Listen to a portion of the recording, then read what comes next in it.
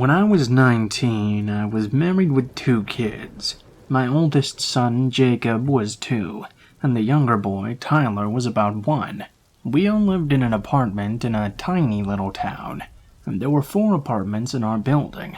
My mom lived in the front left-hand apartment, and we lived in the back upstairs one. We lived there peacefully, until this night. You see, in this tiny little town, there's a woman, Leslie, who suffers from many mental illnesses, including schizophrenia. She generally doesn't like people and prefers to be left to her own devices. She often wanders the streets at all hours and seemed to particularly hate my younger son. If we passed her on the street, she would stare at him and burst into a curse-word-fueled rant.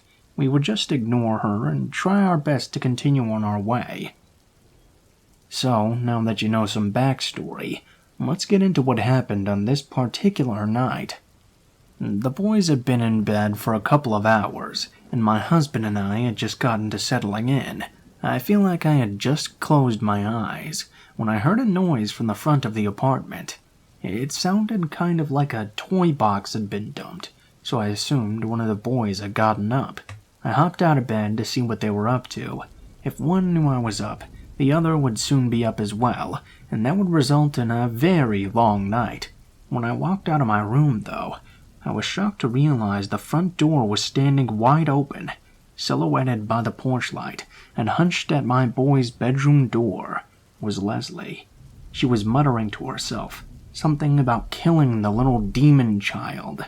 In one hand she held a screwdriver, as she used both hands to jiggle the knob. Luckily, the boy's door stuck when it was humid out, so there was a trick to opening the door. I knew and understood that Leslie was just sick and not in her right mind, but I wasn't sure how to handle this whole situation. And clearly I didn't want her to turn her aggravated attention to me, but I also knew I needed to get her away from my boy's door. She just kept jiggling the handle and muttering about the demon child. I should mention at this point that Tyler was and is the most joyful kid I've ever known, and Jacob has always been more quiet and thoughtful, while Tyler is loud and smiles brighter than the sun. He'll do things just to make someone else happy. Jacob also thrives on making people happy, but he does it in smaller ways that you don't realize until you do. I was sure there was literally no possible reason for her irrational hatred of Tyler. I was sure it was just her mental illness speaking, but it was insane nonetheless. Luckily, my mom happened to be walking home from the bar right across the street from the apartments, and she heard the crash, which I now know was my front door being smashed open. My mom had lived in this town longer than I had, and had dealt with Leslie's outbursts several times, so while I was trying to decide how to distract her from my boy's room without getting stabbed, my mom was creeping up the stairs to my apartment. My mom stepped into the apartment, and Leslie turned to look at her. My mom asked her what she was doing, and she just burst out crying and kept telling my mom she had to kill him. They kept telling her that she had to. By this point, my husband had woken up and called for help. The cops came and escorted her away. They took her to her sister's house down the road. Very fortunately, her sister is under no illusions about her sister's condition. She knew that Leslie only got bad when she stopped taking meds and began drinking again, so Leslie was taken to the hospital to get her stabilized and back on her meds. The family apologized, and we moved before she was released from the hospital. The boys slept in my room until we did move, and for a while after that as well. Last I knew, Leslie is doing okay now. They think Tyler set her off because she resembled a baby the family had once lost. When she saw him, she decided her meds weren't working because she was hallucinating the baby still being alive, so she stopped taking them, then began drinking because she couldn't deal with seeing this baby everywhere. Maybe that's crap. Maybe it's true. I don't know. We haven't seen her since, and her family works hard to keep people from spreading stories. Tyler is 18 now and still full of sunshine. Jacob is 19. We have 2 more kids and have been married for 20 years, but this is still the scariest night of my life. I'm forever grateful for my mom defusing the situation and that darn sticky door. I'm sure either Leslie or I would be dead if she had actually managed to get it open.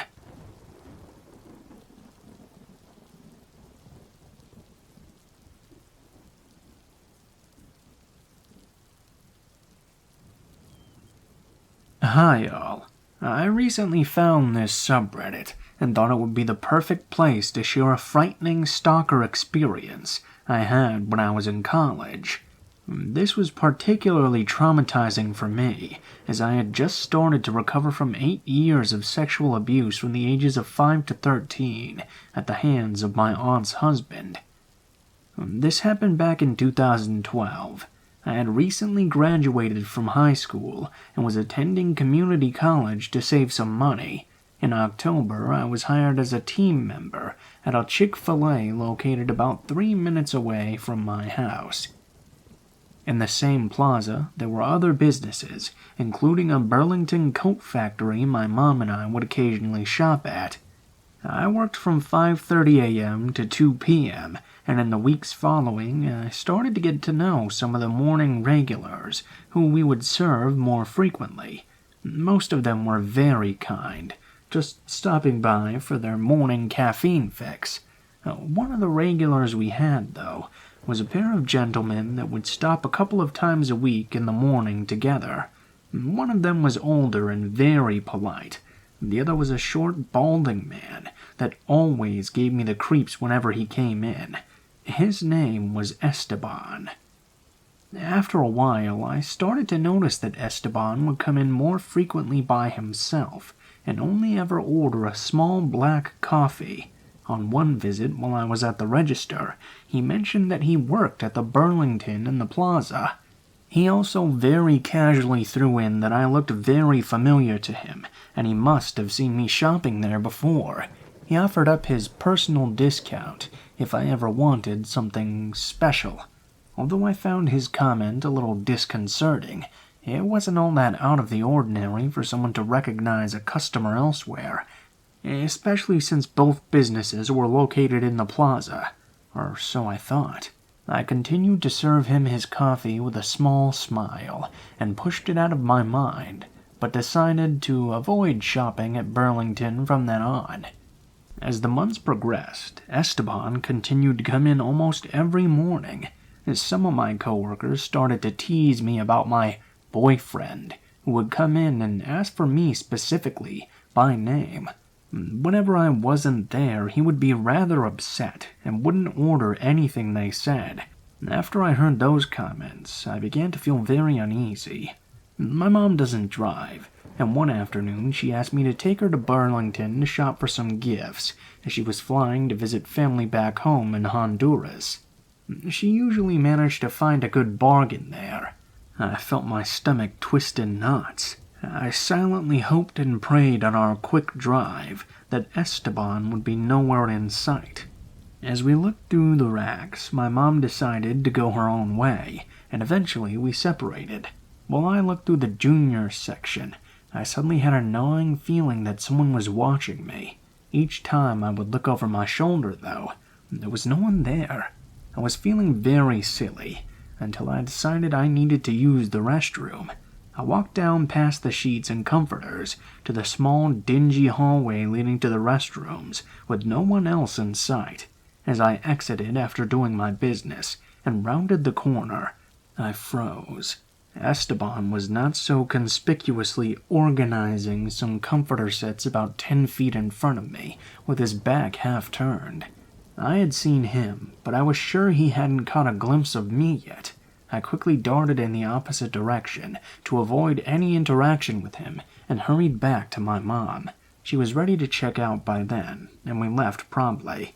I had 2 days of class after that incident, and after leaving class early one day, I decided to stop by the mall on my way home to pick up a birthday gift from my dad.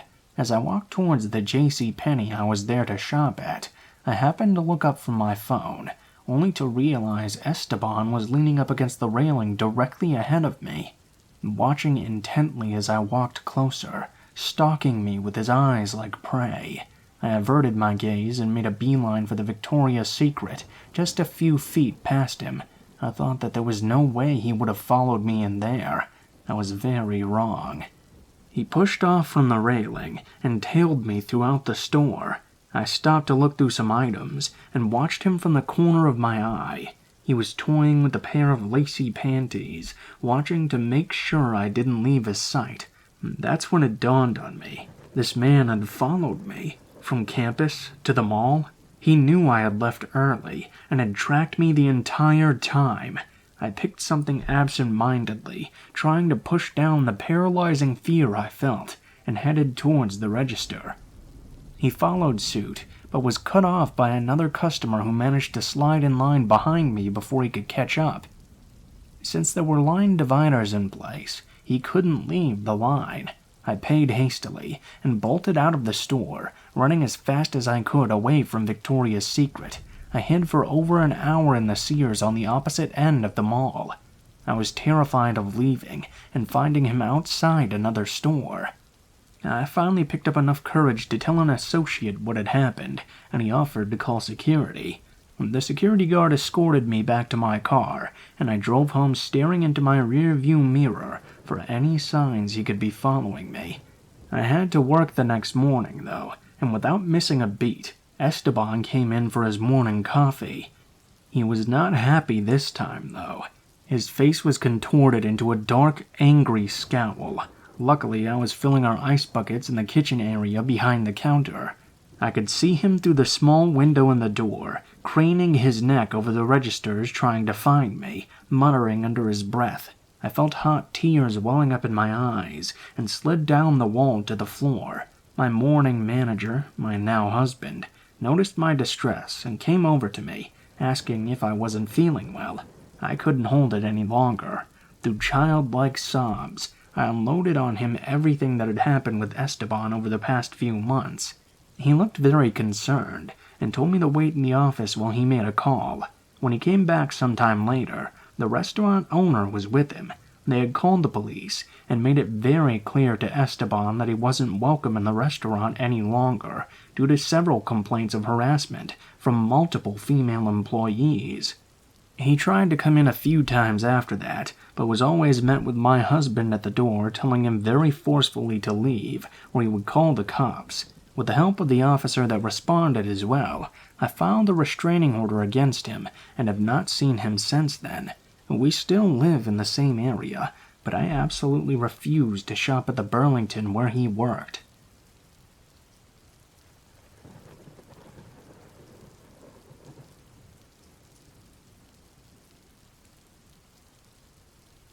I lived and worked in Saudi Arabia for a few years, back in the mid-90s. I had some crazy experiences there, but this one was the most frightening. I was in a supermarket buying groceries when this man started following me around. I ignored him as best as I could as he tried to talk to me, kept calling me Halloween Habibi, sweet baby, and kept asking me if I was Lebanese, but there was something menacing about how he was looking at me. Then he got on his phone and was talking very intently, all the while watching me and following me around. This was a big Walmart-sized store, so he was definitely making an effort, and this went on for about 20 minutes. I was very nervous at this point, and checked out with my items, and had started to leave. Just outside the door, and into the corridor of smaller stores, very common in Saudi supermarkets, there was a group of between 10 to 15 angry-seeming men, who all crowded around me, and started talking to me in Arabic. I played dumb and kept my eyes down, mumbling about my husband, hoping they would think I was not a lone woman and let me go. And people were walking right past and working hard not to look at this threatening group surrounding a lone woman. Just then, my amazing driver, a tiny guy of about 5'2", bowled through the group and grabbed my arm. He started to yell at me angrily, and then the men. "Wife, I've been waiting. You're so slow and stupid. And what are you all doing, you sinful creeps?" He threatened to call the Mutawa, religious police. The men fell back and looked ashamed and confused. Abdul dragged me out of there, talking loudly about how stupid and useless I was.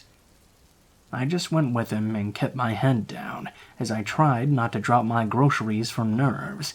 We got into the car. He turned around from the driver's seat to look at me and let out a big, deep breath. He looked terrified. He said he was so frightened for me. He had seen men gathering in the car park and knew something bad was about to go down.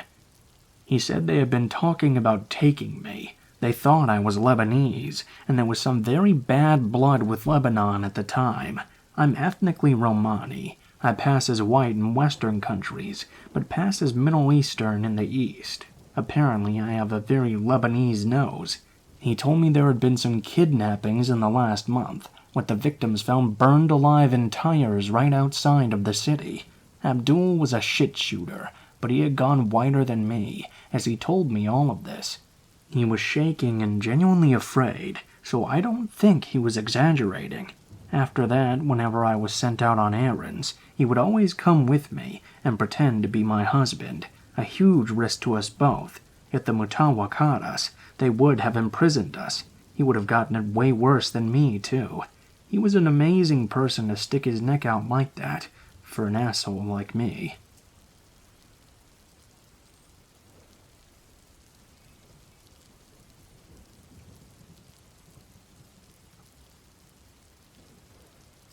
I ran away from home when I was 15 years old. My parents were horrible, and as far as I know, they still are. I never reconciled with them, and I really have no desire to at all. I had saved up a bit of money over the years, though, but not too much. I knew that this would be hard, but not nearly as hard as being in that home.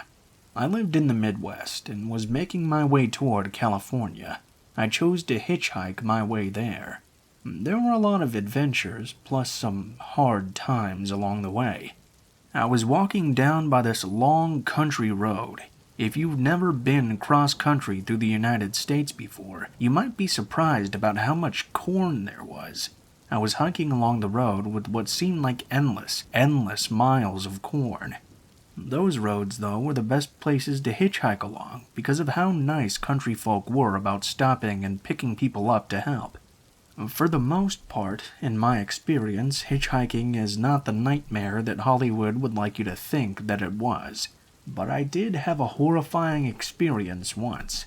I was walking at dusk thinking it would be hard to find a ride that night.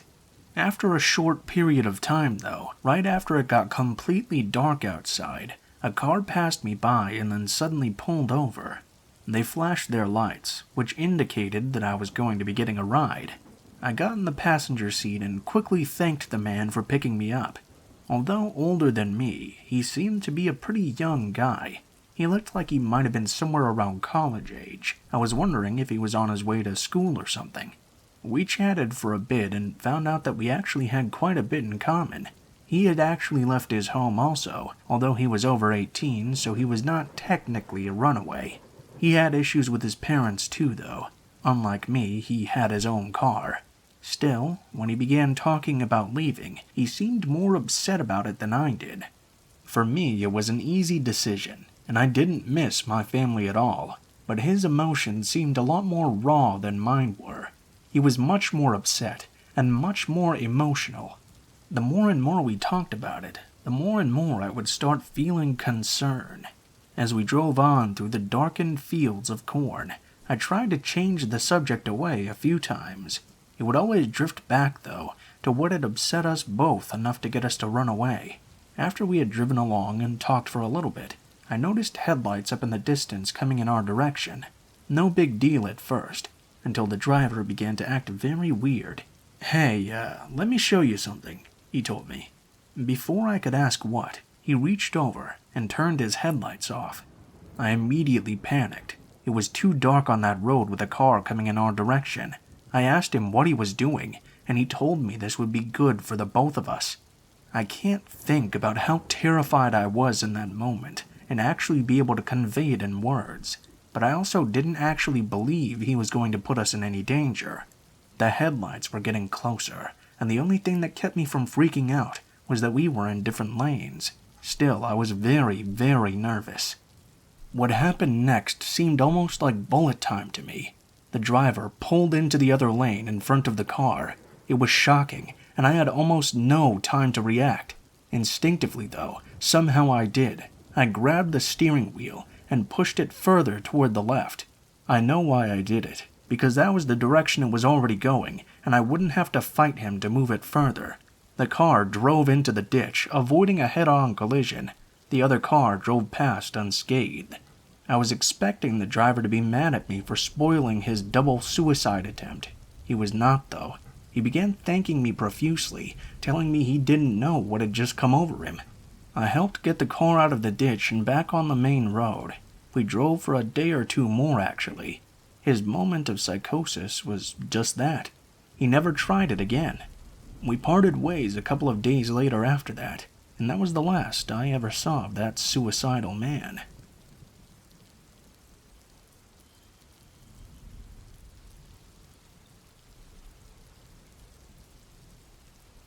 I ran away from home when I was a teenager, and I had a nightmarish experience doing it.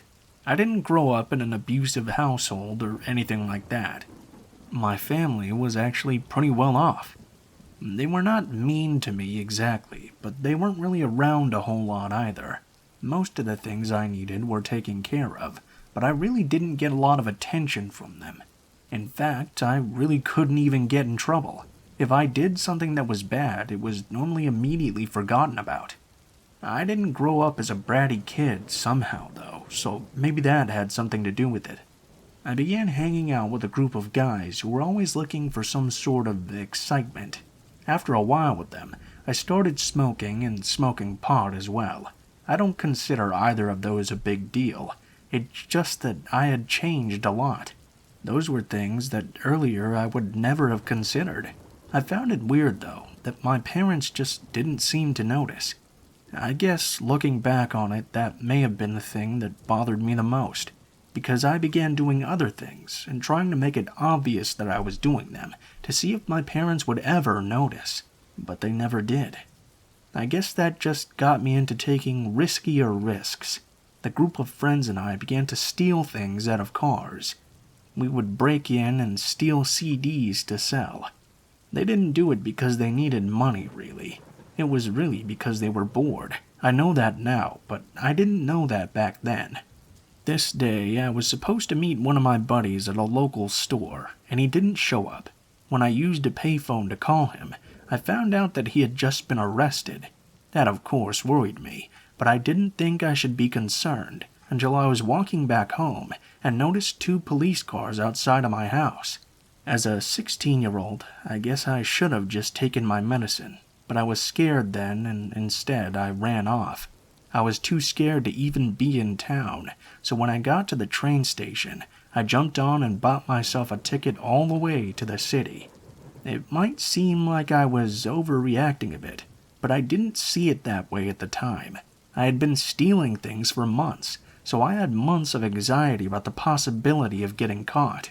Now that we essentially were caught, we didn't really know how bad it would be. The last thing I wanted was to get caught and go to jail. Yeah, I know, I should have probably thought about that before I went and started stealing things. If you're thinking that, you're absolutely right. Still, though, I was at a loss as to what to do.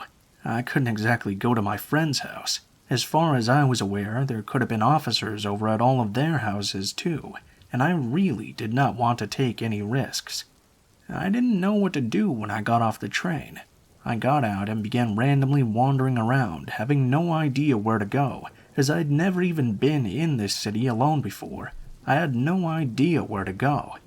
I spent the time walking around thinking about how stupid I had been, and how it was completely stupid for getting myself into this situation in the first place. Lost in my thoughts and my worries, I completely lost any sense of where I was going. The train station itself was not in the greatest part of town, so it wasn't like I just wandered into the bad part of town. I had a little bit of cash, so I decided it might be a good idea to get myself a hotel room. I could then think out my strategy as to what to do next. I checked myself into a place, but was possibly more scared in there than I had been out on the streets, honestly. Eventually, I was able to knock myself out and get some sleep. I slept all the way to checkout time, And though I had the thought that I would simply try and go back home, I mean, at least the police couldn't still be there, right? I did, in the end, end up changing my mind. There was no reason for my family to not turn me in, and even if they didn't, surely the school would when I went to classes. I just found that I couldn't go home because I didn't want to go to jail. Although I had no idea what I was going to do, I knew going home could not be it. I couldn't take going away. I only had a little bit of money left over, and knew that I wouldn't even be able to afford another hotel room. I needed some way to get food. I tried riding on the subway a lot, even taking naps on there when it was possible, but that was difficult with all of the light and noise and movement. I also found out very quickly that you couldn't stay on there all the time. Homeless people get shooed off. And not being able to get any real rest made walking around awake miserable. I finally began sleeping in alleys. It was more difficult and scary than anything I had experienced before, but even though I didn't know it was possible, it could and did get scarier. On this particular night, I was looking for the right place to sleep. I made my way down an alley and found a wall to lean up against. It was a corner, so I felt comfortable resting back into it. I was so exhausted that I passed out immediately. It was mild enough weather-wise outside, so that I was comfortable enough to sleep pretty soundly and deeply. I was really confused when I suddenly got pulled out of my sleep. I had been sleeping so deeply that I was completely groggy as I woke up. I noticed that there were hands on me, and they were pulling me up from the ground. Someone was holding me and shaking me, and yelling at me in words I couldn't understand. I tried getting away, but whoever it was had been holding me too strong. He kept yelling at me, but I could only make out the occasional word. All I could tell was that it was another homeless person who seemed to be angry at me for sleeping in the spot that he always slept in. I struggled to get away, but this man was much bigger than me. He kept slamming me up against the wall over and over, but because I was in a corner, I couldn't find a way to get away. At one point, as he slammed me up against the wall, my ankle bent in the wrong way, and I fell down on my hands and knees. It gave me a moment to try and get away from the guy. I thought that if he was only upset because I was in his spot, he might leave me alone if I just ran off. As I was getting to my feet, though, I noticed him taking a pocket knife out of his jacket. I started thinking maybe he wanted revenge for me taking the spot, as weird as that thought seemed. He might have still just been trying to get me to run away, though. As I stumbled to my feet, I did try my best, but I was wrong. The guy, still babbling half incoherently, still came after me. He was obviously not just trying to scare me off. He wanted to actually hurt me. I ran to the street, which was residential, and tried to run down the street to a busier road. There are a lot of good things about living in the city when you're not homeless, but the most convenient thing on this night were the availability of police cards. The raving lunatic was still after me when I noticed a cop car just sitting in the parking lot of the 7-Eleven I had run up to. This was when it hit me. 2 weeks before, I had run away from the police, who were there to help the people who me and my buddies had stolen from. I had fled from them, but now I needed their help. I could have run into the store and just waited for the guy to leave me alone, but that's when I realized I had to make things right. I let the officer know I was a 16-year-old runaway. Although he couldn't arrest me for the thefts outside of his jurisdiction, he did have to contact my parents. They came and got me, and I returned home, which was basically heaven compared to what I had been going through. I pled guilty to the theft in the end, and had to perform community service and pay restitution, so I had to get a job.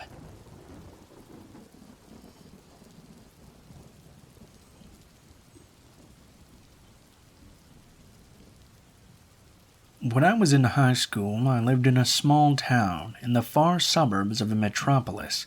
I won't say exactly where, except that the place was in a climate that was pretty cold in the winter. That's sort of important later in my story. I was 16 years old when this all happened. My name is Sean, and this happened in the early 90s. I went to a school that at first didn't have any LGBT individuals who were out of the closet. Of course, that was before Kyle transferred to the school.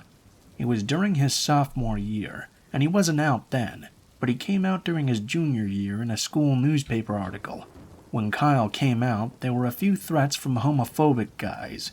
I overheard people talking about beating him up, or even a few extreme things like hanging him. Oddly enough, though, Kyle didn't seem to care. He had a lot of friends, many of them punk rockers, but beyond that, he never really seemed scared of anyone. During a school basketball game, a sophomore who hated that he was gay knocked him down to the floor of the gym and laughed at him, calling him a slur. That sophomore had to go to the nurse's office after Kyle beat the ever-living shit out of him. When he did it, he apparently appeared to snap, and since then everyone was too scared to say anything to piss him off. He was known as the school psycho, and he loved that. Why am I telling you so much about Kyle? Well, mostly because I envied him quite a bit. I was a sophomore when he was a junior. He was adorable. He looked almost exactly like a young Harry Connick Jr. In fact, once during a lip-sync contest we had in school, he took place and got dressed up. I thought he looked so much like Harry Connick Jr. that I expected him to sing one of his songs, but in the end he didn't. Kyle was absolutely comfortable being gay. I had heard him talk a lot about it before, and it seemed he never struggled with it when he realized it. He just accepted himself right away. All of his friends had no problem with it either. No one really gave him a hard time about it.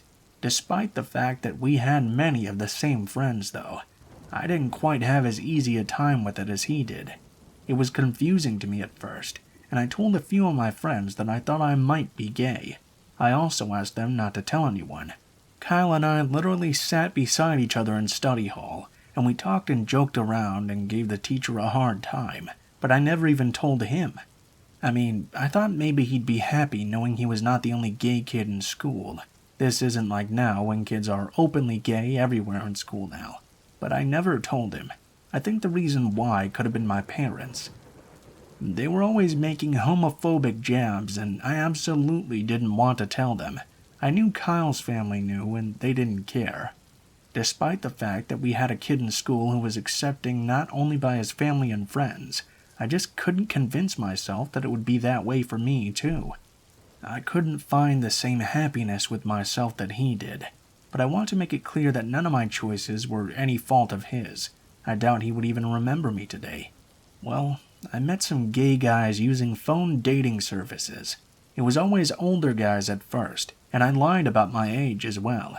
It wasn't until after at least a month of meeting these guys that I ended up meeting another kid about my age who was also pretending to be older in order to use this service. The guy I met, Terry, was absolutely a great difference than the older guys. We only fooled around once but decided we were better as friends, so I would hang out with him quite a bit. He didn't live at home, but didn't really give me a lot more information other than his phone number.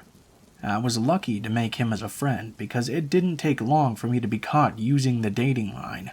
When my parents found out, there was a huge fight. And yeah, it was over whether or not I was gay. I denied it at first, something I would never do today, but I ended up admitting it eventually. I also snapped at my father when he used a slur to describe me. I yelled at him to not use that word, and he slapped me for raising my voice to him. I lost it then. I started yelling and screaming really loud, and my dad even looked scared at this point. I took a hammer out of his toolbox, which was out in the room. I remember screaming at him to hit me again, and I would crack his skull open. Then, out of control of myself, I went out of the door slamming it, and stomped down the road. I called up Terry and asked him if I could sleep over at his place. I told him what happened and all. He said I could and that he would come get me, which he did in the end. I didn't have a car, but he told me he would pick me up. While I was waiting for him, I noticed my dad's pickup truck coming down the road. I felt a bit terrified because of what had just happened, and I don't know exactly why I did it, but in the end I decided to hide from him. I just had a strong feeling that was what I should do in that moment. He drove by without ever knowing I was there. I left and moved in with my friends. Life took a lot of turns over the years, but those are not important. Years later, I got back in touch with my brother, and we talked about the night I left. We were talking about why he didn't talk to Dad anymore. Apparently the night I left, he He told the family no son of his was going to be gay. He took his gun and went after me. For years, my family actually thought he had killed me and disposed of my body. I let my brother know that I had hidden when I noticed the truck coming. He told me he truly believed that if I had not hidden, my father would have killed me.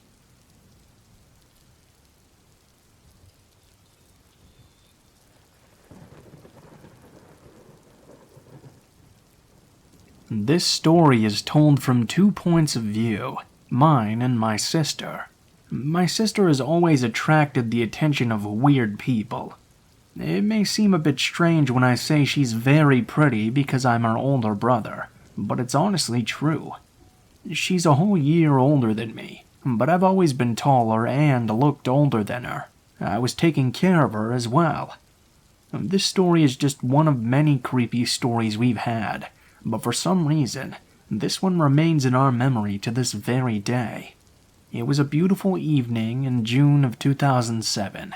One of the first days of vacation, in fact. My sister, myself, and some of our friends decided to spend our savings on one of the big shopping malls.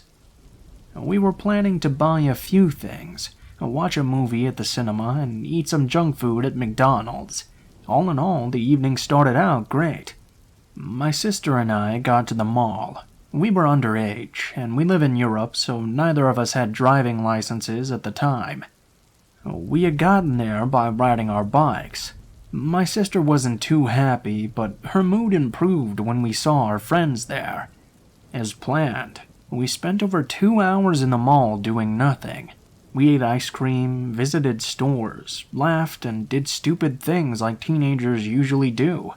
We decided to buy some tickets and see a movie. Unfortunately, the movie we chose was very popular, and there were no tickets left, so we split apart into 2 groups.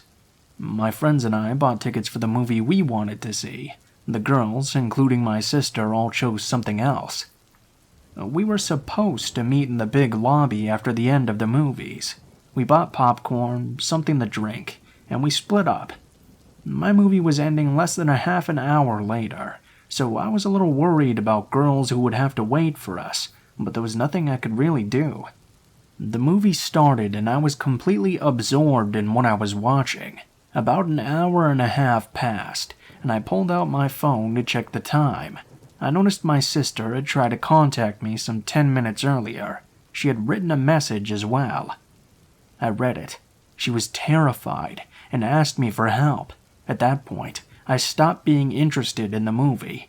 I didn't want to interrupt my friend's fun, so I left our cinema hall as quietly as possible. I tried to call my sister, but she didn't answer. I knew she had to be in another hall, so I started to move in that direction. I had no problem getting there. It was loud and dark, but when I stood near the stairs, I saw a group of familiar faces, my female friends. They didn't see me, but they didn't look like something bad was happening. Still, though, for some reason, I felt in my gut that I shouldn't go back. I left and decided to wait and find out what happened and why my sister was so scared. I was waiting in the narrow hall. I had the impression that time stood still when I was wondering about the reasons for her reaction. After a dozen or so minutes, the movie was over and people started to leave the hall. I was waiting for my sister, and when I saw my friends, they all looked a bit confused now. They were looking around, and when they saw me, they ran up to me. I saw now what was wrong. My sister wasn't with them. They said my sister had gone into the restroom a few minutes after texting me, and she never came back out. I felt as if someone had hit me in my stomach. I started sweating. I knew we had to find her right now. We split up because we weren't sure where she might have gone. The most likely option was still in the toilet, which is why I went there. The girls split into 2 groups and went to look for her throughout the mall. As I walked towards the restrooms, I knew my sister was in trouble. All I could do was pray that I wouldn't be too late to help her. As I was walking down the hall, I could suddenly make out someone's voice. I walked a bit closer and saw a man standing in the doorway between the hall and the ladies' restroom. He didn't see me because he was busy talking to someone who was inside. He was not a tall man, and and he was very overweight. He was about 45 years old, with greasy hair and gray glasses. As I got closer, I could understand what he was saying now, and I felt a cold sweat trickle down my back. "I'm waiting for you, sweetie, and I won't leave without you. Come here, or I'll go in there." It was over 13 years ago, but I remembered these words as if I had heard them just a moment ago. The man was standing in a position as if he was about to fall face down on the cold floor. He was talking to my sister. He tried to persuade her to leave the toilet. I was sure of it. I almost saw him drool as he said it. I was completely shocked, but there was no way I was even letting him look at her. I came over, and the man finally noticed me. I saw on his face that he was not happy with my presence. "Sir, what are you doing here?" I asked politely, even though I could feel my blood boiling inside my body. He hesitated for a moment. "I'm waiting for my niece." "Seriously, dude? Seriously? To tell such an obvious lie to my face with such confidence? How dare he?" I couldn't stand it. I slipped between him and the door, and for a moment I caught his scent. The sweet, repulsive smell of an overly excited guy. It was awful. I entered the ladies' room without hesitation. It was empty, but I called out my sister's name. It wasn't even 2 seconds when one of the doors to the toilets opened, and I saw my sister come running towards me. She was crying. Her eyes and nose were completely red, and she trembled as she cuddled up to me. Because of her sniffling, she was unable to even utter a word. I just hugged her back and looked back at the door. The man was gone. It took a long time before my sister was able to tell me what had actually happened. Not long after she and our friends took their place, she had noticed a middle-aged man. He sat down a few rows in front of them and looked around. He noticed their group and smiled. My sister said it was not a friendly smile, but she was not paying attention to this man. The movie had started, but she noticed that every so often the man would turn around and give them glances. After a while, he got up and began to climb the stairs. Then he sat right behind them.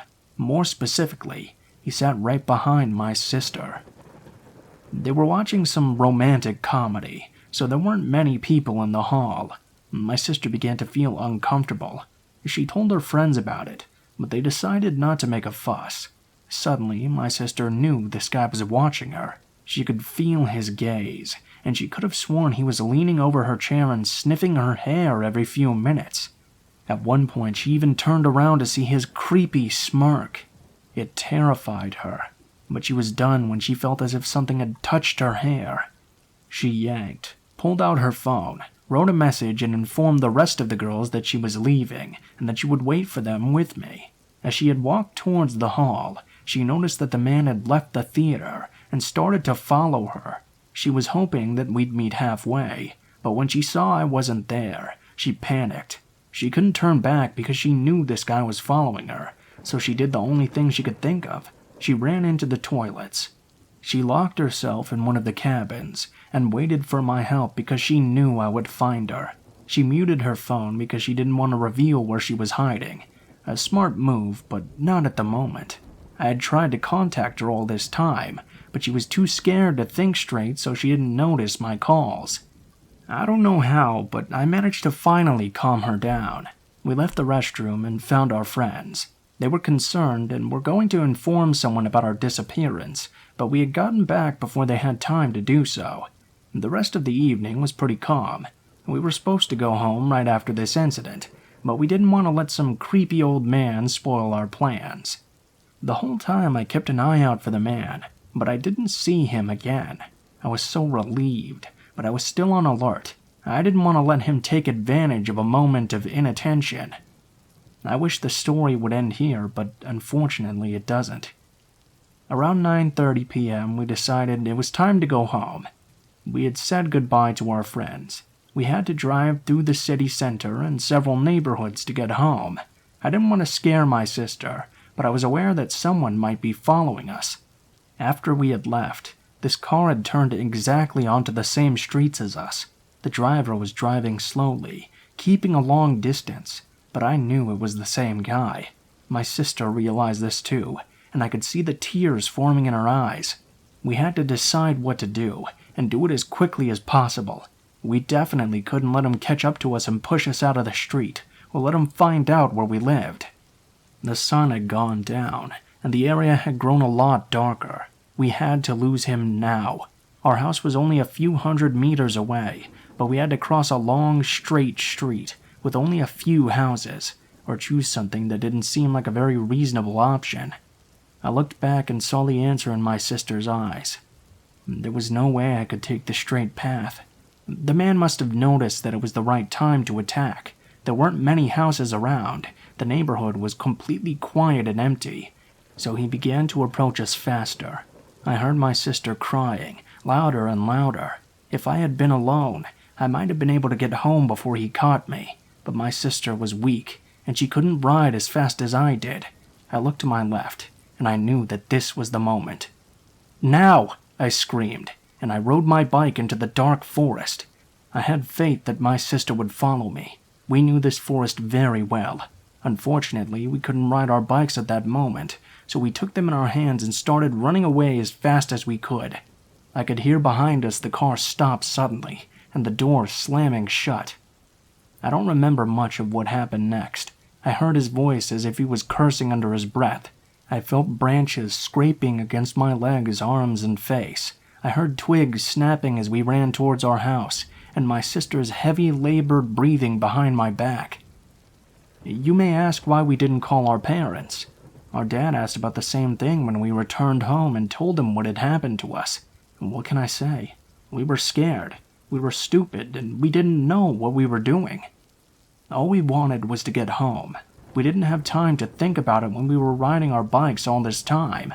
It seems silly and obvious in hindsight, but if you were being followed and you could feel someone's breath on your back, you would have trouble thinking rationally too. I don't want to make excuses or say we did the right thing, but we did what we did, and we can't change the past. We came back home.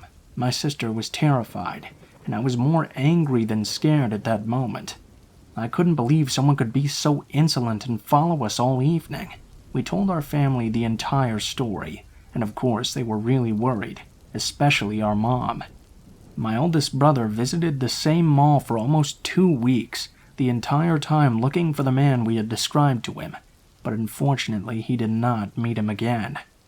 There's another creepy thing I'll never tell my sister about. I'm not sure, but 2 days later, I noticed that she was missing a strand of hair from the back of her head. If someone were to ask me, I would answer that it was the man's doing, but of course I had no evidence.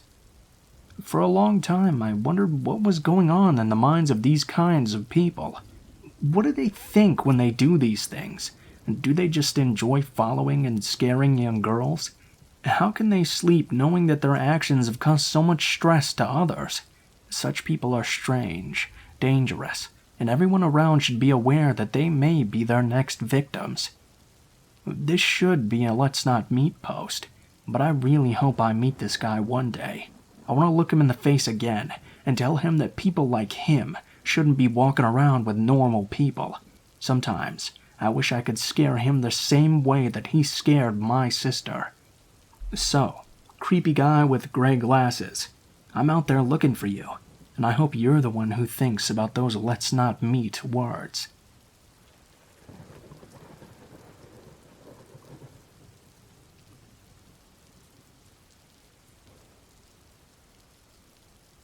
Hi, so this is my first post in this sub. I want to start off by saying that reading all of the encounters posted here made me want to share one of my own. I don't know if it's as intense as some, but my experience definitely scared the shit out of me. To start with, let me explain myself. I'm 5'7", 113 pounds, and I was 16 at the time of the encounter. I'm a multi-sport athlete. Track, handball, volleyball, basketball, and hockey, and I have insomnia. This all happened around 2 a.m. on August 10th of 2019.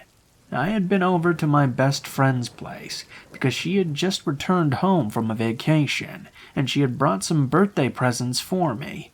Hoodies and gummies if you're curious at all. I had spent almost an hour there already and wanted to head back home soon because honestly my town is pretty scary at night.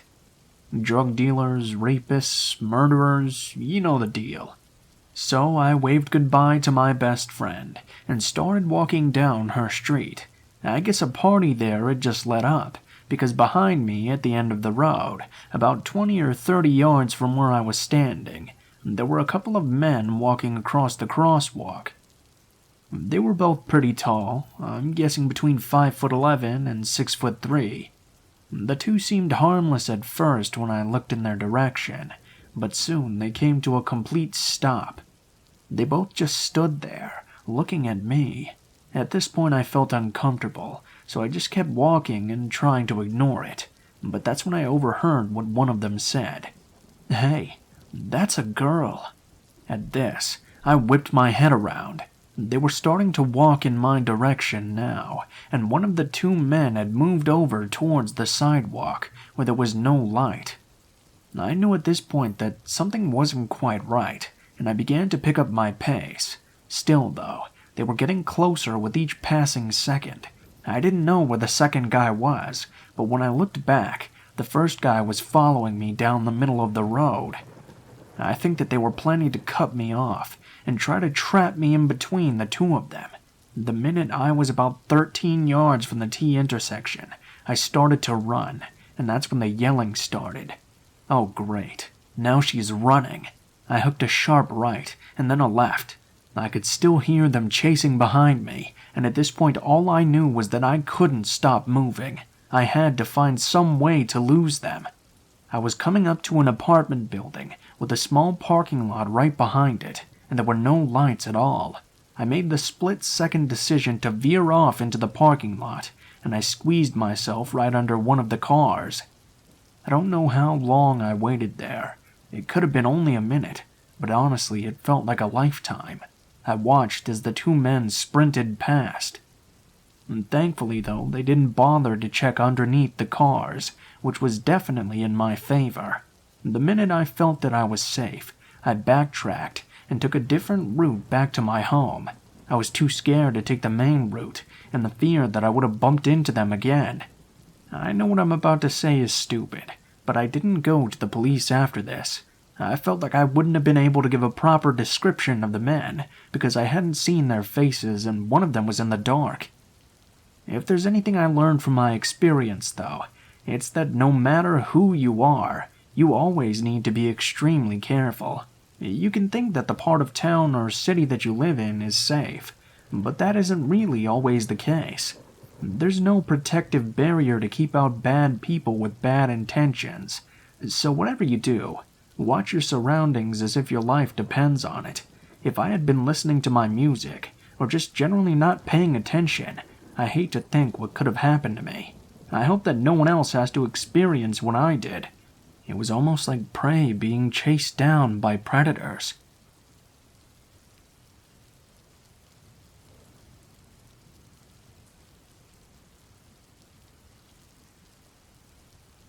I've never posted to this subreddit before, but after working with authorities, I feel safe enough now to share my story. For context, I, female and 20, started an OnlyFans account over the summer to help support myself through school. Things were pretty great, honestly, until I posted my Amazon wishlist. Now, Amazon doesn't release your address to people who gift you items, but third-party sellers can, and that's where I went wrong. By the way, I'm not trying to promote anything here.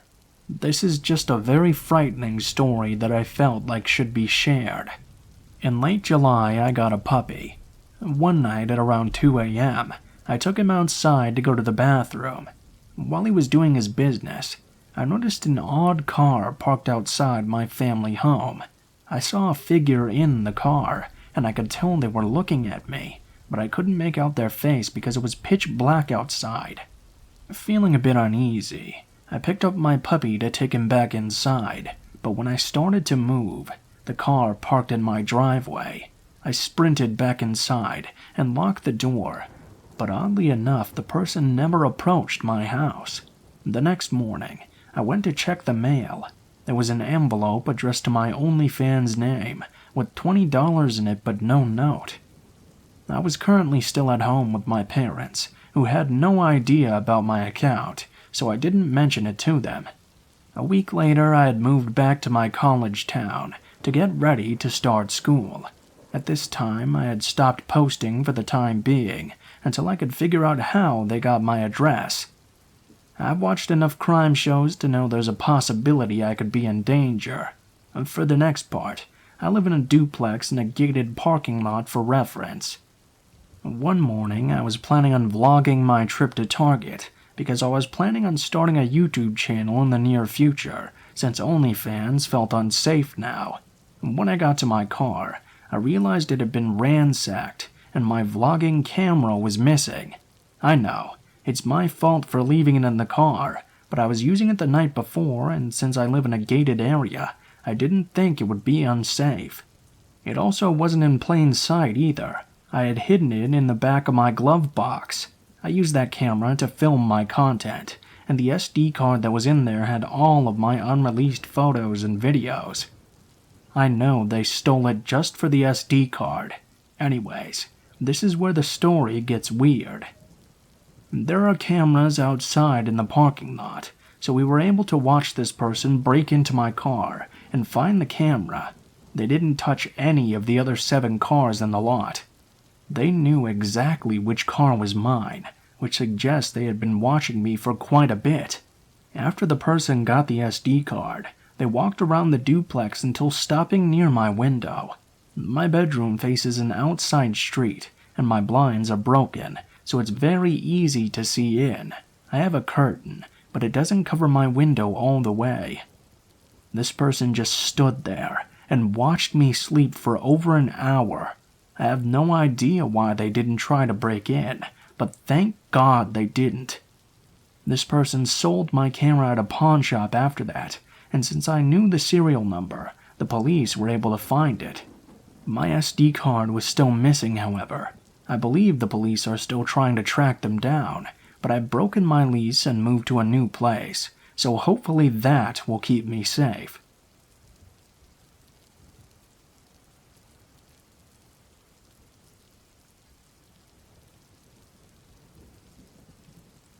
I've read a lot on this subreddit and enjoyed many of its posts, so I thought I should contribute. This isn't anything nearly as crazy as some of the stuff I've read on here before, but I thought that I ought to give back a little to the community. It was the summer right after I graduated from high school. A good friend and I decided we'd try our hand at camping. We grew up in the greater Los Angeles area, so our knowledge of the great outdoors was nothing beyond the couple of years we had had in Cub Scouts of America, all the way back when we were in elementary school. In other words, we had no idea what we were doing. We packed a tent, a couple of bags, supplies, and headed off in his car. Note well that I grew up in the 80s, so this time was before the wide prevalence of cell phones and the existence of other portable digital devices. We drove north on the 395 for about 6 hours, then headed westward into the mountains of the area of Inyo Canyon. Our first mistake. We didn't pre-plan which place to camp. We played it by ear like fools. The second mistake. We didn't leave until mid-afternoon. It was pitch black darkness when we finally arrived in the general area. We had driven off the main road and onto a dirt road in order to find a nice spot to camp. The dust from driving through the dirt overwhelmed the headlight high beams when we finally decided to pull over and set up camp. It was around 23:30 around this time, and we were exhausted and famished. Any place was a good spot to camp for us, given our only reason to do so at this point was our hunger and exhaustion. Third mistake. We didn't bring flashlights either. We only had BIC lighters for our cigarettes. We tried to set up the tent using our lighters and the headlights of the car, which was parked about 10 to 15 feet away. The The wind was blowing fiercely though, so the lighters constantly sputtered out after only a few seconds, either directly because of the wind, or indirectly because the wind would push the flame into our thumbs. Clearly we were being complete idiots. We finished setting up the tent though eventually, but at that point I was too tired to even eat. My friend managed to make some instant ramen though. We smoked a cigarette in the car, then crashed out in the tent. We awoke to a very cold morning. It must have been around 5:30, and immediately upon exiting the tent, we realized that we were cramped at the entrance of a hiking trail. There were at least 2 no camping signs within visible distance from us. We dismantled the tent quickly, cleaned up, and cleared out. That morning, we ended up buying some cheap flashlights and a hot meal in a very small town nearby. It wasn't really a town, more like a few storefronts and shops on a main road, only about the length of an average city block. We went into some office, though I don't recall exactly what it was. It might have been a park ranger station, or the office headquarters for a campground. In any case, we found and reserved a good site for the night this time. The campground was basically a large circle with campsites along its outer circumference, with each campsite being about 50 yards from its neighbor. In the middle of the circle was a common bathroom and shower. We circled around it once, and I think we saw one family that was all set up with a tent and camper. We found our spot and set up camp, which was quite far away from them. That night was when we had a creepy encounter. My friend and I were laying in the tent, shining our flashlights upward and just chatting away. Our new flashlights eventually gave out though. Yes, broken. Our fire pit was about 6 feet from the opening of our tent, and it was just a glowing ember at this point. We probably should have completely put it out, and we probably also shouldn't have had the tent so close. In any case though, there we were in the dark, chatting away and having a good time. My friend began to be distracted with his foot. After the 3rd or 4th time, he got up to check what was happening. I asked him what was wrong. He told me that something was tapping his foot from outside the tent. His foot was leaning up against the side, so from the outside you would have been able to see a bulge in the tent's side where his foot was. It was as if pebbles were being thrown at his foot through the tent. There it is again. What the hell? Each time it happened, there would be a sound like pebbles or a light tap. We sort of laughed it off, assuming it was a twig or grass moving in the wind, and perhaps a loose strap on the outside of the tent. I don't recall exactly how it happened at first. But I do remember we suddenly became silent at the same time.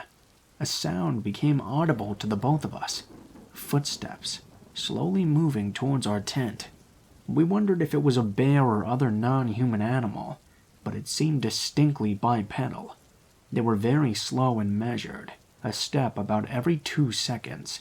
I finally said in a whisper, "Someone's coming." My friend didn't move. His face had an expression of fear. At some point, my friend bolted up and just said, "Fuck this." He grabbed his pipe, stuffed it full of pot, and took the biggest, deepest drags I've ever seen a person take. About a minute or 2 later, he was all out. And drugs aren't my thing, so I was alone in the tent as far as conscious bodies were concerned. I was sitting up alert at this point, and I had taken out the only weapon I had, a Swiss Army pocket knife. I took out the big and small blades, as well as the ice pick in the middle, and held it like some ridiculous combo melee weapon. I could see the glowing embers in the fire pit through the sheer nylon material of our tent, and I was able to roughly but barely discern some of the rocks around it. I watched and listened intently. The footsteps came closer, and at the same slow pace. With each step, I could hear the dirt and rocks underfoot crunching and grinding. At some point, it was clear to me that whoever it was standing between the tent and the fire pit. For my fuzzy line of sight to the burning embers through the nylon became obscured by something outside the tent. The footsteps stopped right in front of us, about 6 to 8 inches, no more than a foot from the entrance of the tent. I was silent for about 1 minute, when I suddenly heard a click. At exactly the same time, I clearly saw through the nylon tent wall a flashlight turn on. I was able to not just see the flashlight, but also the outline of the hand holding it. The light was shining on the zipper entrance into the tent, just inches away. Blood drained out of my head, and my palms instantly became dripped in sweat. I yelled out, "Who's there?" There was some fear in my voice, but it was mostly aggressive in tone. Whoever it was, the person immediately turned off their flashlight. I didn't move, and neither did they. They stood outside the entrance, gazing down on us. My friend is out, totally unaware of what's going on. Nevertheless, I pretended he was still awake, and whispered just loud enough to be audible to our visitor. "Yes, it's loaded. There's one in the chamber," as if my friend was awake and had asked me about a gun. Our fourth mistake. We didn't have a gun, or any real weapon for self-defense. It felt like an eternity, but after sitting still for at least 10 minutes, I finally slowly heard the feet turning in the dirt, then walking away from the tent steadily. I stayed up the whole night, and it wasn't until the light of dawn came through the tent that I finally crashed out. The heat inside the tent woke us up, and it was near noon by this point. We went outside to inspect the site, but found nothing missing. However, we did find boot prints leading away from our campsite, and outside the campground itself. That was the last time I ever camped in a tent.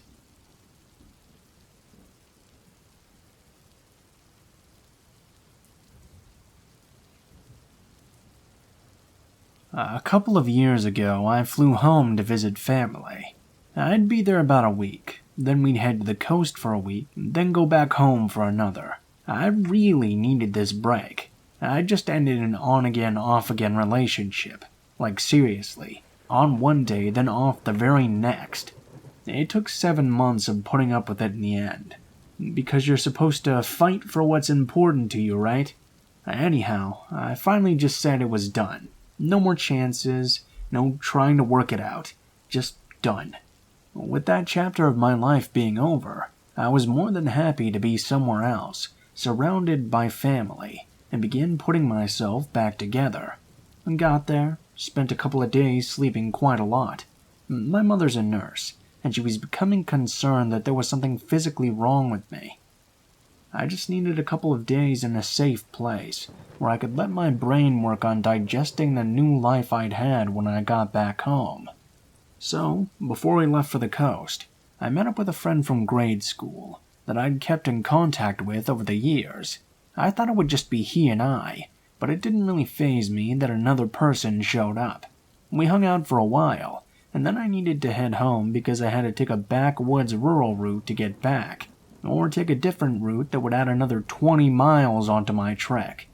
Being backwoods, I needed to be able to keep an eye out for stray deer, so I said goodbye and told S.A. that if he was ever in my neck of the woods, look me up and we'd grab a drink or hang out together. I told him to grab my number from my friend, and out the door I went. About halfway home, though, I got this weird queasy feeling in the pit of my stomach, so I slowed way down, and sure enough, there was a deer in the middle of the road. Because I had slowed down so much, I could see another car out on the road. I couldn't shake the queasy feeling, so I figured it would be better to cut off and go down the main road, because there were more places to stop just in case. I seriously didn't want to stop in some random rural farmer's driveway. I've watched far too many movies to ever make that mistake.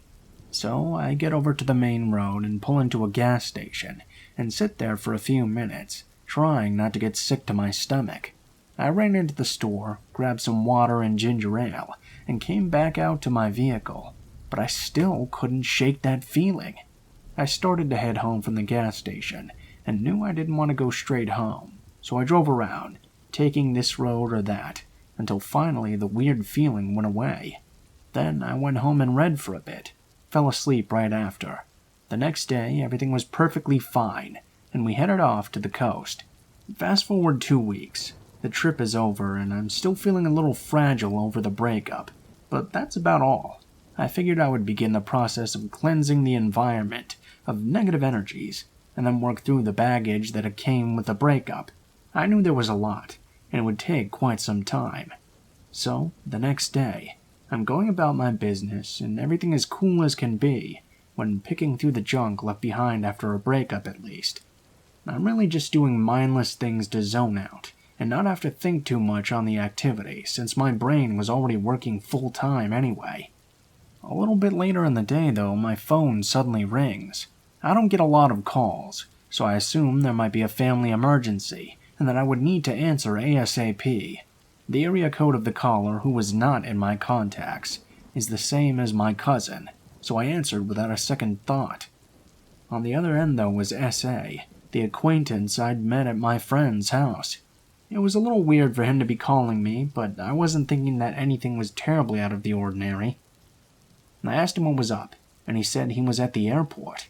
I found it a little bit odd, but I said, "Oh, that's cool, I guess. Where are you going?" He said that he'd already landed. Again, I was distracted, and really just wanted to get him off the phone so I could go back to my mental sidestep and zone out while my brain chugged away. I said that I hoped he had a good time wherever he was, but suddenly he said that he needed me to come pick him up.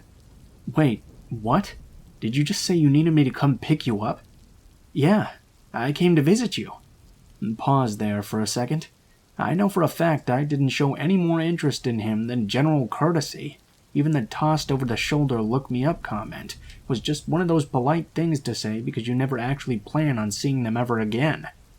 Why did you come to visit me? I asked. I felt a deep connection. I wanted to be with you. I was starting to get angry, as well as a bit freaked out at this stage. I told him I felt no such connection at all, and couldn't believe he would fly all the way across the country just to see someone he'd spend about 2 hours with. He countered, "You invited me when you said to look me up." No, that's just the polite thing to say to some random person that's taken a very small impression on me. He got mad and said he needed to find a way back home since I'd misled him. Misled him? What the fuck? Look me up if you're ever in my neck of the woods. It somehow led him to think that was a basis for a sort of encounter that was meaningful. He told me he needed a place to stay until he could get the money for a plane ticket back. I told him that there were more than enough hotels that he could stay at while he got himself sorted out. He said he didn't have any money after buying the random one-way plane ticket. At this stage, I was flabbergasted, angry, and freaked out that someone would do that on a one-way ticket. Finally, though, I caved. I said he could stay one night while he sorted shit out, but I expected him to be gone no later than the morning of the day after tomorrow. I bring him back to my place, throw pillows and a blanket on the couch, and turn to head to my bedroom. He asks if he can sleep with me. No. Actually, no fucking way that's gonna happen. I point out that I have firearms, and I warn him not to come in. The next day, I have to work, so I woke him up and told him to get up and find a way home immediately. I also told him I had work, but would check on his progress because the next morning, I was dropping him off for departures, regardless of whether he had a way back or not. At work, he blew my phone up all day, kept pestering me to come back for lunch and other sorts of things. I told him no. I was way too busy, of course. I finally get home from work, and I'm chuckling at a text I got about my dog. And that's when I noticed he had rearranged everything, and by everything, I mean every room of the house had been changed. I flipped my lid. I asked him why in the hell he thought it was normal to do anything that he did. Instead of answering, he got mad. He asked who I'd been talking to. It really wasn't any of his business, but I'd received a text from the guy watching my dog while I was on vacation. Color me shocked when he said he didn't want me to talk to the guy. I was no longer freaked. A full-force apocalyptic disaster was about to be unleashed and leave nothing behind but a smoking crater. The temperature dropped to 10 degrees, and I very calmly said to get his shit. I was calling a cab to take him to the airport because he was clearly crazy. Side note, full rage has been achieved when it feels like the temperature drops, and I speak very calmly. If I'm complaining about something, it's a quick burn. If I go monotone calm and tilt my head to one side slightly, that's Arctic levels of anger. He, unaware of the environmental change that had occurred, and the chances of his survival dropping by the second, decided to tell me he'd hacked my computer and got my ex's phone number. They both agreed that I was a heartless bitch. We were fast approaching the epic scale disaster, and he finally seemed to notice how deep into rage I had sunk. I told him it was unlikely he'd gotten into my computer, because it was locked with a full quote from The Art of War by Sun Tzu. He would have had to have the processing power of the Hadron Collider to break it, and it was obvious that was not the case. I told him he had 3 minutes to get his stuff and get out, or I couldn't be responsible for what would occur. He continued yelling insults at me, gathered his stuff, and left. After that, I used to get lots of calls and texts from him. I'd block one, then 6 more would pop up. It happened all the time, but eventually it just stopped altogether. And to this day, I have no idea, nor any interest in knowing where he's at, or if he ever made it back.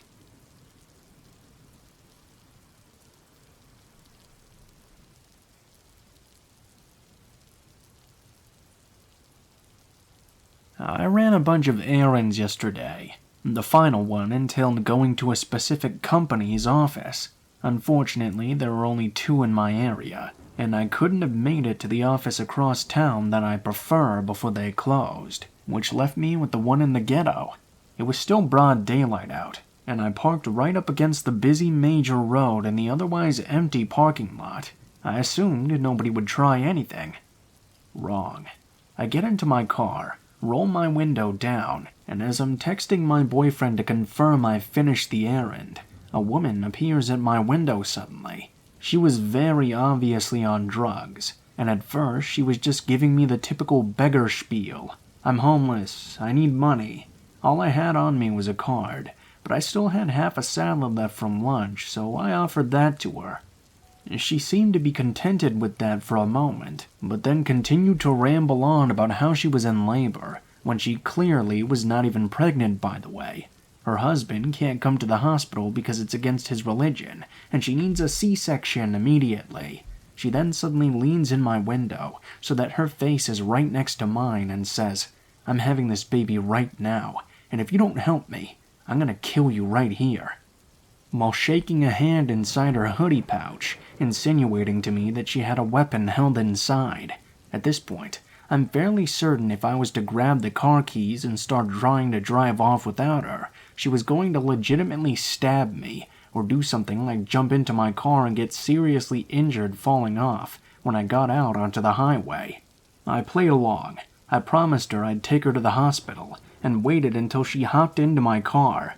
As I started heading towards the hospital, intentionally squealing tires away from green lights, going 15 over the limit, and driving as shittily but safely as possible, in the hopes of a cop pulling me over to save me from this hell, she remained perfectly still, with her hand in her hoodie pouch, rambling on about things like she's been pregnant since 2017, her husband will murder her for having this baby, she's going to shoot me if it doesn't survive. Suddenly, she erupts into this god-awful screech. She just starts kicking at my dash, and demands to know why I'm going the way I am, because Taco Bell is the other way.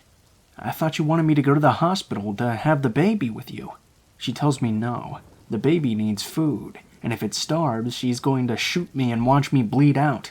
At this point, I'm not sure if she was bluffing, or if she was actually serious about the death threats, since I couldn't physically see the weapon. But regardless, I wanted to get as far away from her as possible. I pulled into a grocery store parking lot and told her I was going to go get her a soda and food for the baby. Luckily, somehow she agreed to that, so I locked her in the car, hid behind a pillar at the front of the store, and called police immediately. They managed to get her out of the car and calmed her down enough to where she'd sit still enough to be questioned for a while. I couldn't hear what they were saying, but they were very patient with her, even as she was trying to kick at their legs and scratch them. I could even hear her screeching occasionally. Eventually, one approached me for my statement. He told me I'd done the right thing by not upsetting her, and thanked me for calling for help instead of escalating the situation. He escorted me back to my car after making sure I was physically and mentally okay to drive, and as I was heading down the highway towards my house, a bunch of ambulances suddenly started tearing down the road towards the grocery store I'd parked at. I haven't seen anything on the news, and I haven't received any calls from the PD yet, but I hope everything turned out okay, and that she didn't hurt herself or anyone else. So, if you're still out there, lady, I hope you get the help you need, but truly, I don't ever want to see you again.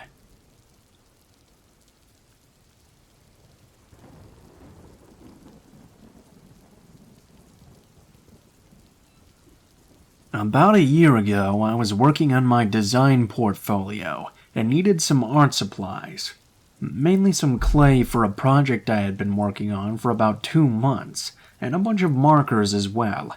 It was sometime in the week I decided to head to my favorite arts and supply store, which is located in a warehouse area of town. There's basically no residential areas, just a lot of warehouses and other large-scale industrial buildings. And normally I would take my car and ride to the store and back, as I never really liked walking in that area, and I always felt uneasy in the dark of German winters. That day, however, my girlfriend had taken the car to another town for an internship, so I was forced to take the train. When I left my flat, I walked the 5 minutes it takes to the train station, whilst listening in to some music. The train station was very crowded, and I waited on the bench for the train to arrive. As German trains tend to do, it was very late. When I got to my stop, it was almost dark out, and I was dreading walking to the art store alone. Luckily, the walk to the store was fine. I was walking alone with no light, but my phone was on, and I had some music to keep me company. It was only a 10-minute walk as well. When I arrived at the store, I picked up my 12 pounds of clay, a bunch of markers, as well as some spray cans. By the time I had left the store after gathering up all my things, it was completely dark out.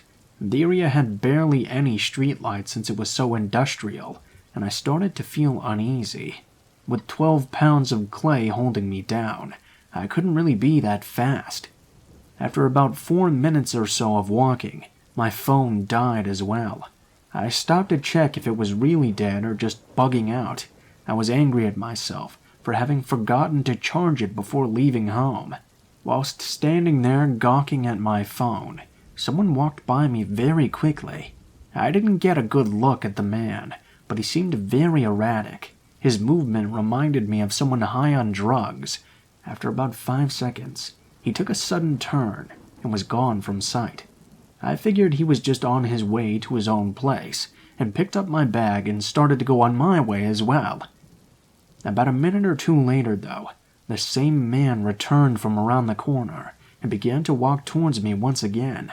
Since there was only one walkway, I couldn't change sides or walk away from him.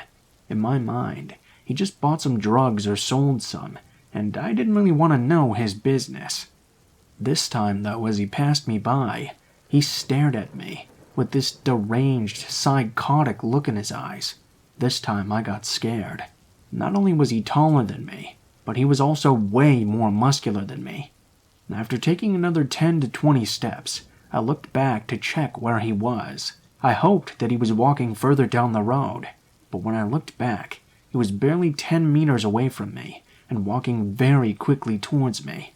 I had only had about 100 more meters until I was at the train station. In all honesty, I should have just dropped the clay and ran, but I didn't think about it in a moment, and I ran with the 12 pounds of clay in my hand. As I started running, I could hear his footsteps running after me. I reached the train station steps and flew up them like I never had before, feeling like he was right on my heels still. At the top of the stairs were a crowd of people, and once I reached the top, I felt safe enough to look down the stairs. But as I looked, he was nowhere to be seen. I took the next train home and never saw him again after that. I don't know what his intentions were, and honestly, I don't even want to know.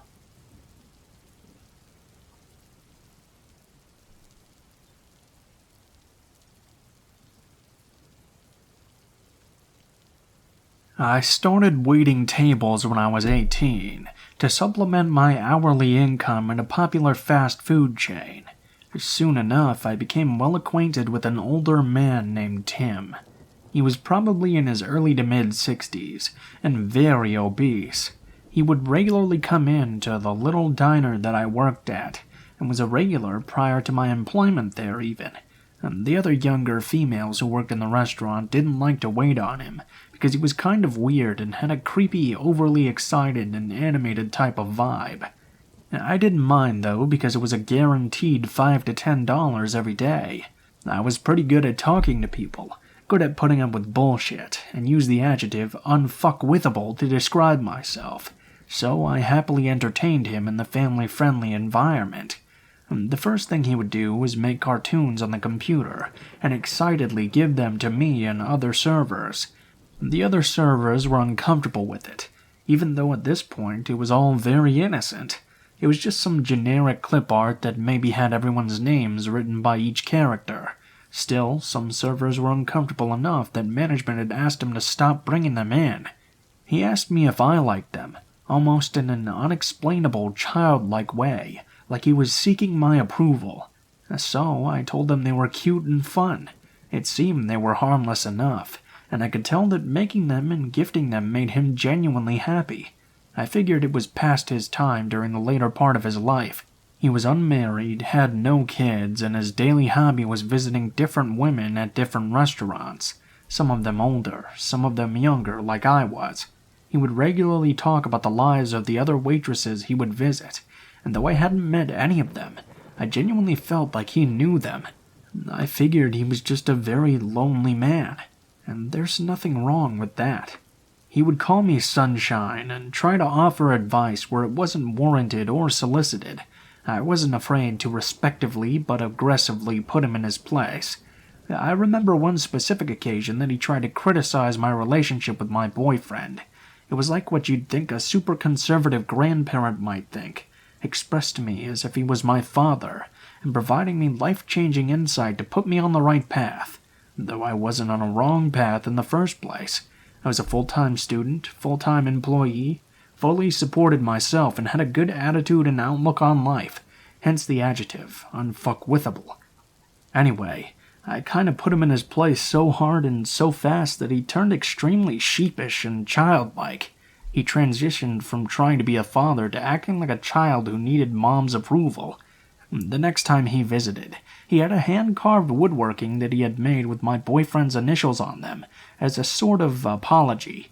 He would buy me packs of gum and mints, and tape-printed photos of himself with a scolding look and the caption, "No smoking, sunshine," to try and deter me from cigarettes. I've since quit, without his help. Everyone else thought it was creepy, but whatever, right?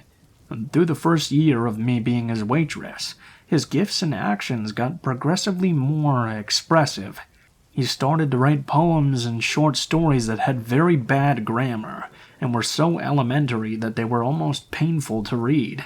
But he told me he just started to try it out. I encouraged him. He was lonely. He needed a pastime. I had no problem with him writing these little Hallmark-style poems and giving them to me. The slightly off-putting aspect to this was that all of the poems and stories, they all had a general theme of love and family. Also, I think it was around this time that he started to look at my Facebook page regularly. We weren't friends, and I told him that I was never going to accept a friend request, so to not even send one. Harsh, but you gotta set your boundaries, right? After this, he would occasionally Photoshop pictures of me from my Facebook page, put my face in a cartoon body or something like that. He also started to obsess over the fact that I was a twin, and he became very interested in me and all of my sisters. He would write stories about the twins or the sisters, or make comic book-style artwork about twin superheroes. He even found a photo of my twin on Facebook somewhere, and started using her face photoshopped on things too. When I did some traveling, I took some artsy-style pictures with a view in the background, and he took the liberty to Photoshop other tourists out of it, lighten the sky, and print laminated pictures with fancy borders for me to have. Thinking about it now, he probably kept these for himself, too. After a year at my first serving job, I left for another one, where I would be working weird third-shift hours. I kind of thought that would be the end of Tim, but boy was I wrong. He went out of his way to come to the weird hours, and at the new place at least twice a week. I still maintained my fast food job, and he even started to visit me there, at a place that people rarely come in and sit down to eat. Never once did I tell him my schedule. He would just drive by and happen to see my car. The stories he would write became progressively sexual, and even longer. I guess he finally felt comfortable to share these things with me. He would always preface me for anything that was more erotic. It was like he wanted a friend. He He wanted to be my father, and he wanted me to be his mother, all in this weird, childish, overly animated type of way. A few times he made me the subject of his stories, though he never went super explicit with those ones. One that sticks out was me being super sexy badass cowgirl sheriff, and all the men of the saloon wanted me. It would include weird details like how someone had an STD. If I remember correctly, he made my sister the character that got an STD, and I had a huge issue with it. I particularly had an issue with the fact that he started the story with a "this is the true story of." He rewrote the entire story after without changing anything, except for putting "this is not a true story" and "who did not get an STD." I don't know, it was pretty wild. There's also a weird photo that he took of my sister and I when she worked at the same place I did. The whole time I knew him, he took a total of 2 pictures of me with his digital camera, and this was one of them. He had us pose with our hands out like we had a serving platter sitting on our hands. Then he photoshopped a plate with his head on it, and photoshopped knives into our hands. He thought it was the funniest thing ever, and printed and laminated one for each of us to keep. At this point I've known this man and been well acquainted with him for nearly 3 years. I felt even more sorry for this guy, and felt like I was able to offer him a sort of friend when he needed someone in his life. Aside from visiting waitresses, his hobbies included visiting an occasional burlesque show and attending the local courts just for fun. I was very aware that something was off about him, but I was okay with it because though it was hard to pinpoint exactly, I understood that he would never, or could never, given his size and fitness, hurt me. Admittedly, this was a fault of mine as a server. I'd ended up offering more than food, and I accidentally became a psychiatrist. There was a mid-20-year-old with autism that I became good buddies with, despite him offering me money every once in a while for a blowjob. There was a 40-year-old man who thought he was going to marry a stripper half his age, after he gave her all of his savings and sold his Mustang to give her more money. There was this paranoid 50-year-old schizophrenic man who had clearly never been diagnosed or received any help. I was honored to be the person he felt comfortable practicing his social skills with. I don't know, I digress. I guess I just want to be transparent that I was aware of all these red flags, but I decided that I was okay with it. But then things really crossed a line, though in hindsight, they were probably already past it. When I got engaged, he would ask me stuff like if I'd let him hold my baby when I had kids. He'd started to write stories and make cards and cartoons from my fiancé's perspective. He would say things like, "I bet this is how Luke feels about you." He would also do it from a mother's perspective, saying things like, "It must be a mother's dream." I mean, at this point, he was seriously making me so much stuff, be it cartoons, pictures, or stories, that he would bring it to me in this manila folder, and it would be along the lines of fatherly, motherly, childish, silly, sexual, romance, etc. I decided to keep the folders in my filing cabinet just in case there was ever some type of case against him that needed evidence. My fiancé and I had an open dialogue about Tim, and at this point we decided that it was best to cut him off. I was also looking for a new job to get off the wacky hours I was working, and the timing seemed to work out just right. Tim was also regularly sending me applications to all restaurants he wouldn't mind going to, so yeah, there needed to be a break. My fiancé wanted to talk to him so I didn't seem like the bad guy, and all contact was cut. He respected it, to an extent. After cutting him off, though, he started a weird contact with me through my older sister. She was a server at another restaurant that he frequented, though she avoided him and asked to never serve him given his interactions with me. She was also engaged, and her wedding date was approaching. He wrote her letters and made her cards with words that were way too heartfelt coming from a stranger regarding her marriage. Anyway, Tim decided to ask a few of the other servers if they were planning on going to the wedding. 2 of them were. And upon hearing this news, Tim described me in detail and asked the other servers to try and take pictures of me for him. When I heard this, it was about 6 months after I had cut him off. I had a big fat eye roll over it and thought whatever about it because the servers weren't going to do it. He was still respecting our request not to contact me any longer. It was also relevant to note he'd been blocked from my Facebook, which I hadn't even actively used in 2 years or more anyway. Prior to the cutoff, even shortly after the cutoff, he still sent me multiple messages on Facebook every day. from something as simple as "Good morning, sunshine" to intricate and extensive stories. A timeline reminder before the punchline. I first waited on him around May 2015. He followed me to my next job, my next long-term fast food job around the middle of 2016, and continued to follow me after. I cut him off around February or March of 2018. When I was cleaning out my filing cabinet in December of 2019, I decided that I could finally throw away all the weird, creepy, unsolicited artwork. It had been nearly 2 years with no issues, no attempt to contact, and the stuff was just cluttering up my space. And last week, as I was sitting in my living room, a recognizable vehicle parked outside of my driveway, on the wrong side of the road. The man was in his car with his windows down, and suddenly I saw a flash. I quickly grabbed my glasses to try and discern what the fuck was going on. I see his familiar, childish, overly animated smile. I recognized his hair and facial hair, and realizing the shirt he was wearing was the exact same style as the shirt Tim wears. I realized I recognized the vehicle, because it was the same vehicle that would pull up to my place of employment 3 or 5 times a week for almost 3 years. Flash. I realize it's Tim, outside of my motherfucking residence over 2 years later, taking pictures of my home with that digital camera that he took my picture with twice before in the past. What a motherfucker. An update on this. I've spent nearly 3 hours trying to investigate any leads relating to a previous record. He has a very generic name. The fact that his old Facebook name wasn't his real name also complicates my investigation. He no longer has any presence that I can pinpoint or locate on Facebook. I tried to reverse image search all of the photos he sent me via Facebook Messenger, but I found nothing that linked back to him. Almost every poem and story he wrote, he signed with his first name and his last initial, along with the year it was written.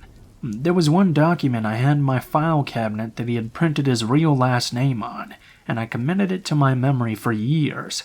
I was very consciously aware of it, as the only possible trace of who this man really was, if I ever needed to know. I have a 95 to 99% confidence that I have his last name right. But even still, I've exhausted the search for any similar last names that it could possibly be. No leads on sex offender or criminal databases. No birth records. No articles. No leads at all on even locating the man. To that point, to be fair, his name is so generic it might as well be Smith. I can't find any record of a person with his name in my county, or any of the surrounding counties, which is kind of alarming. I'm starting to really consider if the name I know him by is just a pseudonym or pen name to keep his anonymity. Or maybe he uses his middle name as his first. Something along those lines. I don't know. Maybe he's not as innocent as I first thought.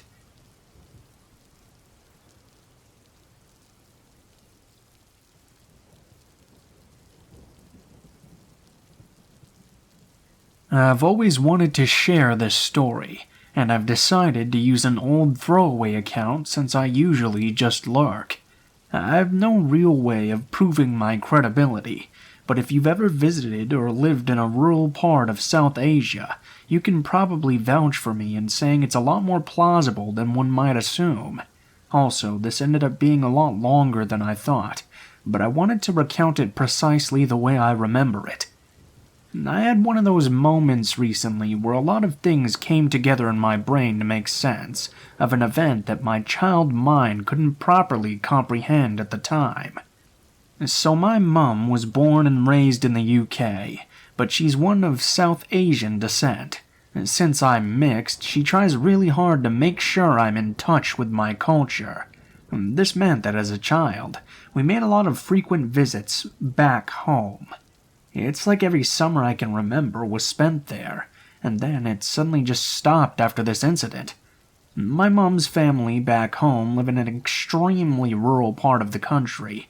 There's a lot of poverty surrounding our family home, so we rarely left our relatively nice part of the village. I was never allowed out to explore, and coming from the concrete jungle that is London, I was always so curious. I'm going to explain what happened on this one particular day, the way I remember experiencing it, and then I'll explain what I failed to realize at the time. I was about 8 at the time. One of my uncles from a neighboring village would often visit with his children, and when they did, my mum would let me go with them to a small hut-like shop that sold sweets and snacks about 15 minutes away from the family home. My cousins were 11 and 19, both male, and it was broad daylight. To get to the shop, we would walk through a small DIY road, and on both sides is what you would call the jungle. It was basically just lots of trees and bushes, as far as the eye could see.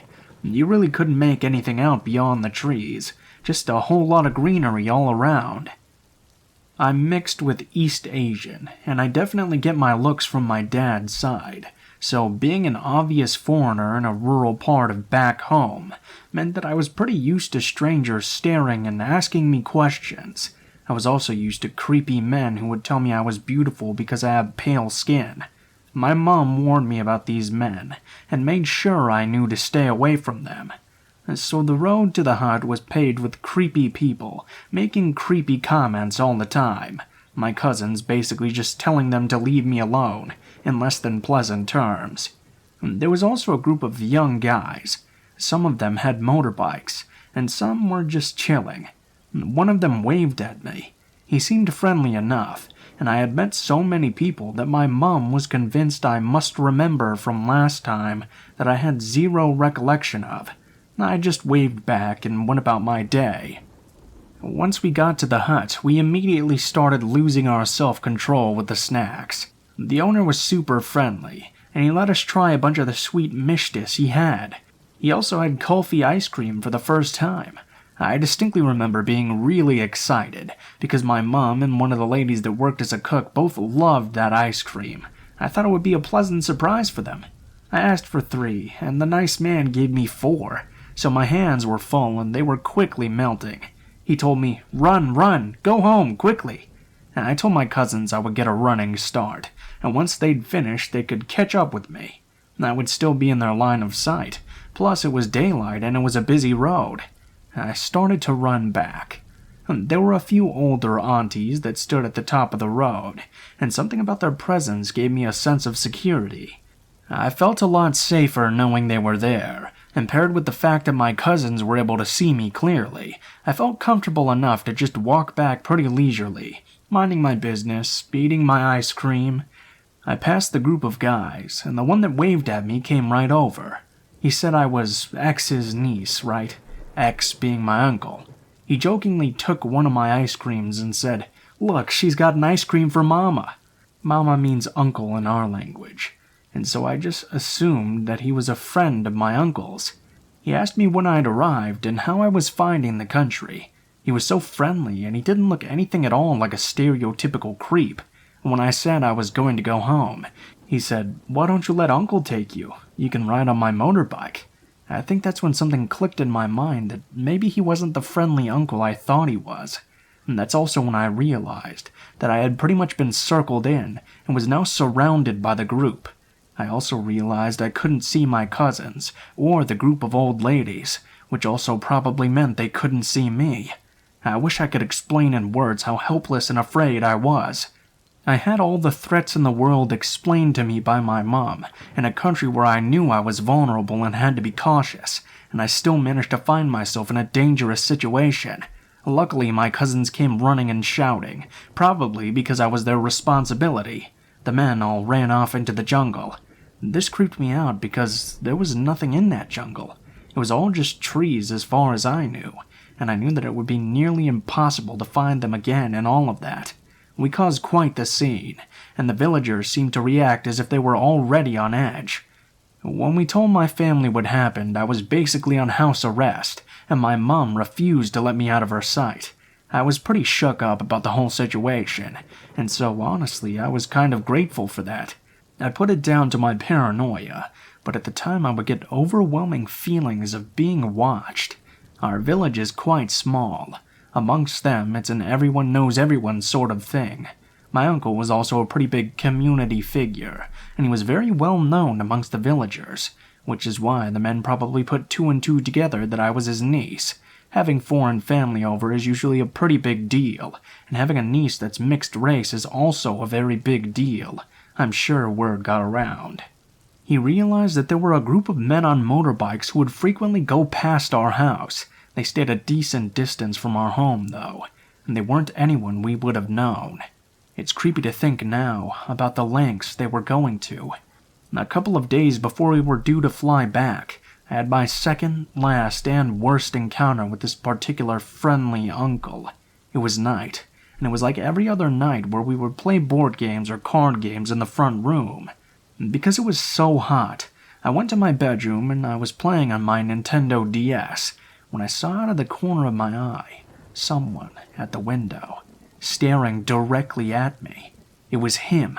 The worst part is that he had the most creepy, sick, and twisted smile I've ever seen. He put his finger to his lips, but I did the literal opposite and started screaming hysterically. I had been on edge since the ice cream incident, so what might seem like an overreaction was just my natural response. I can't really tell you what happened next because no one has ever told me. My very large uncle and his also very large friends are not known to be the friendliest of people, but I was told that the man was dealt with and that he would never bother me again. We recently received a wedding film from one of my cousin's weddings, and part of the film was her leaving to get to the venue. I noticed that the jungle was no longer there. It had basically all been cut down. For the first time in my life, I could see beyond the greenery. That's when my mom explained to me that my uncle had cut it down not long after that particular visit, because of the head cutters. It sounds even more sinister in my language. My entire life, I've been wondering what would have happened to me if I had gotten onto that motorbike, but now I know with reasonable certainty what his intentions were. You see, during that time, a gang had been kidnapping beggar children. It took a while for the village to realize because it's not unusual for beggar children to go missing in that area. When we were there, people were vaguely aware that it was becoming a trend. A couple of months later, a head was found. It became known in our village, but people tried to keep it quiet to avoid getting a bad name. The problem went away once a lot of the greenery was cut down, so that there was nowhere left to hide, but it was also when they realized the magnitude of what had occurred. The weird thing is, I've known about the head cutters for a while. I knew it was something that had occurred in our village, but for some reason until recently I never put two and two together. Now that I have, though, I often think about what nearly happened to me. But more importantly, what happened to more than a handful of children in our little village. I think a lot about the fact that beyond our relatively small circle, no one thinks about them. No one is even haunted by their deaths.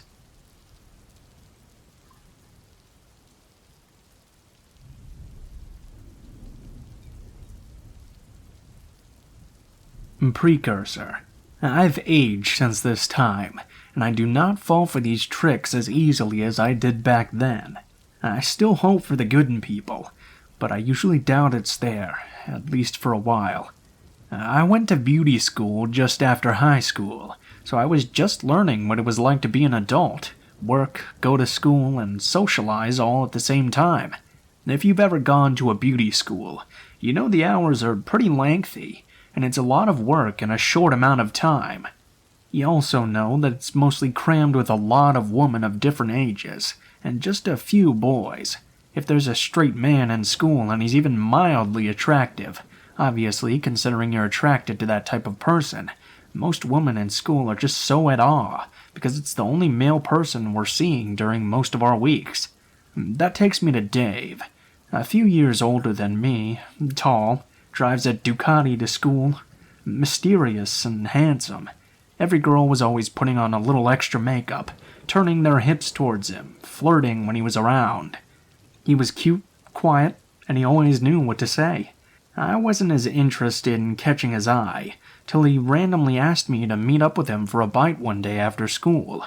I was single, needing to experience dating for the first time, and he didn't seem that bad to hang out with. Things started off very sweet and genuine. He'd send goodnight texts, joke with me at school. It genuinely seemed like he wanted to hang out more and more. We'd go to bars and he knew everyone, so I could just get right in. I was underage at the time. We'd go eat, see shows, two-step, drink. I felt like I was starting to feel like an adult, enjoying the life and being wooed by a handsome, slightly older man. We'd drive around on his bike.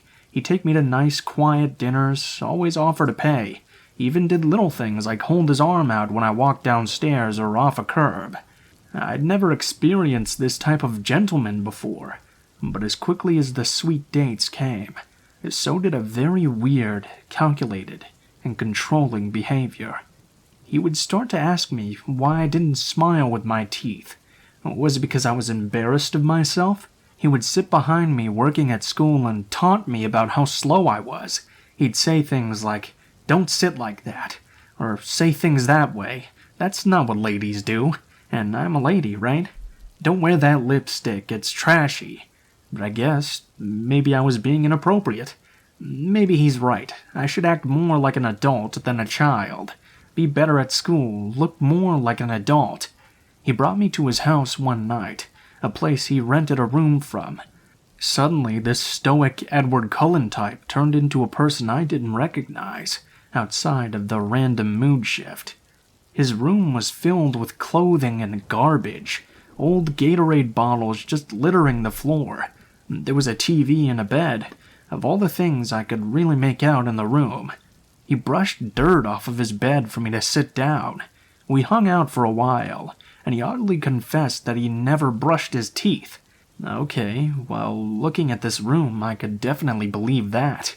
He also mentioned that he would always just buy new clothes when he needed them, and never wash the dirty ones. He just left them laying around. And this was all in the first 2 to 3 weeks. Kind of a red flag if you ask me. The lights were off at one point, and we were watching a show. I see a light like a cell phone right outside the window behind the TV. I jumped to get his attention, but he had to have seen. He brushed it off, saying it must just be a roommate, though I noticed he was texting someone at the same time. I let it go for the night. I eventually got home, but there was still a feeling of uncomfortableness. Then the phone calls started happening. The stories of his ex. They lived together. She was 10 years older than him, and had a 6-year-old kid. She was crazy. If he and I would hang out, I'd suddenly start getting calls from an unknown number the minute I walked in my door. They would ring until my voicemail got them, and no one would say a word until the message ran out of time. They'd happen literally every 10 minutes for about 3 or so hours. I asked him all about this, if it was him. He'd always just say it must be that crazy ex. But how would she have my number? He'd say, "Well, I had to give her some of her things, and she stole my phone at one point. Must have taken your number then." Still, the gentlemanly dates would happen. The gifts, oh, the gifts. Sending roses and coffee to my work. Showing up with massage and spa packages every week. We still saw each other at beauty school almost daily. He'd be kind, but it was always hush-hush until I was outside of school. I was torn. Is this person lying, or is this just the first kind person to want to date me? Maybe he just has some flaws and really did have a crazy ex. Then the texts and Facebook messages started coming, clarifying it was her. He told me about your fucked up life and the secrets you've told him. I know he just saw you. I know you were just at his house. I was outside his window looking in. Your red dress was nice. He laughs about you. Poor you, just a whore. Just a little girl. Shit like that over and over. I'd block her, and then she'd have friends send me the same BS. She freaked me out, and he always denied it and apologized for her behavior. Then there were days he wouldn't show up for school, and she would text me during the day saying they were together, sending pictures of him. I tried to confront him, but he always denied having anything to do with her, repeating that she wanted to ruin his life. Then she started going to my work, telling coworkers she was my friend, and would color things on kids' menus like my name plus Dave, heart her. Tell them she wanted me to have it. She'd send me a random picture of him in a booth at my work, and I'd put the pieces together when I got there and got her notes, asking my coworkers where she was sitting and what she looked like. It was gross and embarrassing, let alone scary. My car was broken into at school. Nothing was taken from it, but a bill that had my address on it. I was so scared. I'd come home at any point in time, and she'd start calling over and over as soon as I closed the door behind me. I felt trapped. She would call my work and school, saying she was my mom, trying to get more info on me, or call them as a customer, trying to get me fired. My roommates eventually kicked me out because they were so freaked out, so I tried to turn to the police. They put me in contact with a detective, who I handed all of the calls, texts, and messages, plus notes she left at my work. I never answered the phone or responded to a single message from her. I had hundreds of calls, texts, for at least a month. They came in every day from the same number. I never blocked that number after the first few were blocked, so that I could keep a log on all of the attempts. I also kept a journal of every incident leading up to me coming to the police, just in case. He told me there was nothing he could do to trace the number back to a specific person, and since she hadn't threatened my physical safety, his hands were tied. The very next day he called me and was furious, telling me he can't help me if I'm harassing her back. I was confused. When I asked what the hell he meant, he said, "You're calling a mother non-stop throughout the night, terrifying her and her kid."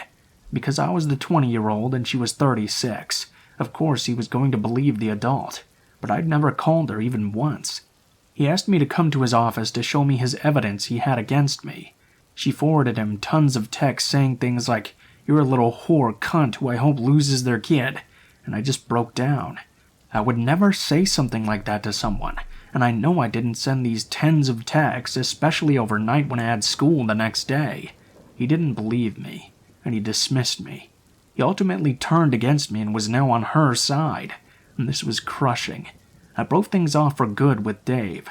Basically told him to fuck off. We still had to go to school together, and he was a complete dick. I embarrassed myself in front of my friends defending him so long. My work, my school, who I had to beg to make sure this girl didn't come around again, and a detective who ultimately didn't believe a word I said, just to get some peace.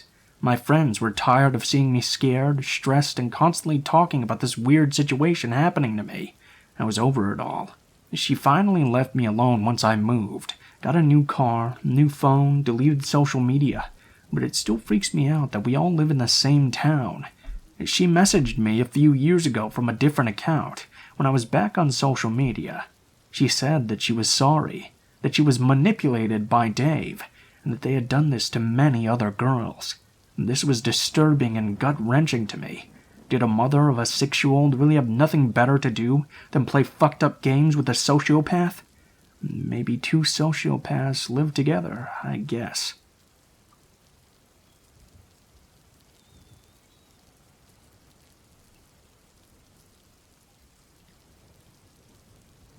When I was younger, we lived down the road from one of my aunts, so I pretty much grew up with my cousin Tom.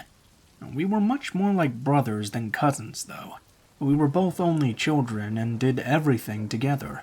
We even had the same interests as well, which I guess does make a lot of sense. We lived in a more rural tri-state area.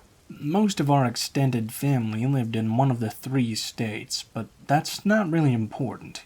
We both lived on a road at the bottom of a couple of foothills, a ways from the nearest town. We lived on a dirt road, but the houses were not very close to each other at all. They were houses for people who wanted to own a big piece of property.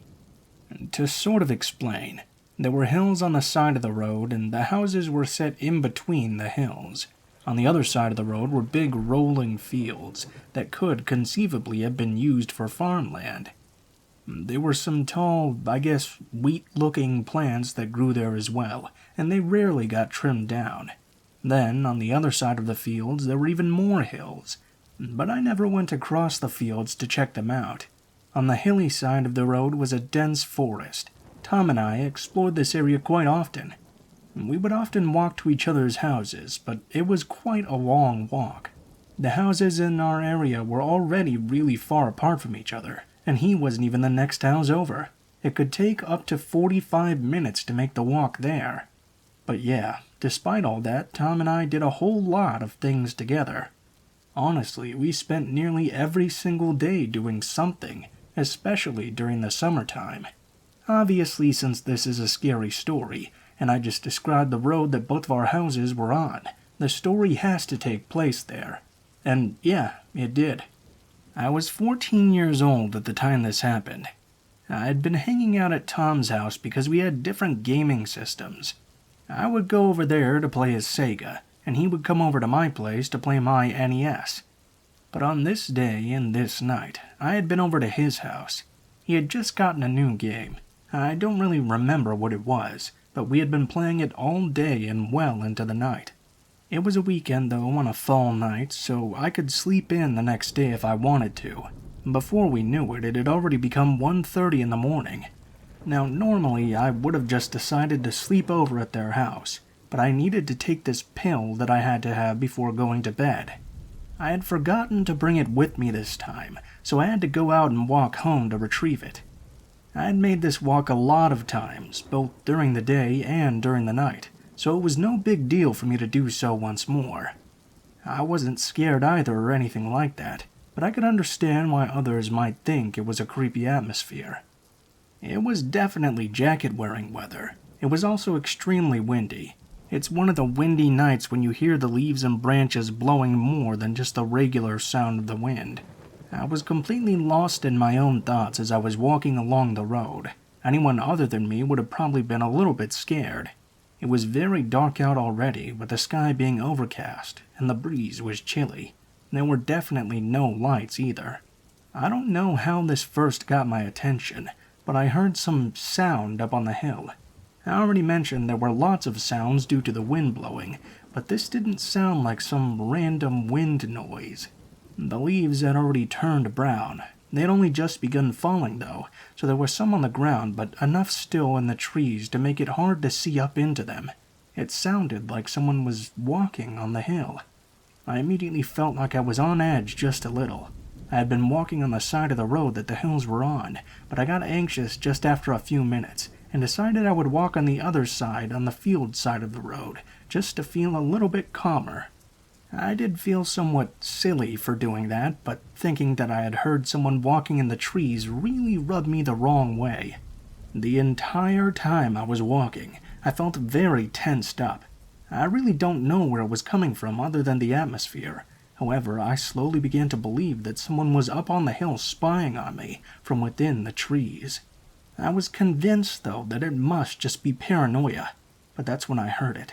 In a sing-songy sort of voice that was just slightly hovering over the noise of the wind, I heard the creepiest thing I had ever heard in my life. "I'm going to get you, and then I'm going to kill you. I'm going to get you." I think nowadays if I heard something like that, I would immediately take off running, but honestly I thought maybe my cousin had followed me and was just trying to play a joke on me.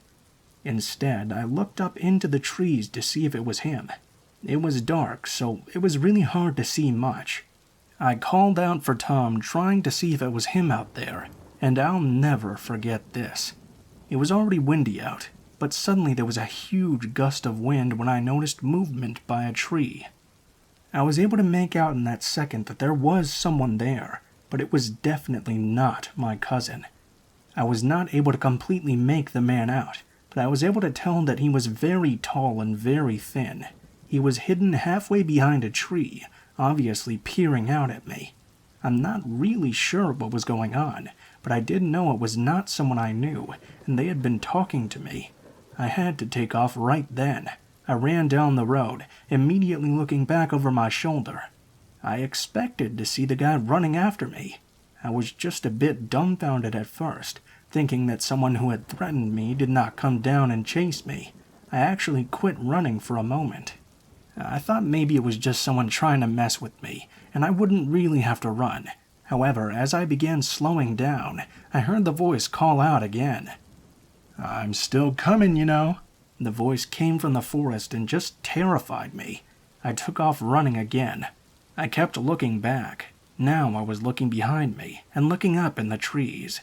It was terrifying, and I kept hoping I wouldn't fall as I was running away. Every sound behind me or within those trees was terrifying. I didn't hear the man's voice again before I made it to my house. I ran up the driveway and onto the front porch, and I looked back one last time. I saw him standing at the end of our driveway. He just looked at me, then spread his arms out and began running up the driveway laughing. I ran into the house and locked the door behind me as quick as possible. When I turned to look out the window, I didn't see anyone out there. It was like he had just disappeared. I went and woke my dad up and told him what was going on. He got a couple of guns, gave me one, and we went around searching the house and around in our yard. I kept expecting to see the man jump out at me or something, but he wasn't anywhere to be found. When I described him to my dad, he said he had an idea who it was and thought it was just a guy messing with me. He told me he would take care of it. If he did, I never found out. My dad was a big, brawny, barroom brawler type, so if he did know who it was, he probably scared the crap out of them. I don't know, but it made it scary for me to ever go for a walk at night again.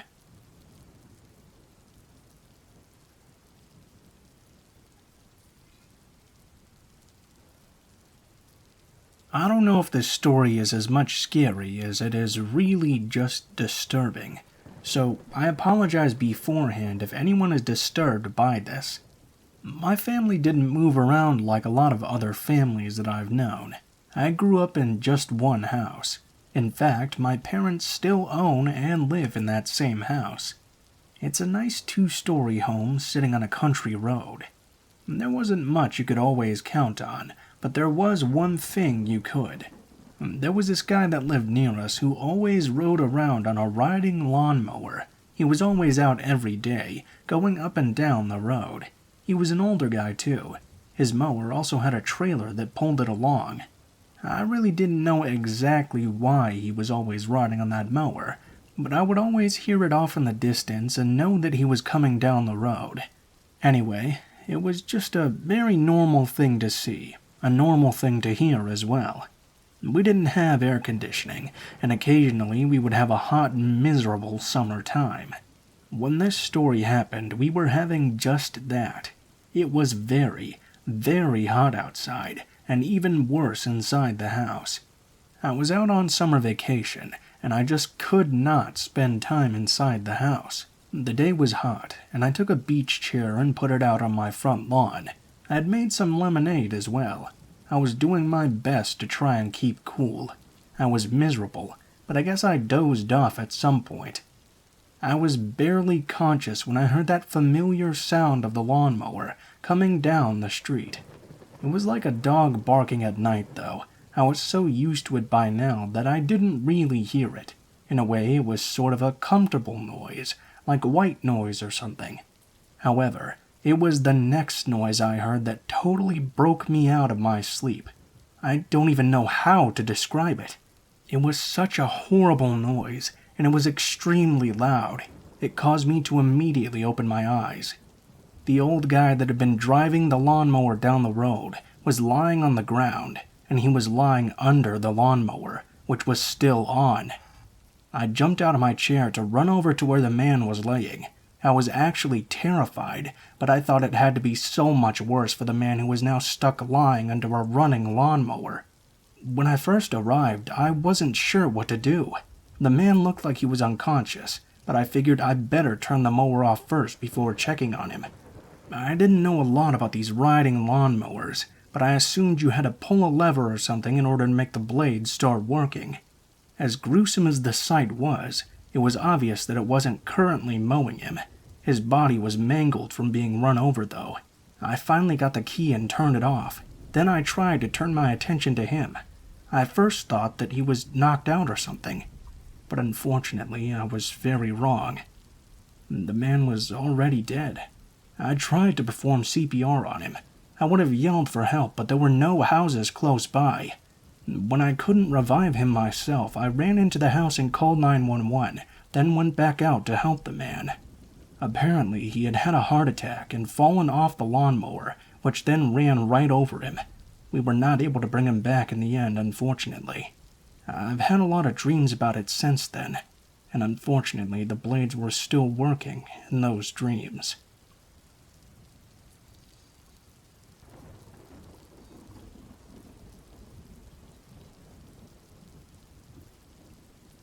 To begin with, I've always had this feeling that someone was watching me, ever since I moved into my family house 8 years ago.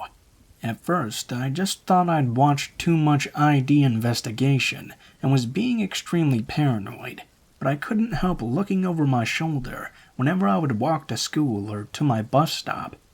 Whenever I would walk to school, I was always scared in the mornings when it would be dark during the winter or fall, because where I live is just vast country lands. I live in Canada, and although not much crime happens in my neighborhood, I just never could rid myself of this mysterious, eerie feeling. Even when I would come home from school, being home alone did not help. I would triple-check my windows and locks to make sure everything was sealed shut. However, in my basement, our garage door would never fully lock, since the door hinge was broken and detached from the door. Therefore, it would never properly close. I always told my dad to fix this door, but because he would always go away for work, he just never found the time to do so. Stupidly, I thought nothing bad would happen since my garage needed a 4-digit passcode to get in. On a side note, I just want to let everyone know that never under any circumstances should you put your birthday as your passcode for anything. Even if you switch up the date so that the day comes first and the month comes second, do not do it because it will be extremely obvious. My theory is that he knew the passcode to my house. Therefore, he had free reign for 7 years to go through my things. At first, I thought I was just being a bit forgetful. Maybe I was the one who misplaced my underwear somewhere. Maybe I was the one who misplaced my favorite top. Or maybe my dad had accidentally donated it or something. I should have known better, though. During my 4 years in high school, he never really contacted me. It was when I went to university that things suddenly started to change. Since I lived in the countryside, I decided to go to a university about an hour away. My dad didn't want me to live on residence because he didn't want to leave the house unattended for long periods of time, so we came to the conclusion it would be best if I would drive to and from school. Now, I would leave for university very early in the morning, at around 6 a.m., then come back around 6 p.m. at night. I stopped being aware of my surroundings at this time because I would be tired from my 12-hour days, and now that I wasn't walking alone, everything would surely be fine. When I would come home from university, though, I would find certain things moved around in my house. Now, I'm a neat freak, and I have mild OCD, so I like things to be a very particular way. When things like my makeup or candles would be moved, I thought it was odd, and would frequently bring it up to my dad. He would just say that it must have been me who was doing it, but I knew it wasn't. During my 2nd and 3rd year in university, I started getting these weird notes in my mailbox. The writing on these notes looked almost childlike, and it would always be written in blue ink. I have those country-style mailboxes at the end of my driveway, where the little red flag goes up whenever we get mail. From my way back from university, I would always check the mail, and sometimes I would find these letters.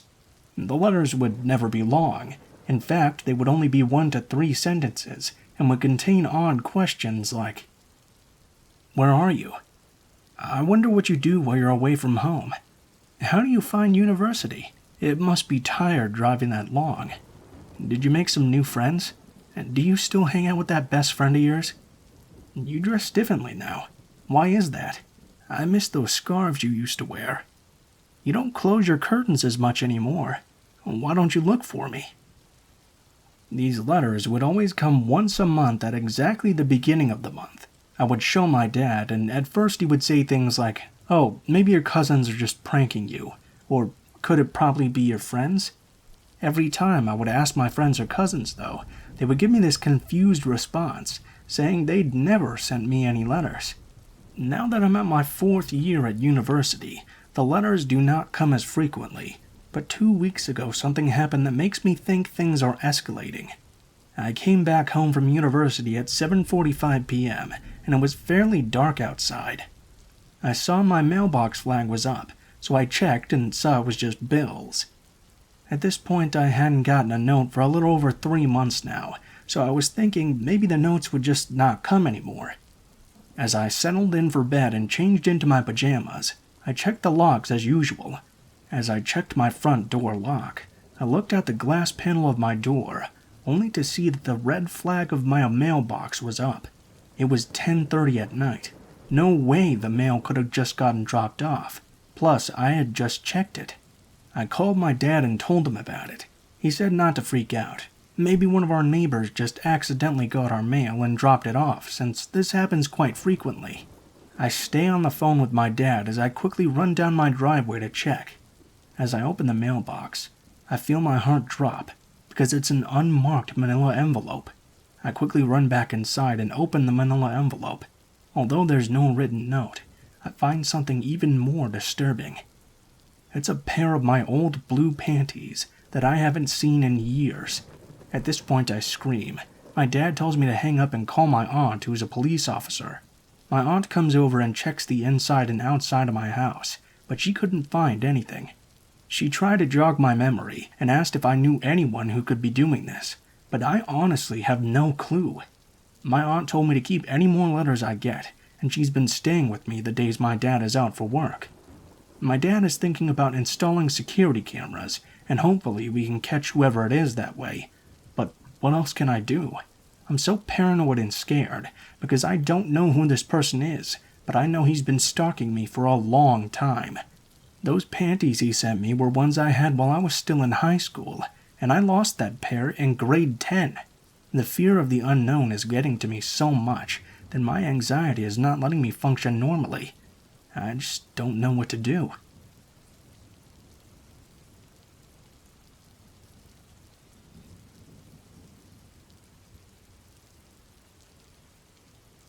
This story happened to me at the beginning of my freshman year of college. It was right after I had moved out of my parents' house. I was one of those kids who just couldn't wait to move out. As a teen, it couldn't come soon enough. I got on great with my parents, but I just really badly wanted to find a place of my own. You know, with my own rules. I wanted to be free to do anything I wanted to, and since they were still willing to pay for college, it made sense to find a place. I found this nice little 3-bedroom house in Palatine, Illinois, that was being rented by 2 other community college students. They were sophomores at Harper College, the college I would be attending. It turned out they were looking for someone to fill in the 3rd room. Since I'd be attending the same college as they were, it seemed like a good deal. There was 1 male and 1 female roommate, so they added me in and made it like a reverse threes company. Well, my bedroom was at the back of the house on the bottom floor. My male roommate's room was right beside mine, and my female roommate slept upstairs. My roommates kept a much different schedule than I did. They were both full-time students and worked nearly full-time as well. I didn't have to work as a freshman. My parents were paying for everything, and I had scholarships and grants that also helped me pay for my room. Very often, I would have the entire house to myself, and that was just wonderful, although I didn't spend too much time out in the common area of the house, preferring to keep to my own room. Still, it was nice to have a quiet place that was just mine some of the time. Well, one night, after I had been in the house for nearly a month or so, I had gotten very used to having the place all to myself. It was in the middle of September, and I was just trying to settle into my first year of school. My psychology class was having its first test, and I thought I would take advantage of the nice and quiet house to study in. When I got home from class in the late afternoon, to absolutely no one's surprise, the house was completely empty. Grabbing my laptop, I soon retreated to my room so I could study for my test in silence. It ended up that I got so engaged in the subject matter that before I knew it, it was completely dark in the entire house. I was using a flashcard program on my laptop to study with, so the lights around me were all off. Sitting at my desk, I had only the light of the computer screen illuminating the room. When it finally reached around 11 p.m., I realized that I hadn't even eaten yet. I got up and walked into the kitchen to get myself food and a drink. I quickly grabbed myself a sandwich and a can of cherry Coke. I turned the kitchen light off and began walking back toward my room. I suddenly stopped, though, when I thought I heard what sounded like someone talking, even though it was dark in the room. I stopped and tried to listen a bit closer. After a minute or two, I didn't hear anything else, so I figured it must have just been my imagination. Once I got back to my room, I sat down at my desk, going back to my studying. I kept all the lights out because it was easier to focus on the computer screen that way. After about 30 minutes or so, I thought I heard something once again. I cocked my head and tried to listen, wondering what could be getting my attention. I almost called out to see if one of my roommates had returned home, but I knew that couldn't be the case. I would have heard them open the door, as neither of them were ever particularly quiet when they arrived home. When I didn't hear anything, I tried to go back to my studying, but as soon as I did, I heard something once again. I cocked my head and listened even closer. What I heard caused me to go cold inside. I heard a distinct male voice counting, 1, 2, 3, 4, 1, 2, 3, 4. I wasn't sure what to do. The voice was obviously not the voice of either of my roommates. It was clearly a much older male voice. It was repeating this repetitive counting over and over again. My first thought was that it had to be that someone had broken into the house. My roommate surely would have told me if anyone else would have access to it. I cocked my head and continued to listen. I just kept hearing that 1, 2, 3, 4 over and over again, not knowing what was going on. I was certain there must be an intruder somewhere in the house. I decided the best course of action was to make it seem like I wasn't at home. I slowly closed the lid of my laptop and set my desk in darkness. Quietly, I got up and made my way over to my bed, which was against the wall of my roommate's bedroom. I quietly curled myself up against the wall, listening through. I could hear that repetitive counting still. Whatever was going on, there was definitely someone other than me in that room. I couldn't assume that I knew why they'd broken in, or even if they knew I was there. The only thing I could be sure about was that there was someone there, and if they didn't know that I was, I had to keep myself as quiet as possible. I crawled up against the wall and pressed my ear to it, so I could continue listening, just in case, so I'd know if for any reason that person left the room or would go anywhere else. Laying there against that wall was the most terrifying moment of my entire life. Somebody had broken into the house, and the fact that they were just counting this repetitive sequence over and over again indicated to me that they were not mentally stable. For the first time in my entire life, I was completely aware of my mortality. Nothing could have convinced me I was going to be okay. Well, as I lay there cold, up against the wall, I had completely forgotten about my laptop sitting on the desk. Although I had closed the lid to prevent the lights, I did not turn the volume down, and my laptop was not set to go to sleep. At that moment, a friend's notification echoed loudly in my room.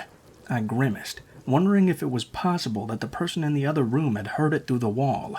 I put my head back to hear. The person was just still counting. At first, I didn't hear anything. Then I began to get up and try to make my way quietly to the computer. At that moment, I heard the counting begin again.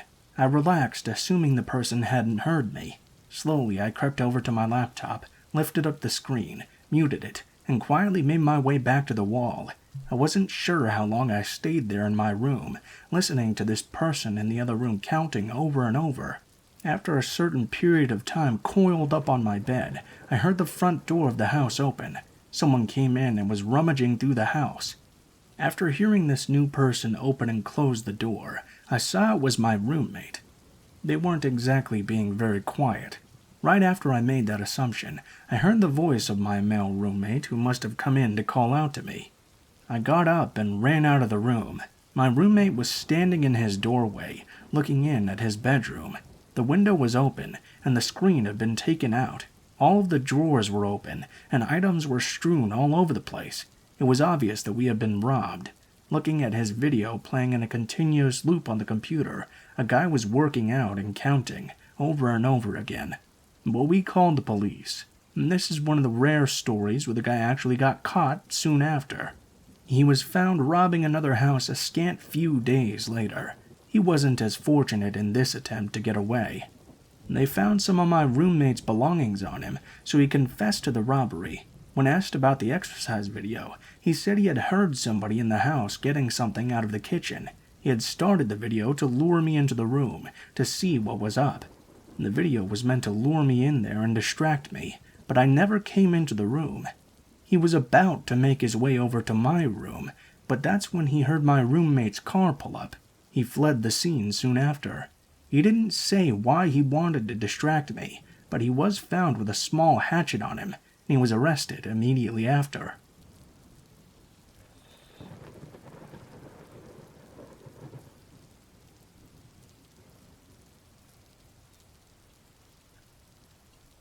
Due to my good grades getting me scholarships, I was able to afford to have my own room in the dorms.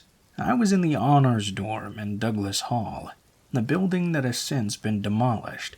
My room was on the 3rd floor in the 3rd of 4 wings of the building. It was actually my first dorm room, as I had attended community college for the first 2 years. It was a bit strange getting used to living such a life, but any college students who lived in the dorms know what I mean. Living at NIU was nearly like living in a small self-contained city with a student enrollment of over 26,000 and a campus of nearly 1,000 acres. It was a huge and continuously bustling community. The campus rarely quieted down. Students were always up all night partying, studying, or socializing. Although the honors dorm had a mandatory quiet time, it was also right next to the football stadium, which made studying during games rather impossible. If I got up in the middle of the night to just go for a random walk, it was a rare occurrence that I wouldn't just run into anybody. There were generally always students everywhere. Now the reason I bring this up is contrast, but I'll get to that in a moment. I was much farther from my parents' house than I'd ever been before. My scholarships paid for my room, but they didn't pay for gas money, and I could only afford one trip back home the fall semester. I had to choose whether this would be during Thanksgiving or Christmas, and I eventually decided on Thanksgiving, so for the 5-week winter break, I would be staying in my dorm room. Had I known what the campus was like during winter break, I likely would not have made this choice. By Friday of the last day of class, graphically the entire campus had become deserted. It would be no exaggeration to assume there were likely less than 5 people left in all 4 wings of my dormitory. I was also the only person on the floor in my wing, adding to that feeling of isolation. There was a heavy snowfall that we got that year as well, the first week by myself. Still though, having that huge building to myself was fine. I'd occasionally venture out to the liquor store to get a bottle of wine. I'd also occasionally run into 1 or 2 other students who were also sticking around.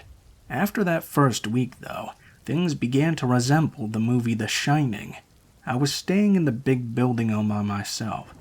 I never saw anybody except when I'd go out to the liquor store, and that would be just the cashier. I just about stopped shaving because nobody would be there to see me, and about 2 weeks into vacation, when I looked in the mirror, I could have sworn I saw Jack Torrance staring back at me. It's weird what your mind can do to you when you spend all your time not only alone, but in such a large area. 2 weeks in a row without classes, and my days lost all structure. I stayed up as late as I wanted. I slept as late as I wanted as well. It didn't matter, and it was way too cold to go outside much anyway, other than those frequent liquor store trips. I began talking to myself, but not in a crazy way. I just wanted to hear a voice, or sometimes just actually get to speak. Although I'm not normally very apprehensive walking around in the dorm, it was getting a bit unnerving to me. All the lights in the hallways had been turned off during the break, so as I walked from my room to the bathrooms, the only lights I ever had to go by were from the little water sits, and from the bathrooms themselves as well. I would start to see things in the shadows, but I was able to convince myself it was all just my imagination. After I had been in the dorm by myself for about 3 weeks, I was up one night watching television in my room. It was about 2 a.m., and I was watching the game show network in the dark. Suddenly, there was a knock at my door. Startled, I barely moved. I had no clue why someone would be knocking on my door, not only in this empty building, but also at 2 o'clock in the morning. I thought it must have been the campus police or something. When the knock came again, I got up and looked at the peephole. What I saw was definitely not a campus police officer, nor did it even look like a student. I was a bit older than most of the other students, but the guy outside my door was definitely in his late 40s or 50s. He stood there staring at the door, then knocked again. While I wasn't about to answer to someone I didn't know and had no idea why or even how he was in the building, I ignored the knocking, and eventually the knocker left. It was entirely possible that he never even knew I was in there, as the dorm room door was very thick. I watched TV with the captions on and tried not to think about it. That is, until the next night, when I was again sitting in bed and again watching the game show network. This time I had been drinking a bottle of Riesling and was wondering why Witcher Karma has never been chosen to host the Family Feud when it happened again. I froze, not knowing what to think. I hadn't forgotten about the previous night's encounter, but I had dismissed it as not being important. Quietly, I got up and made my way over to the door, looking through the peephole. I saw it was the same man as before. He was looking down and knocking on the door. This time I was a bit frightened. I mean, obviously I didn't think the man could get into my room or anything. The door was solid and very thick, as these dorm room doors tend to be. I didn't know who he was, though. I also didn't know how he could have gotten into the building, which required a key card to access, nor how he had gotten onto my floor, which required also a completely separate key. This time the man looked at the peephole, smiled, and told me he could get in whenever he wanted. Then he turned around and left. I didn't know what to make of that. What was going on? If anything, I decided not to open my door for any reason at all until people came back. This, however, was realistically impossible, as I did not have a bathroom in my room. I waited for several hours before I just couldn't hold it anymore. I had to go badly, but at that time it was around 4:30 a.m., still pitch dark because it was the end of December. I decided that the man had probably been gone long enough for me to venture out of my room. I quietly left and locked the door behind me. I slipped the key into my pocket of my shorts, then slowly walked down the hallway to the bathroom, trying to be acutely aware of my surroundings as possible. As usual, I deftly made it into the bathroom and decided to use the stall instead of the urinal. I figured the privacy would be much more appreciated at this point. I just tried to relax so I could use the bathroom. The entire time I was in the stall, I heard all sorts of sounds around me. I could hear footsteps in the hallway, and people talking as well. I hoped it was just paranoia from the isolation I had been under. You'd be surprised what your mind can convince you of, and if you've been alone for a long enough time. After I was done peeing, I was too scared to even flush the toilet, not just because it would draw attention to me, but if I did, it would be way too loud. The sound would drown out any real noises around me.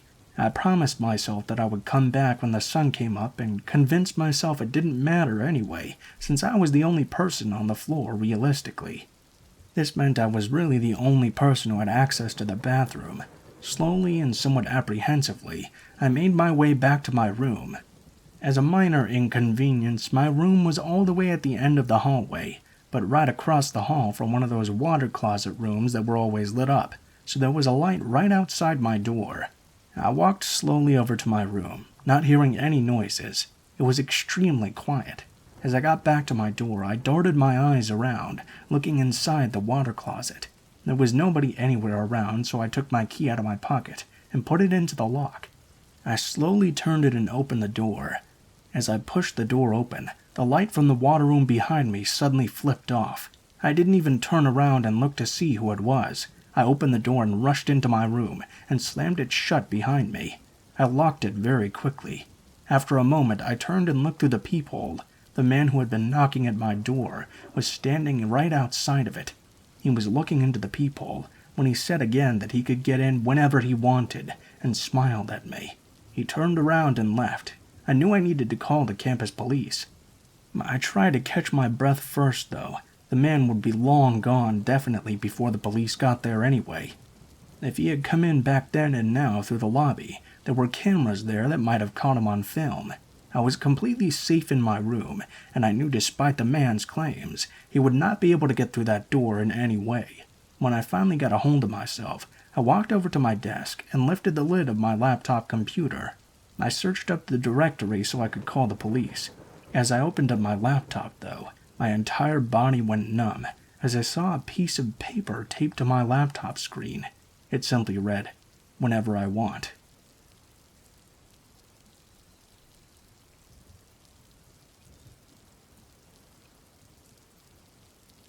At the time, I was 16 and female, and attending my first college quarter. Everything was going quite smoothly, and I was making plenty of friends, until about halfway through the semester.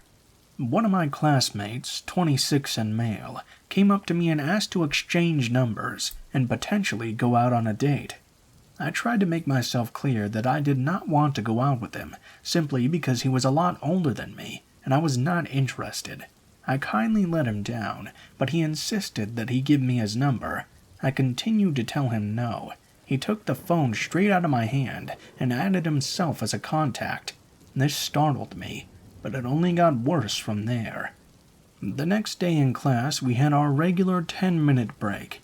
I was chatting with my friends when he came up to me mid-conversation asking me to go talk with him. I firmly told him to back off. I'm in the middle of a conversation. He basically gave me the finger and acted like I was the worst person in the world. He stormed down the hallway and kicked open all the doors in his way. I went back into the classroom to at least be with my professor, just in case anything more happened.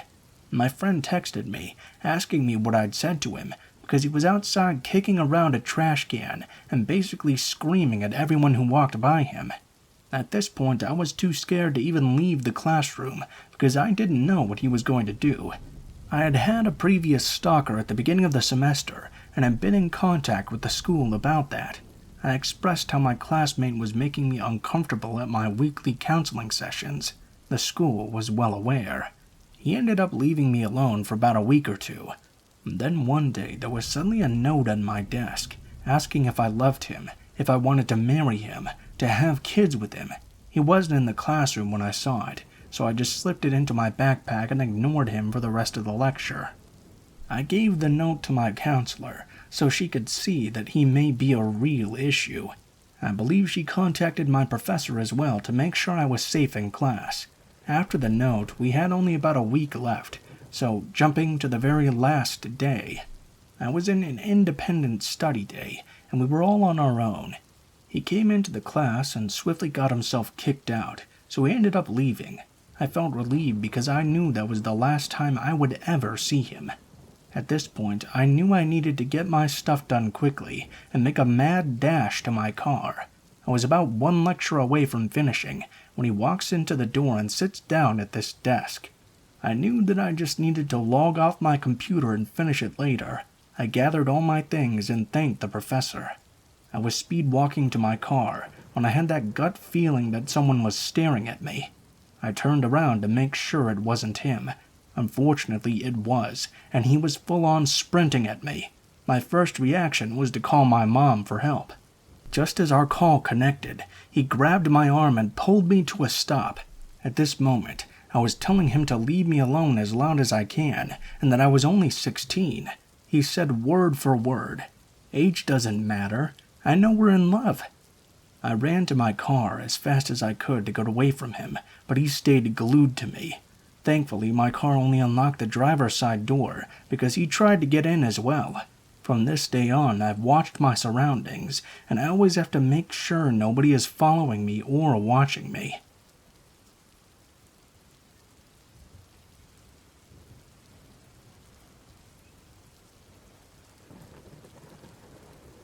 When I was 13, my family decided to head to the beach for a short trip. While we were there, we decided to eat some lunch at a buffet in the area. We all sit down, grab our plates, and start happily eating. However, halfway through, I noticed my dad has suddenly become very tense. He suddenly went from all smiles to full poker face, and I could tell that something was seriously wrong. He then speaks to us in Korean. I want everyone to listen very closely. There have been some people watching us since we got here, and they haven't looked away since. Don't turn around to check. When the table next to us finishes eating, we'll leave with them." Now the group next to us was huge, a group of about 12 people or so, and so we continued to eat, while painfully waiting for them to finish as well. When they were done, we stood up after them to leave. While doing so, I couldn't help but steal a glance around myself, and that's when I saw them. In the farthest corner of the restaurant, there were 4 people glaring at us. The 3 males were covered in tattoos and wore ragged clothing that displayed their muscles. The female looked downright insane. She was extremely thin and had messy red hair and tattoos from the neck down. They were seriously giving off some bad vibes. As we were leaving, we noticed them suddenly stand up to leave as well. At this point, my mom started to panic, but my dad managed to calm her down, thankfully. I think that they saw my mom lose it, though, because the female had this twisted smile on her face that sent chills down my spine. So we get into our car and begin driving away. That's when we realize that we're now being followed.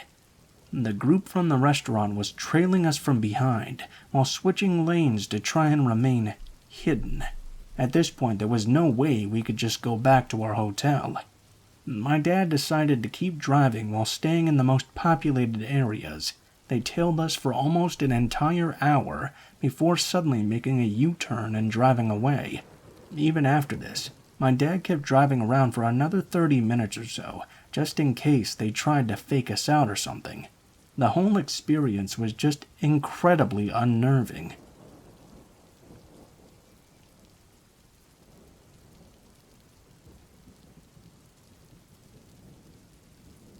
This happened around 5 years ago when I was in college. I was staying in a women's PG.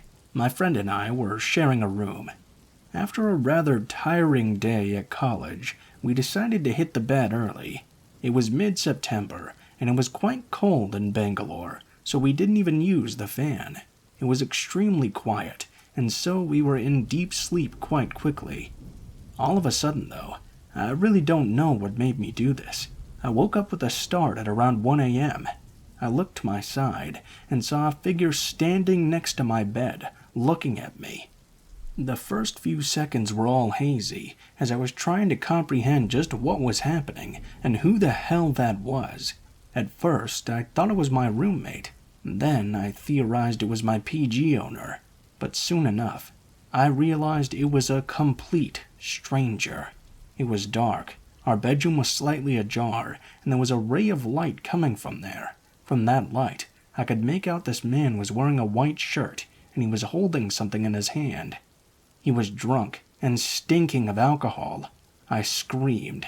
Because there was so much fear inside of me, my voice barely escaped my lips. It was hoarse and deep, and just didn't sound like me at all. I kept repeatedly screaming, "Get out! Get out!" He just stood there, staring at me. He raised his hand with whatever he was holding and whispered to me, "I have a knife. I will kill you." I later came to know he was holding my favorite blue scissors, which he had picked up from our table. We found it the next day outside our room on the windowsill. My roommate woke up hearing me. Thank God she was there. Now the guy was standing between her and I. He asked me to shift and sit on her bed. Once I jumped over and sat next to her, I felt a lot more courageous. Meanwhile, my friend took out her phone to call my other friend in the next PG room to get help. When the guy saw the light from the screen, he demanded she hand it over. Little backstory. My roommate's phone has been confiscated that very week in college, and after a lot of effort, she had just received it back. She was very, very protective of it. So with all that anger piled up inside her, when he asked her to hand over her phone, she lost it. She grabbed her nearby Wolverine water bottle and smacked him over the head. A sudden surge of bravery came over me, and I pulled him by his belt. We screamed at him, using all sorts of swear words. His threats decreased at this point. Realizing he was outnumbered and getting the shit kicked out of him, he walked out, locked us inside the room, and from the window again said, "I will kill you," and he left. Oh God, that's it. I couldn't sleep for months. I was entirely paranoid. The scary part is, the next day, we found out that just 3 days previously, a man had broken into a room on the 3rd floor of our own PG and molested a girl. I can't even explain how creeped out we were. I couldn't look at men wearing white for days. I panicked any time I smelled alcohol. The next day, 6 of my PG friends slept in the same room, armed with weapons to attack any intruder. And yes, we did go to the police. And no, they didn't help us one single bit. We requested them to guard that area until proper railings were built, because anyone could just jump over. But they joked and asked us to take turns and stand guard. Of course, one call to the High Commissioner later, the same policemen were there in our PG apologizing the very next morning. That same year in December, a similar incident happened in another PG near ours, where girls were asked to hand over laptops and gold, and on not doing so, were threatened to be raped. Those guys were caught with CCTV footage. We still don't know if it was the same man, but after 3 months, I finally slept peacefully. Even today, though, I stay on the 9th floor, and yet still have to make sure all my windows and doors are tightly shut before ever sleeping.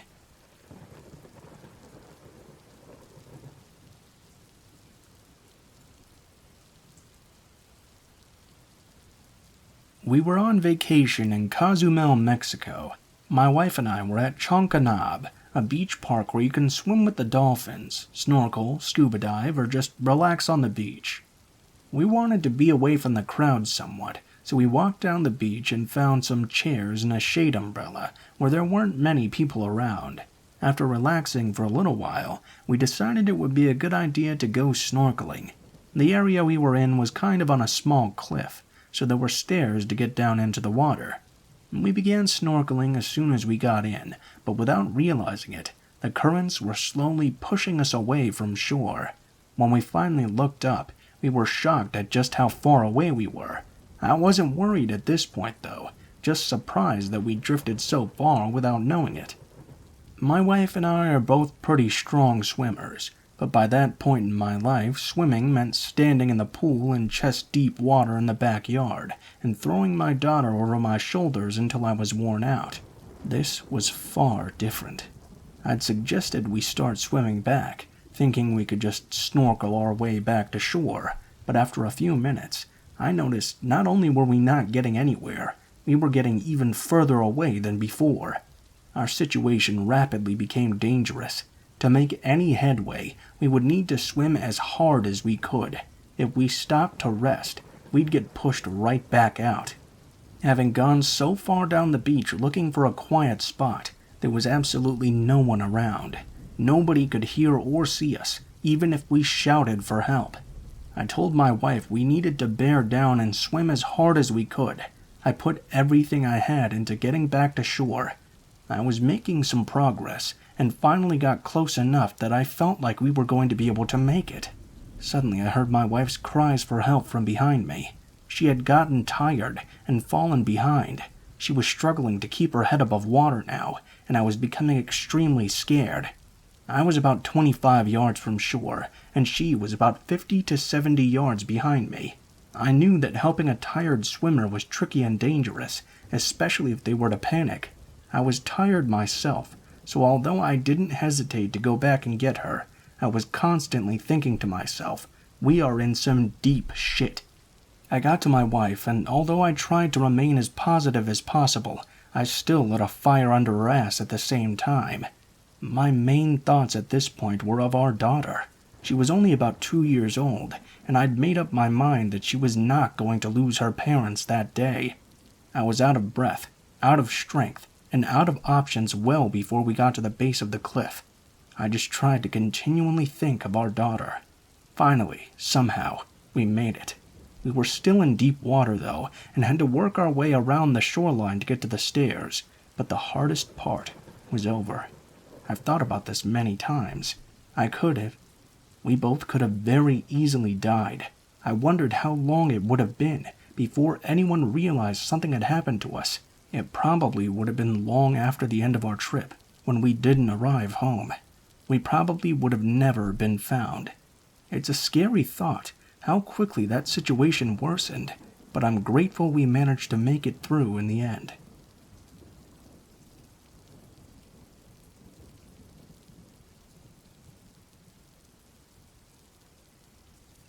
I moved to Brazil a few years ago and ended up living on a beachfront in a small town outside of Rio.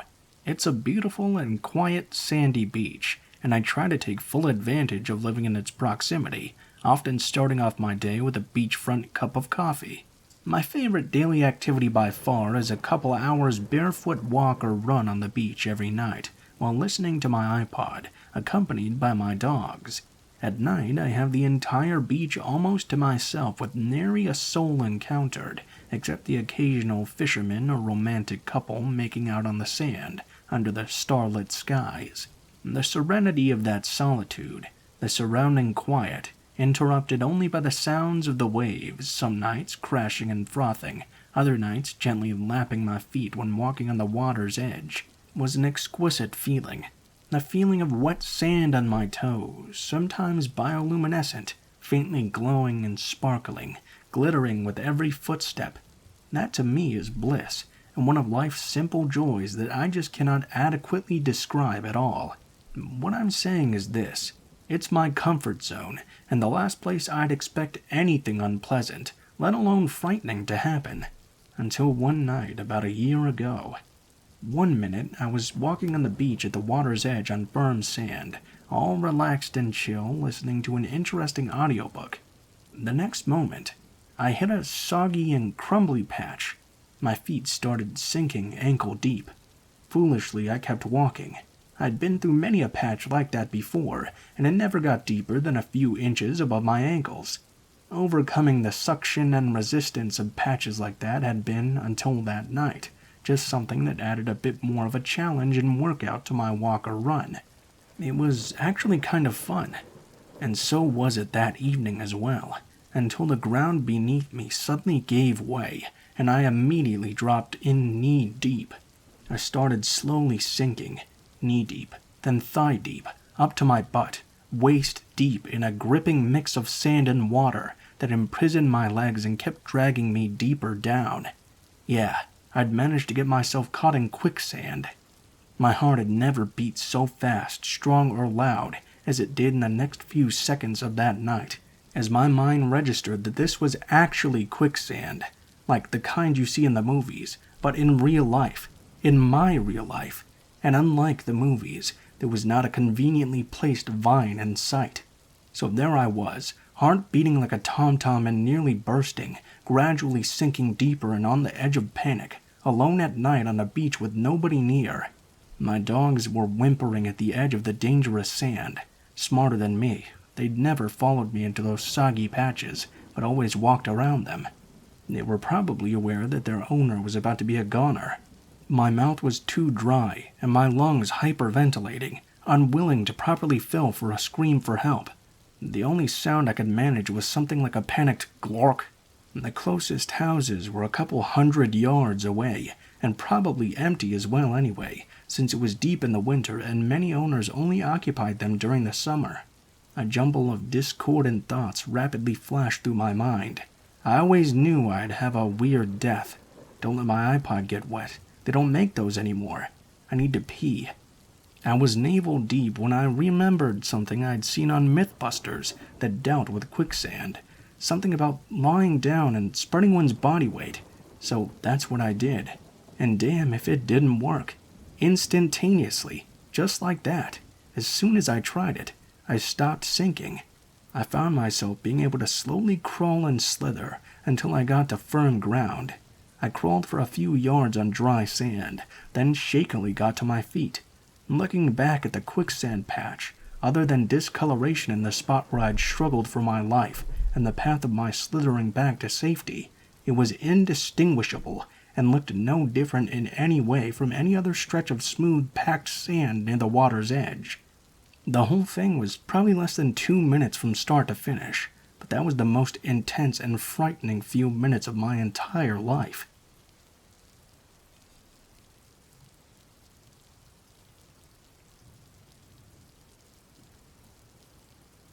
In high school, I had a stalker. Here's the story. I'll try to keep it concise, but there's a lot of information for sure. I was 16 and we met on Facebook initially. He went to a school nearby, and we decided to meet up for a movie. We had a great time together and ended up dating actually.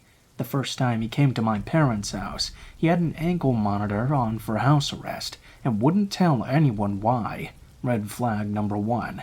Since he was a minor as well, we couldn't do anything to find out.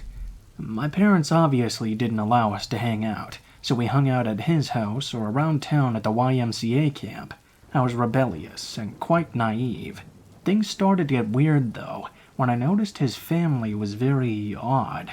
One day we were having sex in his bedroom, and I saw his father peeking through the blinds. I screamed and called him out, and his dad ran off. Stalker guy told me that his dad was just into redheads and liked to watch us, so this wasn't the first time. I went to leave and his mom was doing crack openly in the kitchen, and this was about the time I decided it was time to break up. This is when things got bad though. He started crying and told me he's in cancer treatment, and that's why he needs me. He doesn't have long to live, blah blah blah. I believed him and told him we could still be friends. This is when the stalking started. He switched schools to my high school, but never went to class. He would just stand outside of my classroom looking inside until it was passing period. When I would leave class, he wouldn't address me. He would just follow about 10 to 15 feet behind me to my next period and stand outside the classroom once again. I was too intimidated to say something to him. He was 6'4" and a pretty heavy-set guy, so I just let it happen for weeks. It started to progress, though, to where he would follow me home every day. He would get on the same bus as me despite living across town, and walk 10 to 15 feet behind me all the way to my house. He would stand outside, just staring up at the window until around the time my parents got home. Then he would just suddenly leave. Finally, I told him to fuck off and leave me alone. I told him we could no longer be friends, or even acquaintances, and to forget all about me. However, of course, that escalated things way further. I started getting about 150 calls a night. Half of them were him screaming death threats and in-detail torture methods that he wanted to do to me, and the other half were him singing me love songs that he wrote on his guitar. Every time I blocked his number, he seemed to just magically get a new one, and leave me more messages on that.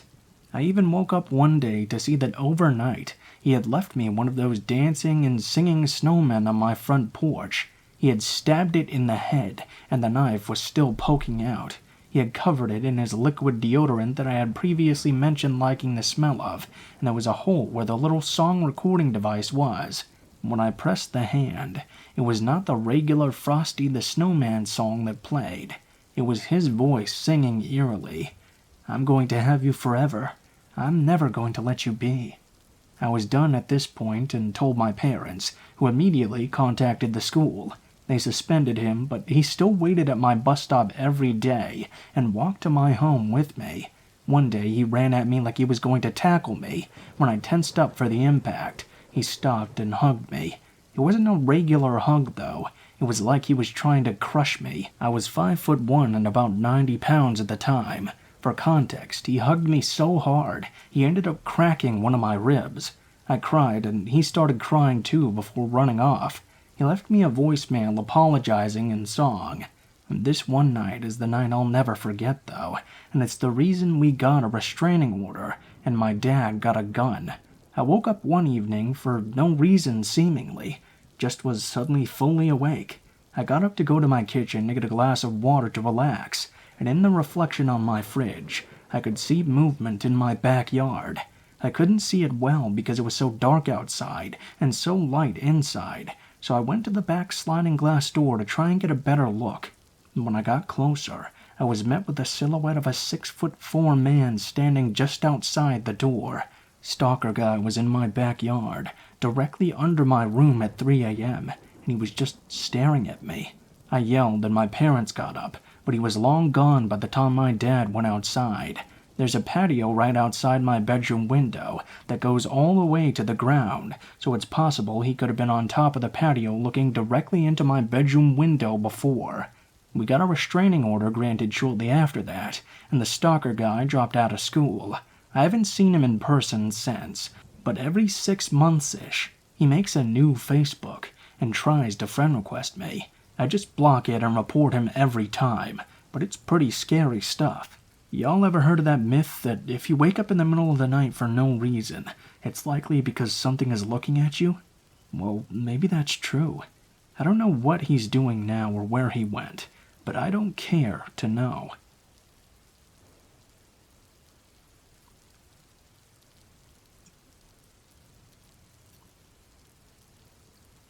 I had this older roommate who lived upstairs, about 45 years old. Skinny, tall guy, a bit socially awkward. Anyway, one day, I'm chilling on my porch when he suddenly asks me if I'm gay and says he found me on Grindr, a gay dating app. I say yes, that's me, I'm gay, and we talk briefly. The 4 months that followed were probably one of the worst experiences of my life. My nightmare begins. It started with fairly normal admiration, which I ignored or politely responded to, or declined, such as asking to go to dinner, complimenting me, trying to actively hang out with me by coming into my space, hitting on me, sending me good morning texts. And then it turned into sexual texts and comments. I love the way you walk. He would send me dick pics or tell me about his hookups, come to my room, etc. Most were over text. He also messaged me on Grindr, but I ignored it. I angrily confronted him about it after the dick pic, blocked him on Grindr even though I never messaged him there, and explained to him that I was not interested at all, like 0 chance. I requested that we keep distance and only text if emergency or important for the house. He apologized and stopped. Temporarily. Anyway, some time passes by. I forget about it, but he did not. He started sending me angry texts, hostile ones, many of them homophobic and racist. I ignore them, of course. He'd send me screenshots of my social media, and here are some other things that he did. He once walked into my bedroom while I was at work. My friend was sleeping over, and he was terrified to see him. My friend kicked him out, and the roommate later denied doing this. He started doing laundry like 2 to 3 times a week, going up and down the stairs 10 times or more each time.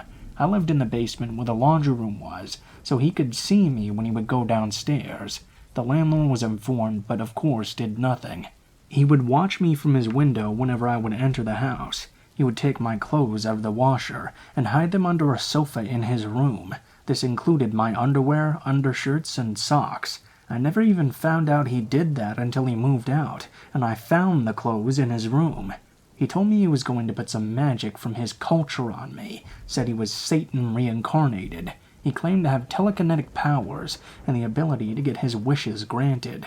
One time he sent me an "I really love you, but I also hate you" text on Saturday night, with a picture of him clubbing and holding a drink, and then sent me nude pics. I have many other examples, but I don't want to bore you with all of these. So, you're probably thinking, why didn't I try to stop it? Well, I did. I kept records of everything I could. The landlord was informed about it several times, actually, to which he did nothing. The landlord would either ignore me or promise to take care of the issue. I later found out he did actually message my roommate, but the convo went nowhere. The landlord finally offered to put a lock on the basement door after much convincing. I called the police and informed them. They said it was a civil dispute, and there was not much they could do. I asked if they could just give him a call or something. They said they would, but I didn't get a follow-up. The only way they'd get involved is if there was a direct threat made towards me. They wouldn't even look at the texts. They just said, take it to court. I couldn't get out of my lease agreement either. I was contractually obligated to pay, so I had to remain for the remainder of my contract. I called the tenant board in my city, and they said such an issue had to be taken to court to prove that him staying in this house is unsafe for me, or I could just move out, but they couldn't void my lease agreement. I blocked his number by calling my phone provider, but this didn't stop him from finding other means and platforms to contact me. My only option was a physical threat of violence, but all my friends advised me against that. The man was seriously sick. He once told me a story that he had had a romantic partner who didn't love him back. That partner had a sudden death when his brakes didn't work as he was driving. He gave me a creepy smile right after telling the story and insinuated that he'd made it happen, so threatening him was a risk. Plus, with me waiting on a response from the police or the landlord, interacting with the guy in any way would not work in my favor. I got 2 locks, one for my bedroom and one for the basement. He would still use the laundry though. He would still use the front porch. He would still message me all the time. Would be in the shared kitchen, shared washroom.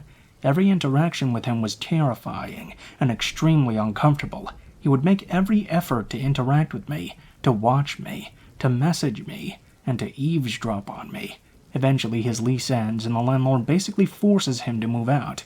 The roommate resisted and even threatened to stay.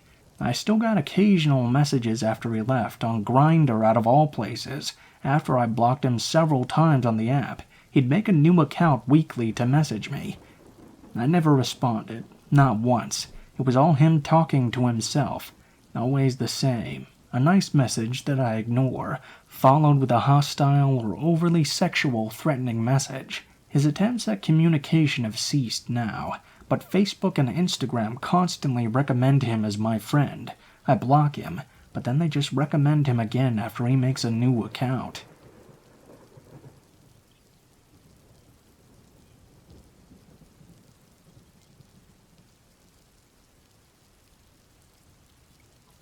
This is a long one, so bear with me. 2 years ago, I was working for a company as a person who measures houses. Most people haven't heard of it. It's where you essentially have an iPad and you go to people's homes, draw up floor plans, and measure rooms for carpet and hardwood flooring projects. Anyone can request one, really. I was 25 at the time, and I'm a female. One of the few females that work in this position, actually. I was actually really good at the job, so they gave me a lot of work, and I usually hit between 10 to 14 houses a day, driving all over multiple towns. This house happened to be my last house of the day, right in the middle of nowhere, and I was pretty exhausted. Once I got there, I was incredibly annoyed because the customer wasn't home and was late for his appointment. 10 minutes later, he pulls up next to my car. He was a middle-aged man, balding, wearing a normal office job attire with a tie and everything. He seemed a bit awkward, but was apologetic and let me into his home. Upon entering, the house was unbelievably spotless and organized, minimal furniture, and smelled like cleaning supplies. It didn't strike me as odd at first. He had 2 cats lounging in the living room after all. He first started acting weird as I was directed to the first bedroom. He mentioned offhand, "Wow, my cats love you. They don't take to strangers like this usually."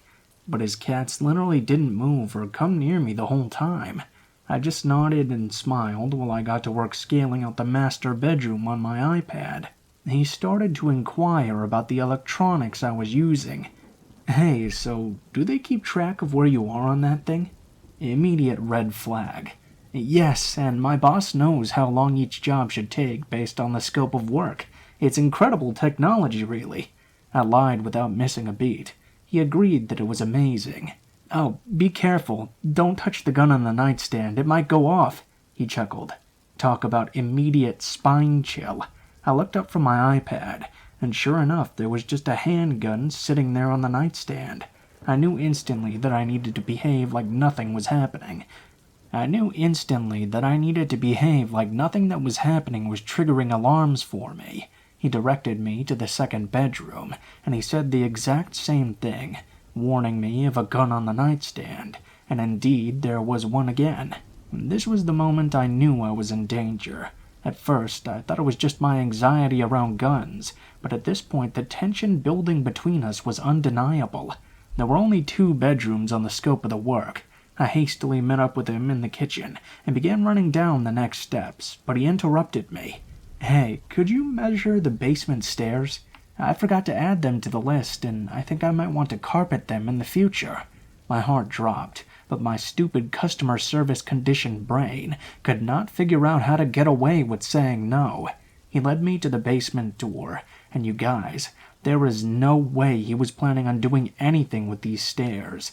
They were plank wooden stairs, L-shaped and leading down to a completely unfinished basement. Unfortunately, in order to get an accurate measure, I had to walk all the way down them into the basement. Meanwhile, he stood blocking the doorway, with a smile on his face, mentioning again about whether or not my boss knew where I was, to which I shortly replied, yes. Once I got down to the basement, I scanned the room quite quickly. There wasn't one, but 7 deep freezers lining the walls. In the middle of the room was a lit, low-hanging ceiling light, revealing an old television set, VHS tapes scattered on the floor, and an old recliner facing the TV. Behind the set, 2 white shelves full of VHS tapes.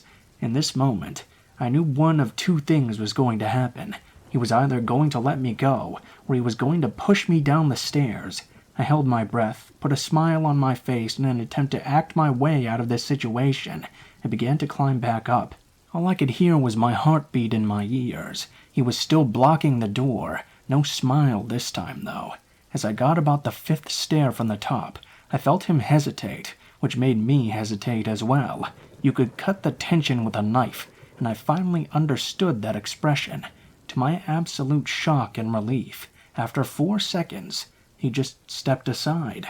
I made a beeline towards the front door, not saying a word, when he stopped me again, saying, "Oh, before you go, won't you give my cats a treat? They loved you so much." He was holding a bag of cat treats. I quickly gave his cats a treat, thanked him, and practically ran out of the house. Definitely ran to my car. The second I got out of his driveway, I had the most intense panic attack and cried. I tried to call my boss, but I was in a dead zone. The truth of the matter is that my boss would not have noticed I was missing for at least 24 hours when I didn't root my day the next workday. Yes, he would have eventually been caught, as it was my last known location, but I would have been long dead. I suffered PTSD from this experience. I couldn't sleep for a week. I was petrified to work my job, but I had no choice. This day still haunts me. The worst part, I was just so fucked up, jumbled, and in denial over the experience that I forgot to write down his address.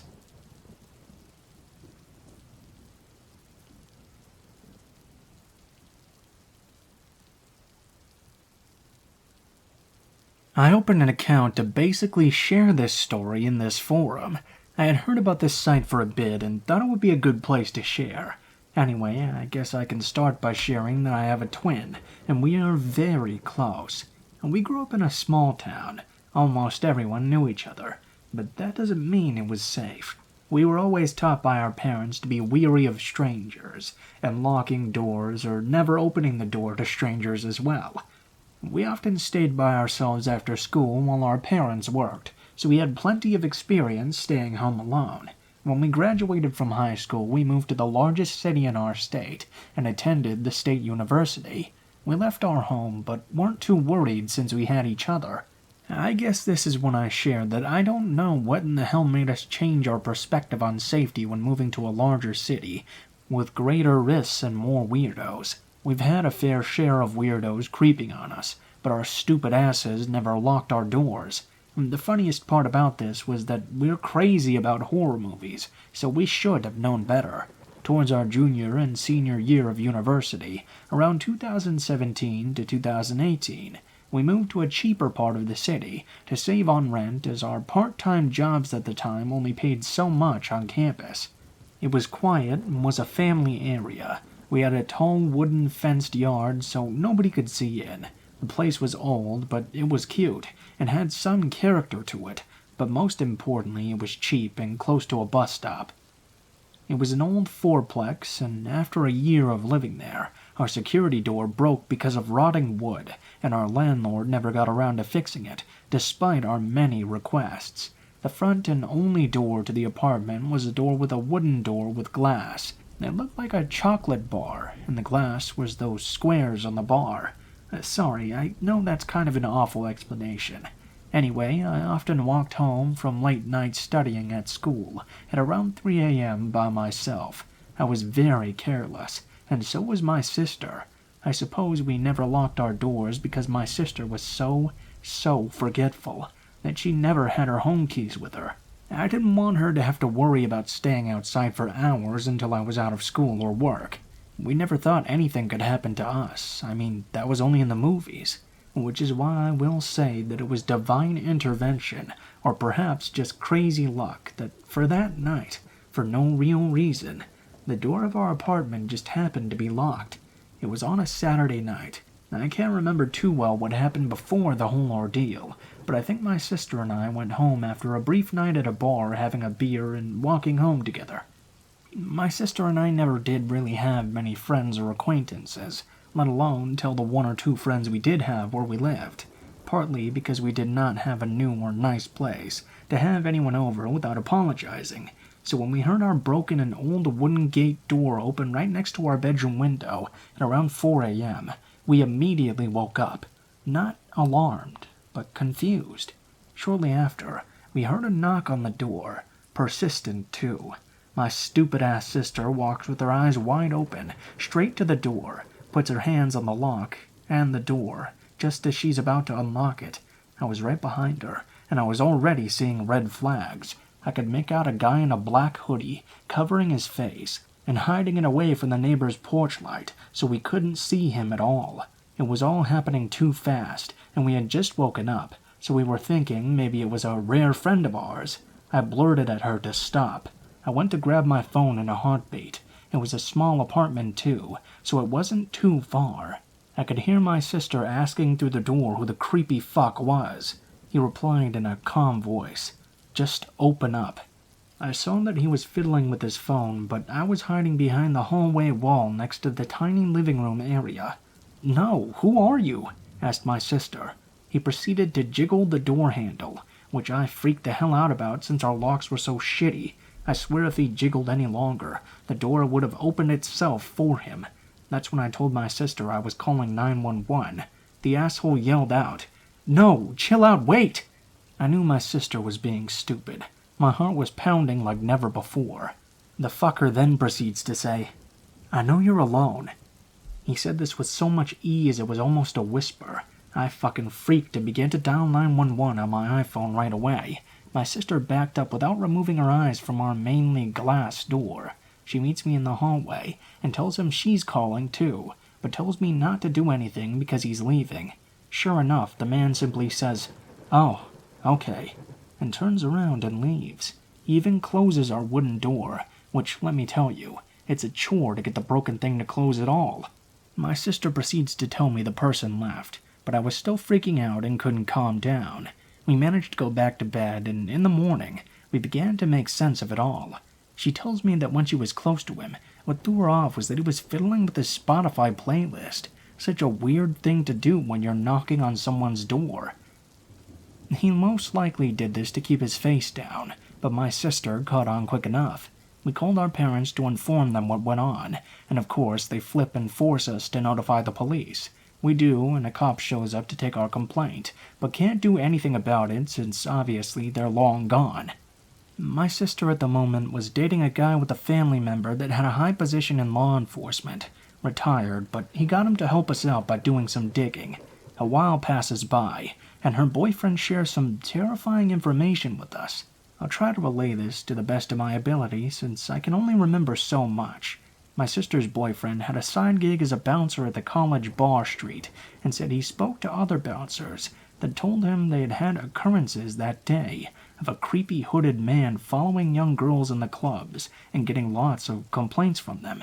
This is probably how they saw us. God knows why they didn't make their move when we walked home in the dark. The retired family member was able to relay only a bit of information, since this wasn't some official case, and could get in trouble for doing this kind of questioning or research without a warrant or some crap like that. He notified us that there was not only one dude outside our house. I know he did in fact do some research, since my sister's friend told us his sister, managing a coffee shop in the area, had had a guy come ask about specific men, and if they were seen in the area. He left as soon as she threatened to call the police. Street cameras indicated there were 2 other men aside from the one jiggling our door handle, waiting right outside the gate next to our bedroom window, most likely to jump out as soon as we opened the door.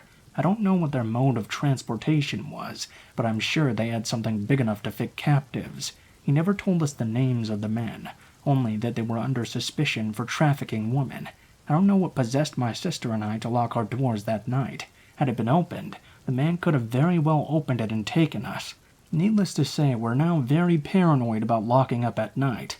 I'm very grateful things turned out the way they did instead of the alternative. Please be careful about locking your doors, or walking alone at night. This shit really does happen, and it's very real.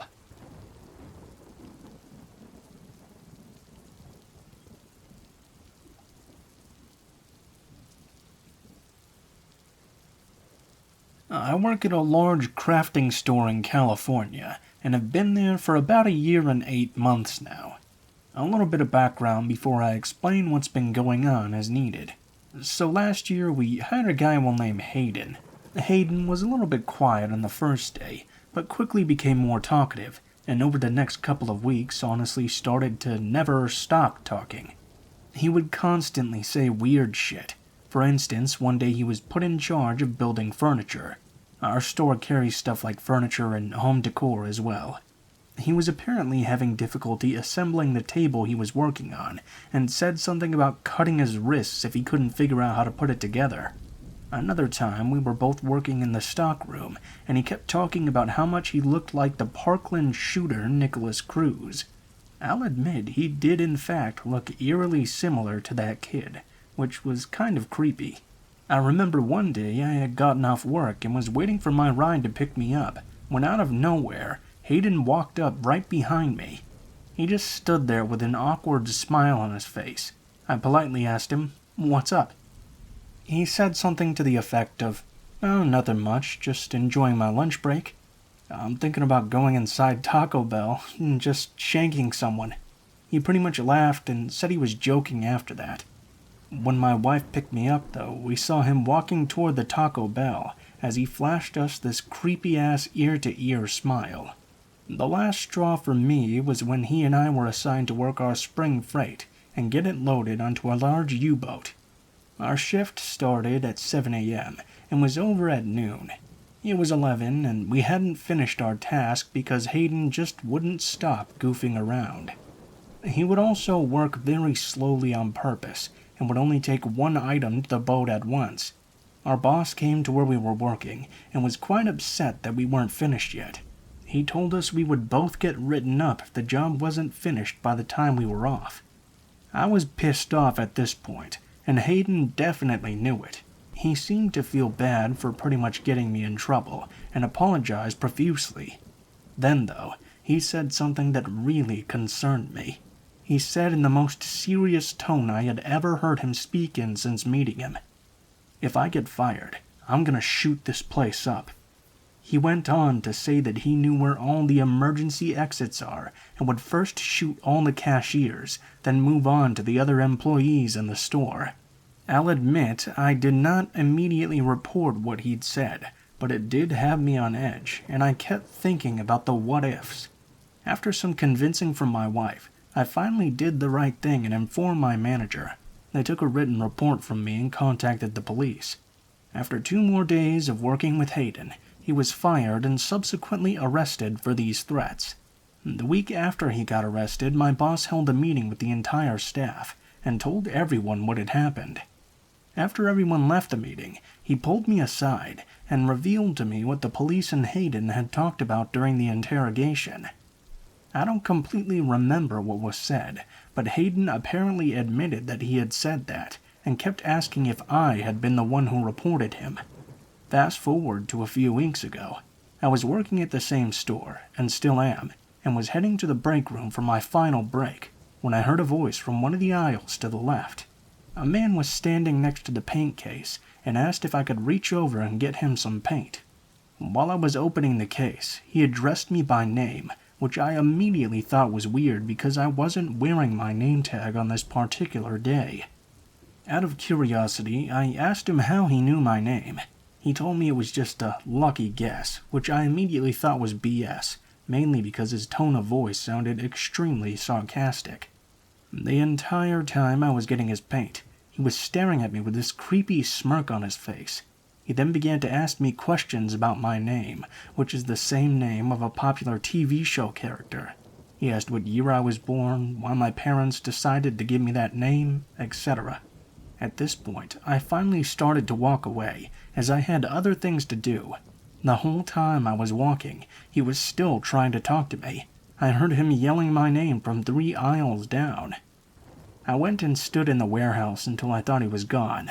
Later that same day, one of my coworkers asked me if I knew the guy who was buying the paint. I told her I didn't. She told me that after I had left, he had approached her and asked her all kinds of questions about me. If I'm a good worker, if she likes me as a coworker. This is an ongoing issue too, as he's come into the store 2 other times, one being yesterday during my day off, and apparently even asked for me specifically. I don't know for sure, but I suspect this guy might be cousins with Hayden, as they look alike and have similar mannerisms. Both look similar to the Parkland shooter, and have that same creepy vibe. Might not be the scariest thing on here, but it's still freaky. I'll update if anything else happens. Update. Tonight I worked the closing shift and was outside getting carts after the store closed at 8 p.m. when 2 SUVs suddenly pulled into the parking lot. One of them parked behind the store, and the other one parked in the main parking lot. I was standing in front of the entrance doors when a man dressed in all black and wearing a hood stepped out of one of the SUVs. Another guy walked up next to him, and they both started approaching the store.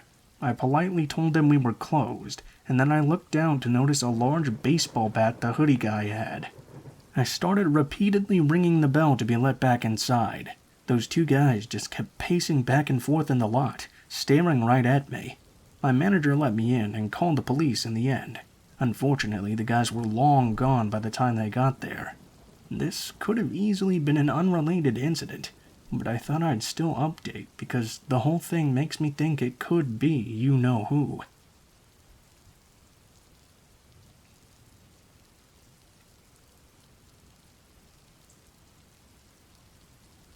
In October, it will be about 3 years since I came alarmingly close to a real-life horror movie. I took my now ex to the Mohican Cabins in Ohio for our 1-year anniversary. It was beautiful weather, and we were staying in a decked-out treehouse in the middle of the woods. I had read great reviews about the place, and decided it would be a perfect little getaway for us.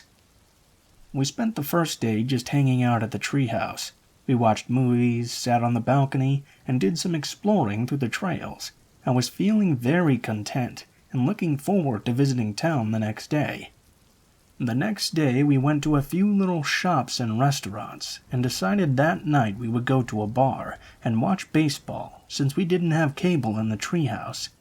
I kind of had a cold, but I figured I'd stick it out and drink a few beers with my boyfriend, so he could enjoy watching his favorite team play.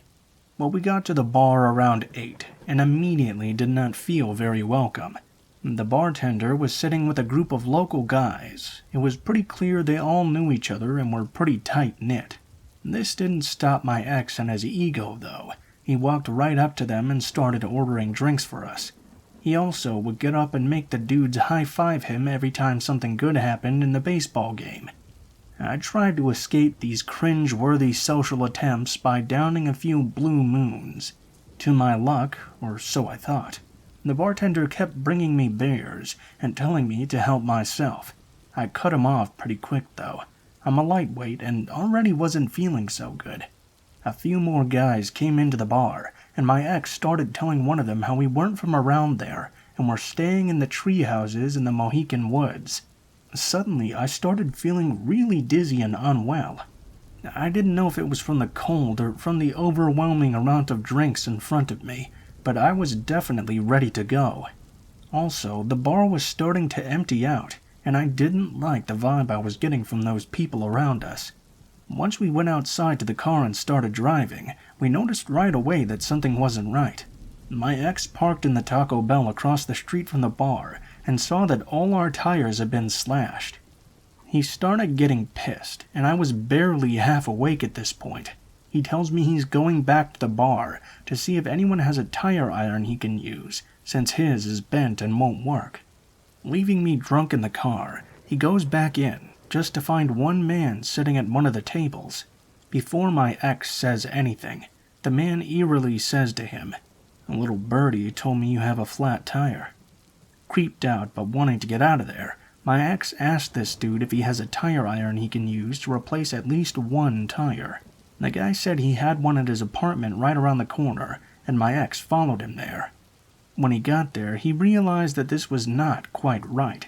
The guy's apartment was full of those big plastic barrels used to store hazardous waste, and there were just stacks of paper and boxes everywhere. The creepy dude was taking his good old time and saying he just needs to look a few places for the tire iron. Finally, it clicks in my ex's head that he was just lured away from the car I was sleeping in. He tells the creep to forget the tire iron and runs back. He turns the car on and drives back to our place on basically his rims, going as fast as he can. There were no streetlights and basically no one else around. We were driving at like 3 a.m. up a dark road, just hoping the car makes it. Once we got back, we realized some of the people there knew where we were staying and could easily find us. Needless to say, we stayed up through the night with a hatchet next to us. First thing in the morning, we called to have our tires changed and got the fuck out of there. I don't know what would have happened if my ex hadn't reached the car sooner, but my mind is telling me that these guys planned to keep him away from me as long as they could, for who knows what reason. Also, I do want to mention that everyone else we met in that town was super nice and welcoming, so don't let this story discourage you from checking the place out.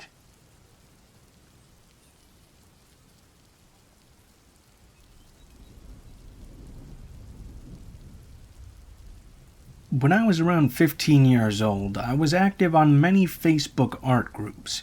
Where I live, everyone uses it, so don't shame me. I got to meet many people online who were often my age, and ended up making lots of friends. They were never from my city though, not even my own country, so when I finally did find someone from my city, I got kind of excited. This dude told me he was my age. Spoilers, he was not. He was at least 18 at the moment. Like the dumb kid I was, I believed him. We talked for 2 months, I think, and he seemed pretty chill, at least until he started to ask for personal info and pictures of me. Let me tell you, I may be an idiot, but I am not that stupid, so I never sent anything. My Facebook profile didn't have any either. Sadly, my mom did have some pics of me. I tend to stand out as well because I'm very tall and have recognizable features. Now before continuing, I want to address the title of this story. Why Ronald McDonald? Well, this guy was very obsessed with Ronald McDonald. He had pictures of him everywhere, and would share mostly old photos of the suit. At the time, I thought it was a joke or a weird aesthetic, and since I've always loved creepy photos, I didn't think too much of it. At least until he started to show his clear obsessions with the clown.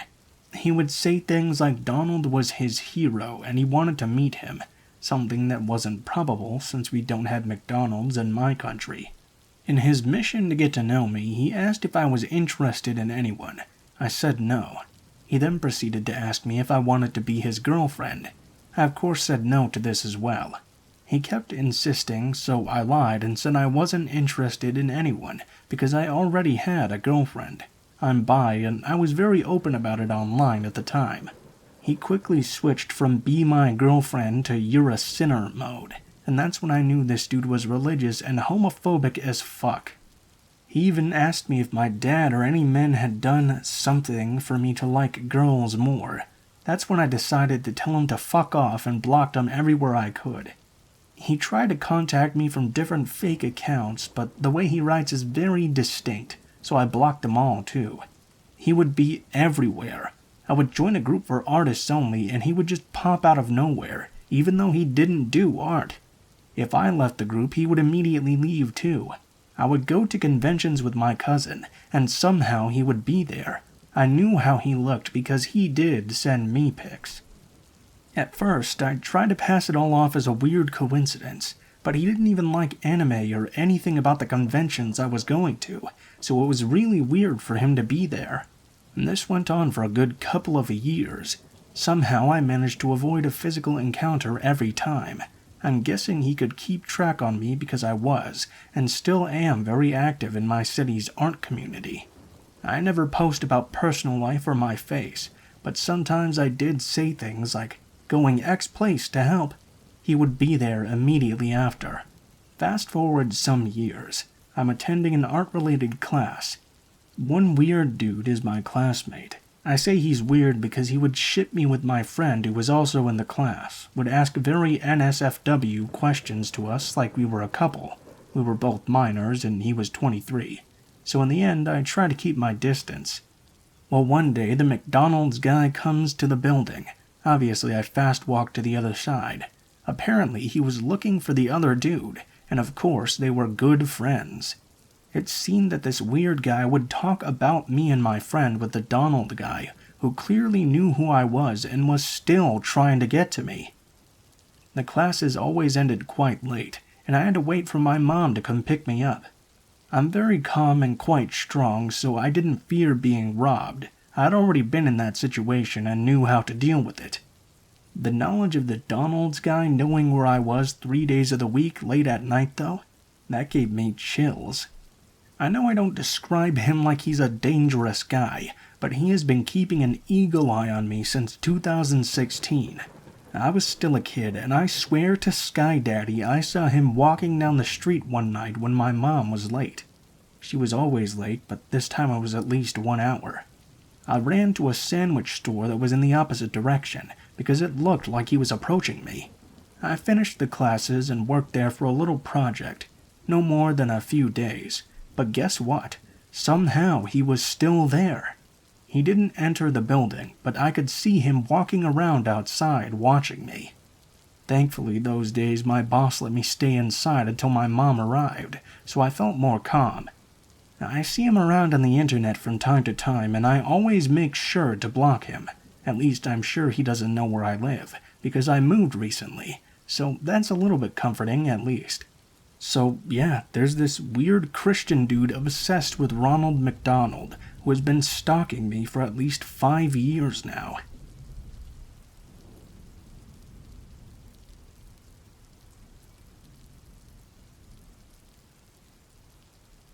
This happened 3 years ago, but requires some background. My best friend and I grew up in a sleepy, wannabe New Jersey Central Florida town, and were basically the outcasts. We had met in 6th grade, when I'd overheard her talking to another classmate about bionicles, my 11-year-old self's passion. We became fast friends and were very soon inseparable. We soon began the gauntlet of sleepovers, birthday parties, and family gatherings. We were practically siblings. She was the first person I'd come out to as bisexual, and in turn I was the first person she'd told about being trans. Her home life was tumultuous, though I can't say mine was much better. We often had a habit of taking refuge at each other's houses. Like I said, we became like siblings. Her father was an alcoholic, very strict and prone to physical discipline. Her sister was a stuck-up girl who soon gravitated towards the hicks and jocks when we entered high school. Her mother was a pseudo-vegan hippie love child, held over from the 80s. When I was 23, herself 22 at the time, we had another long night of sleeping over in order to escape another fight with her mother. She had recently lost her job at Walmart, and I was going into my first shift at Taco Bell the next day. On the drive home the next morning, she excitedly told me that since she now had her own vehicle, she would be applying at pizza places that were in need of a driver. I was proud.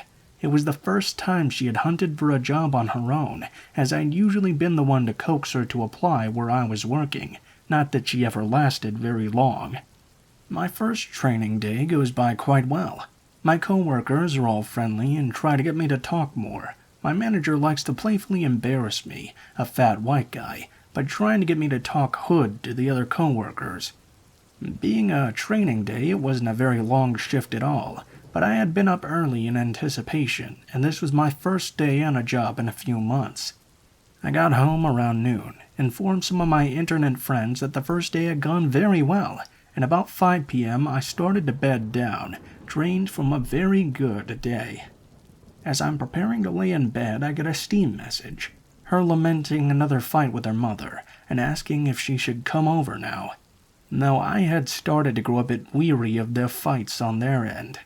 I had begun to repair my relationship with my family. A few friends and I had given her advice many times on how to better approach things. In my infinite wisdom and eagerness to sleep, I left the message unread and drifted off into a deep slumber. Well, at around 8 p.m., I was suddenly awakened by her bursting into my room in a panic. Having just been ripped from a nice dream, I was groggy and disoriented. I dragged myself to the bathroom to relieve my bladder and came back to my room to find her rocking back and forth on my bed. It's at this time I noticed she was covered in blood, so I asked what happened. She informed me that she just saw someone murder her mother with a knife. My mind goes blank. In the deepest parts of my mind, alarm bells start ringing. Isn't the rocking back and forth a bit overdramatic? Why didn't she call 911?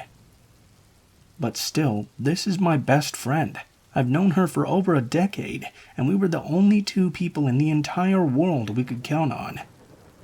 I suppressed it and went to inform my sister and stepfather. My mother had passed the year prior, and it was roughly a month to the anniversary of her death. We were all in a dark place, antisocial as always. It was the only way we knew how to handle emotional issues.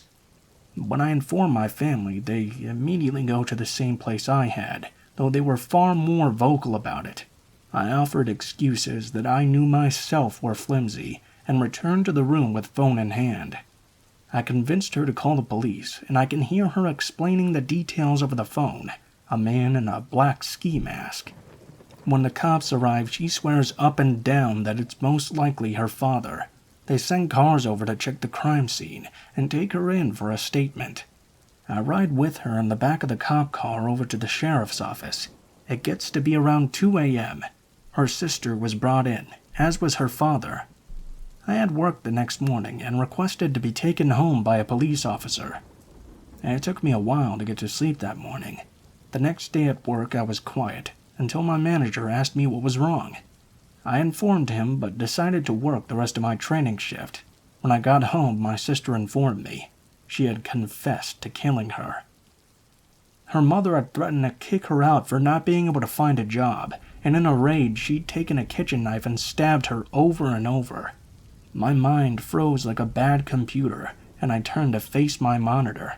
I was in a Discord call at the time, and all I could weakly say was, "My best friend just confessed to murdering her mother." I hung up and laid down on my bed. Her last trial was the 7th of this month. I don't know the results, though my grandmother tells me she took a plea deal for life in prison rather than the death penalty. Part of me wants to contest that, to demand that they take the death penalty for ridding the earth of such a peaceful and caring woman's shadow. A large part of me, though, is just glad she's being punished. You were my best friend, my sister, and my platonic soulmate. But please, let's never meet again.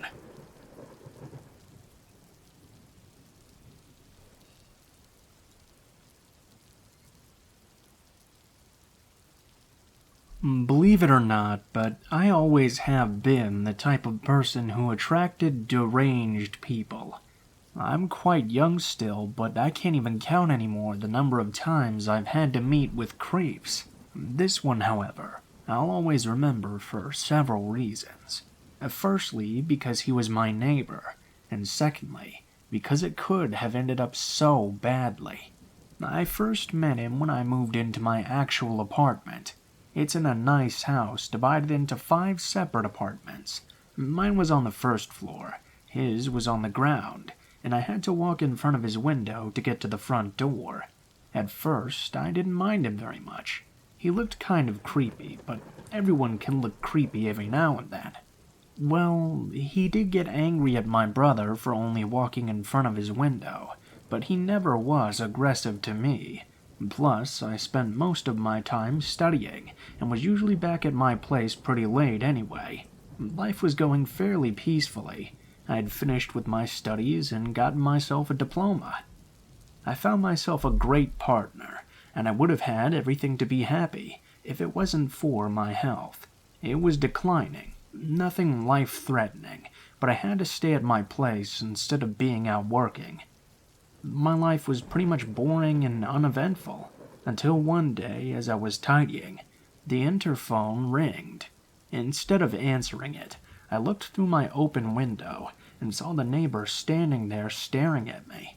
He was standing there in front of the door, just still and kind of threatening. I tried to ask him if he needed something. I waited there for him to answer, but after an extremely long silence, he just pushed his way in. I heard his door closing. It was weird, but I had better things to do, so I just went back to sweeping my floor. A week later, all of his shutters were closed. There was an inscription on all of them, sealed. It didn't look official, more like crooked handwriting and messy black marker.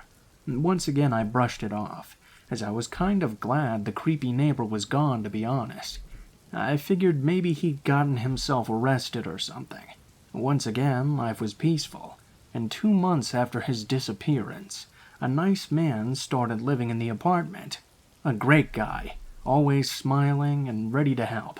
He had his head shaved like the old neighbor, but he was very chubby and extremely friendly. Everything was really good for a year, but then things went down, and oh boy, how ugly it got. I would usually say hello to this nice neighbor. He would politely ask me about my day, my partner's day, just any random thing. That day, though, he didn't say hello when I passed by his window, like he usually does every time. Instead, he was just sitting in this chair, staring at me with dark eyes and following my every move. I still waved at him, though, smiling. I figured he must have just had a bad day.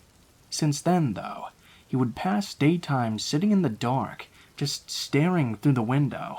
At night he would blast this metal music while he laughed and screamed like a maniac. At this point, neither me nor any of my other neighbors could sleep. We kept calling the police, but they didn't really care about some noise. I don't know when exactly I figured the nice neighbor was the creepy neighbor, but when I did, it left me with a sour taste in my mouth for some reason. Probably because I knew for sure he had a history of violence and fights gone bad. Then one day I was at a friend's for a week. Since my partner was working, he was keeping our apartment. I was shopping with my friend when I received a message that made me shiver. The neighbor had let himself into our apartment. My partner had not noticed he had left the door unlocked, and the neighbor just climbed the stairs, opened our door, and forced his way in. I can't say exactly what happened, since I wasn't there, but apparently he wanted to shave my partner's hair and eyebrows. He was completely delirious, having a hard time talking and just saying complete gibberish. My partner managed to get him out and close the door, thankfully. He was merely amused by the whole thing. When I got back, though, things were starting to get worse. At first, he would stop me and my partner in the street, completely gone, telling us how the only reliable source of information was our toaster. Then he started to corner me. He would wait for me to almost reach the door, and violently burst his open. He would then tell me how I shouldn't go out, how I should never trust anyone but him. It was clear as day how bad his mental health was, as his speech was getting more and more slurred, and he would take long pauses while staring off to the sides.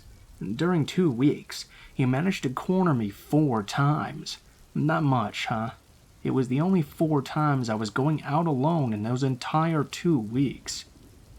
This period of time was awful. I couldn't leave my apartment alone.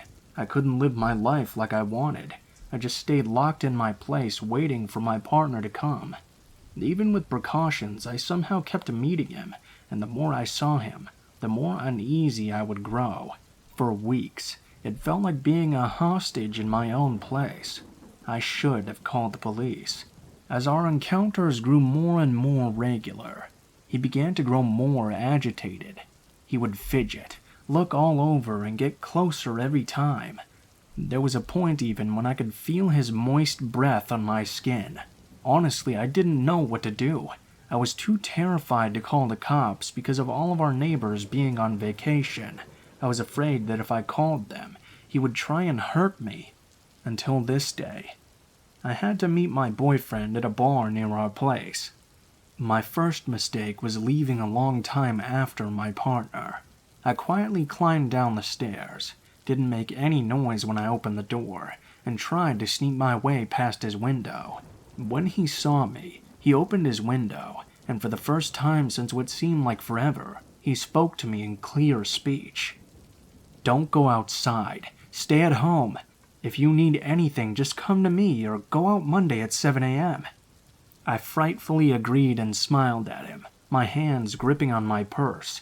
I looked at him closing his window, and I waited for him to turn his back and start walking away. When he saw me walking, he screamed, "Don't fucking go!" I saw him reaching out for his door, and I felt my blood running cold. I was nothing compared to him. I had no strength. I was just a still quite sick person against this massive man, so I ran. I ran for 2 minutes to the bar, passing bystanders who I'm sure stared and gawked at me. I ran for my life, and kept running like this until I saw my partner and our friends at the table, and then I just cried.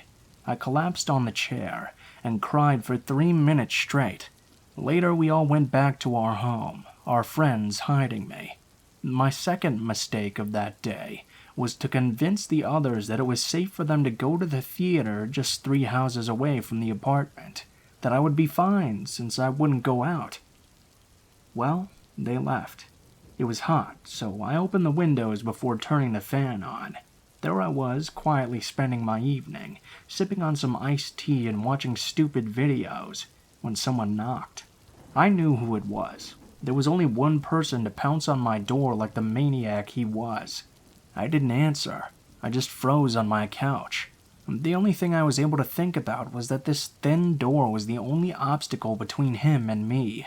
And then he started screaming. I didn't get everything he said. The fan was covering much of the screaming, but I could still make out some intermittent words. Children of the devil, trust, open the fucking door, and the worst one, you'll burn. Then there was this laughing, straight out of a horror movie. When I heard him laughing, it dawned on me how alone I was, how we were the only 2 people in this whole house, how he could just snap the door open, and God knows what he would do. I found the force to get up. I went to my bathroom and sat behind the door, and then I cried again, trying to muffle out the screaming and laughing. I texted a friend who convinced me to call the cops. This time they answered. I called too late, though. He was already back to his apartment by the time they arrived. 3 polite knocks. I let him in, trembling. There were 5 of them, one of them on the step of another apartment. He found glasses filled with alcohol, all partially drunk. I could hear the poison in his voice when he bitterly muttered, "This asshole took liquid courage then." They believed me. They reassured me, but end of the day, there was very little they could do. All I could do was just sit and wait, terrified. After this, I went to the station and filed a report. I quickly learned that 2 others had done the same as me. A social worker went to the neighbor, talked to him, and apparently he had sworn to never bother me again. After that, it would just be loud music in the middle of the night and nothing more. Still, though, I just had this lingering feeling that it wasn't over. For 2 months, everything went by fine, until one morning I opened my door and found a beer on my doorstep. I left it there, and it was only gone late at night. Next day, same thing. He just kept putting beers in front of my door for a week. It was 10 a.m. I was just out of the shower, dressed with a black t-shirt, but still in underwear, when my interphone started ringing. Like I always did, and because my window reaches my belly, I passed my head through the window. There I saw a man who worked in an office just in front of the house. He was maniacally screaming at me, doing these wide gestures, obviously panicked, but right next to him the neighbor was grinning. It took me a couple of seconds to understand what was going on, way too much preoccupied by the sinister expression of my neighbor. But when I heard it, "Come out! You have to leave now! The house is burning!" I looked in the direction of my neighbor's apartment. Sure enough, thick black smoke was coming out of the open windows. I put on my jeans and grabbed my key. No ID, no cell phone, nothing but my clothes and my keys. In the corridor, I smelt the smoke. I coughed a couple of times before running out. I was frightened. I was confused. I was supposed to go to an apartment for a job only 30 minutes from this point, but instead I was just watching the house burning down. I was fearing for my home being turned into nothing but a pile of ashes. The neighbor was just standing there, a glass full of an amber-looking liquid and this freaking grin. He was smoking, looking at the smoke while the working man screamed at him. "You see? I told you there was someone inside! I told you!" I was still watching it all burn, asking myself how long it would take before the fire reached my apartment, when someone grabbed my arm. It was a woman, one of my neighbors who also worked next door. She grabbed me and forced me to sit on the bench with her. She took my hand gently and kept telling the neighbor not to approach me. She gave me water, helped me contacting the person I was supposed to see for the job. Most importantly, though, she did not let the neighbor get anywhere near me and stood in front of me the whole time, doing her best to shield me. The firefighters arrived quickly, along with the cops. They asked him basic questions like whether or not there was gas inside, but he mocked them, laughed at them. He tried to smash his glass on a cop's head. And that's when they arrested him. That's when the woman let my hand go and told me that this time we were finally free from him. The fire was put down quickly. Thankfully, only his apartment was burnt thanks to the isolation. However, the level of carbon monoxide was high enough to kill anyone who would have stayed. All of his belongings were put in front of the house. Inside, the wall of the corridor, so white when I had left, was gray, and every place a screw had been had left a black stain on the walls. It smelled like smoke, burnt plastic, and wet ashes, but all the people were fine, thankfully. The neighbor was sent to a psychiatric hospital, and the landlord was finally able to break the contract. A neighbor told me that when he had left that morning, there had been a beer in front of my door, but when I exited in a hurry, there was nothing. The fire was ruled as accidental, and we haven't heard much of him since then. Slowly, I was able to go outside without activating my phone camera and gripping my keys like knives every time. I was able to climb down the stairs freely after all this time. I was finally able to rest. But the belongings stayed for a long time, and each time I passed to get to the front door, I would see his notebooks lying around. I had always told myself that I wasn't that kind of person. I would never snoop around. Still, though, curiosity got the best of me. Like I had expected, a lot of gibberish was written down. Some racist stuff and a lot of Nazi symbols. Nothing abnormal coming from this guy. But then I found something else. Like a log. Still hard to decipher until it all clicked. Under my eyes were all of the times when people would enter or exit the house. He kept traces of everyone's moves. I found my pages quite easily. Each day for at least 6 months, he knew every time I was alone. He knew when I would go grocery shopping, how long I would leave for, how I looked when I was back. Every time I passed his window, he would write it down. He would write down comments which sometimes would make sense, and sometimes not. And most importantly, when the fire started, he knew I was still inside, and he knew I was the only one left. I closed the thing and just went to my apartment. I closed the door like you close a case, but I still silently prayed to never meet this man again, because if we did meet, I don't know whether or not I would live to be able to tell the story.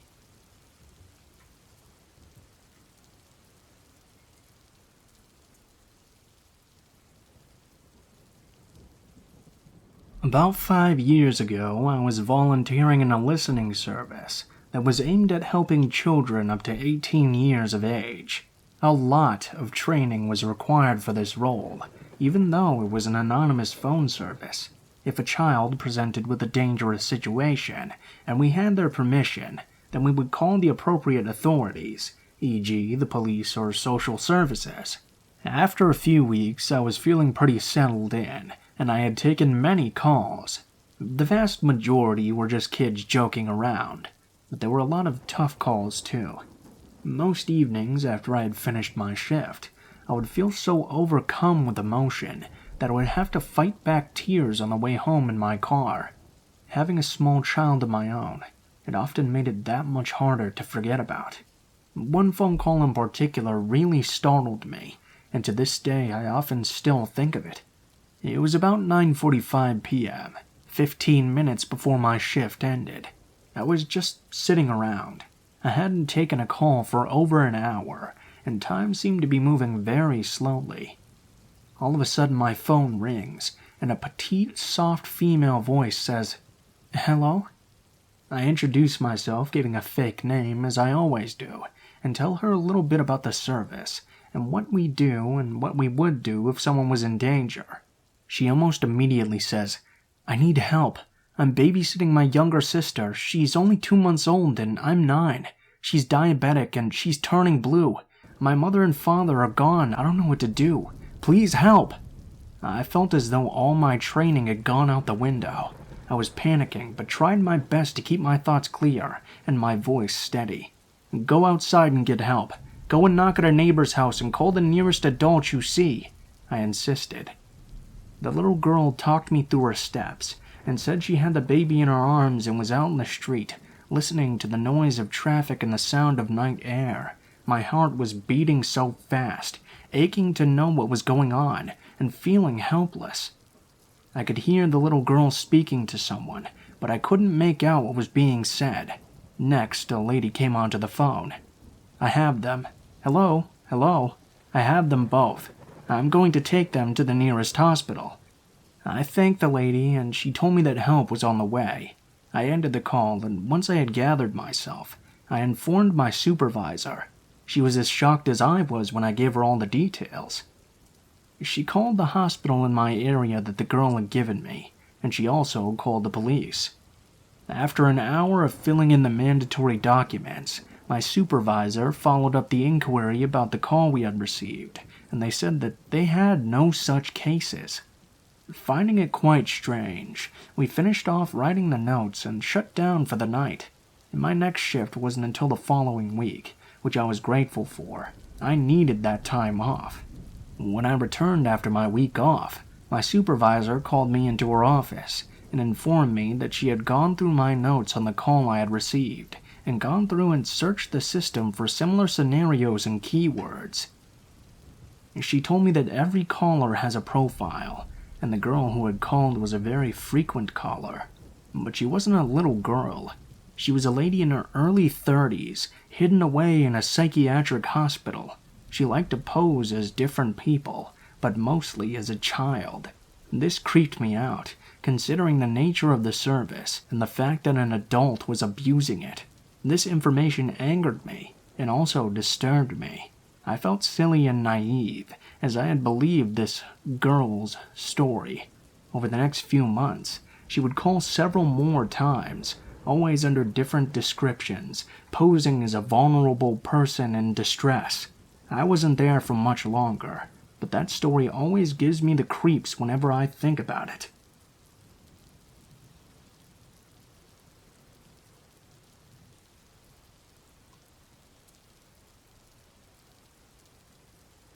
Long-time lurker. Figured I'd share my story.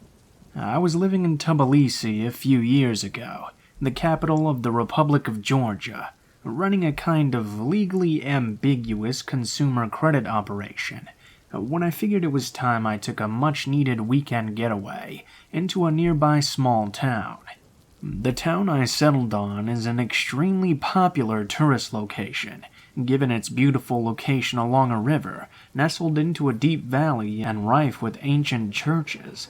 With many options for potential guest houses, hotels, and rentals, I decided not to book in advance and to just traipse around until I found something appropriate. I found a very adequate guest house perched on a hill with about a 1-acre plot. Upon entering the guest house, I was greeted in typical Georgian fashion by an incredibly hospitable woman in her 60s to 90s. It's a bit of hyperbole, but former Soviet Union is like that aging-wise. And her son, who was in his early 30s, who resumed his yard work of filling a large hole.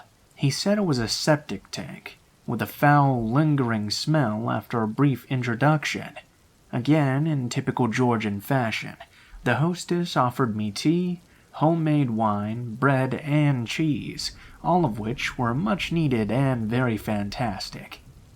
I'm an American, but my family came from Eastern Europe, so I speak Russian as most Georgians do, and we were able to do quite a lot of chatting. Our conversation progressed from the basic get-to-know-you bits to more personal information, like whether I was seeing anyone, who I was dating, which does come up in surprising frequency when you tend to meet sweet grandmothers who want you to meet their granddaughters. At the time, I was dating a fellow expat from a Western European country. When I told the hostess that I was seeing someone, she seemed quite thrilled and asked me to show her a photo. She reacted with an "ah" and nodded in approval, commenting on her physique in a way that would have been very inappropriate if she wasn't a cute old grandma, that is. I was then pressed by the hostess as to why I didn't invite her and how that isn't what a good boyfriend would do. Put on the spot like this, I lied and told her that she was very busy with a work project. She wasn't, of course, but would be arriving later in the evening. Didn't even ask. The hostess was elated by this news and called over her son and asked me to show the photo of the girl I was seeing. Early in our conversation, it was established that I do not speak in Georgian. The son saw the photo, affirmatively nodded, and spoke in Georgian to the hostess very briefly. Then he turned to me with a beaming smile and a thumbs up and said, "You're pretty lucky, brother," in English. He then in Russian asked if I had texted her yet to invite her. I lied and said I did, and reiterated that she would be arriving within a few hours. It was around 4 p.m. at the time, in a beautiful golden hour glow that lit up the surrounding mountains and valley. The son said he would join us, and asked if I liked katcha.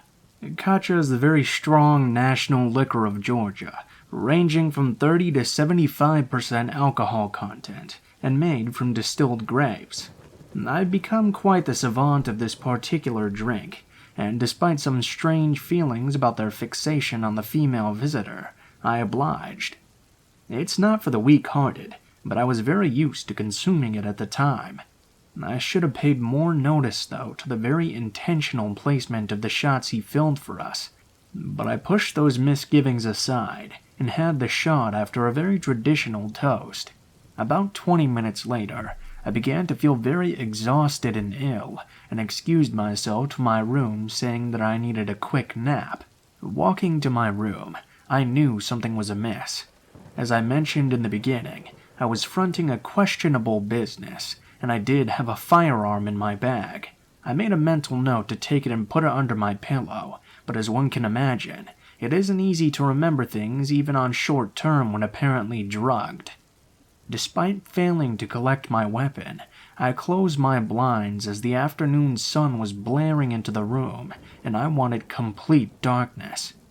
Passing out at around 4:30 p.m., I awoke to darkness at 4:45 a.m. with a raging headache. My window shades were partially opened, despite knowing I had closed them before passing out. They were opened with about 2 feet of space visible to the outside. My bags were not in the position I had left them, and the television was on and on high volume, despite me never having used it, and the door was only partially closed. I peered out of the window and didn't see anything, so I quickly went to my bag, retrieved my firearm, and went to the bathroom with the intention of calling my coworkers or a driver to come pick me up. I had no cell service and no Wi-Fi, despite having perfectly fine reception just the day prior. I went back to the bed with the weapon under the pillow, with zero desire or inclination to fall back asleep. After an hour or so of pretending to be asleep, though, I saw the sun peer through the window to get a look inside. At this point, I was certain it was not my imagination playing tricks on me, and that I was in real trouble. I came out around sunrise to find both the hostess and her son sipping tea on the deck, and told the hostess that my girlfriend was arriving soon on a bus, and that I'd bring her when it arrived. I grabbed my backpack and left my other bag to give the impression I wasn't fleeing, got service immediately after leaving the property, and called a partner to pick me up. An old-school businessman who was floating the money I'd run the lending operation with. I told him the story, and he said he would handle it. He did handle it. I still think about the foul-smelling hole the son was digging. Last guessed. Weeks later, I decided that wasn't the place or business for me, and applied to law school in the other side of the world.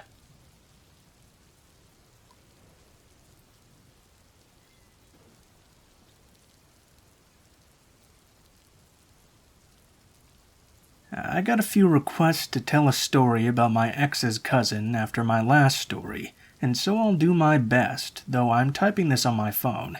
I suck at grammar too, so don't hate too hard. I don't want to disclose any identifying details, so at times it might feel a bit vague, but feel free to ask any clarification questions.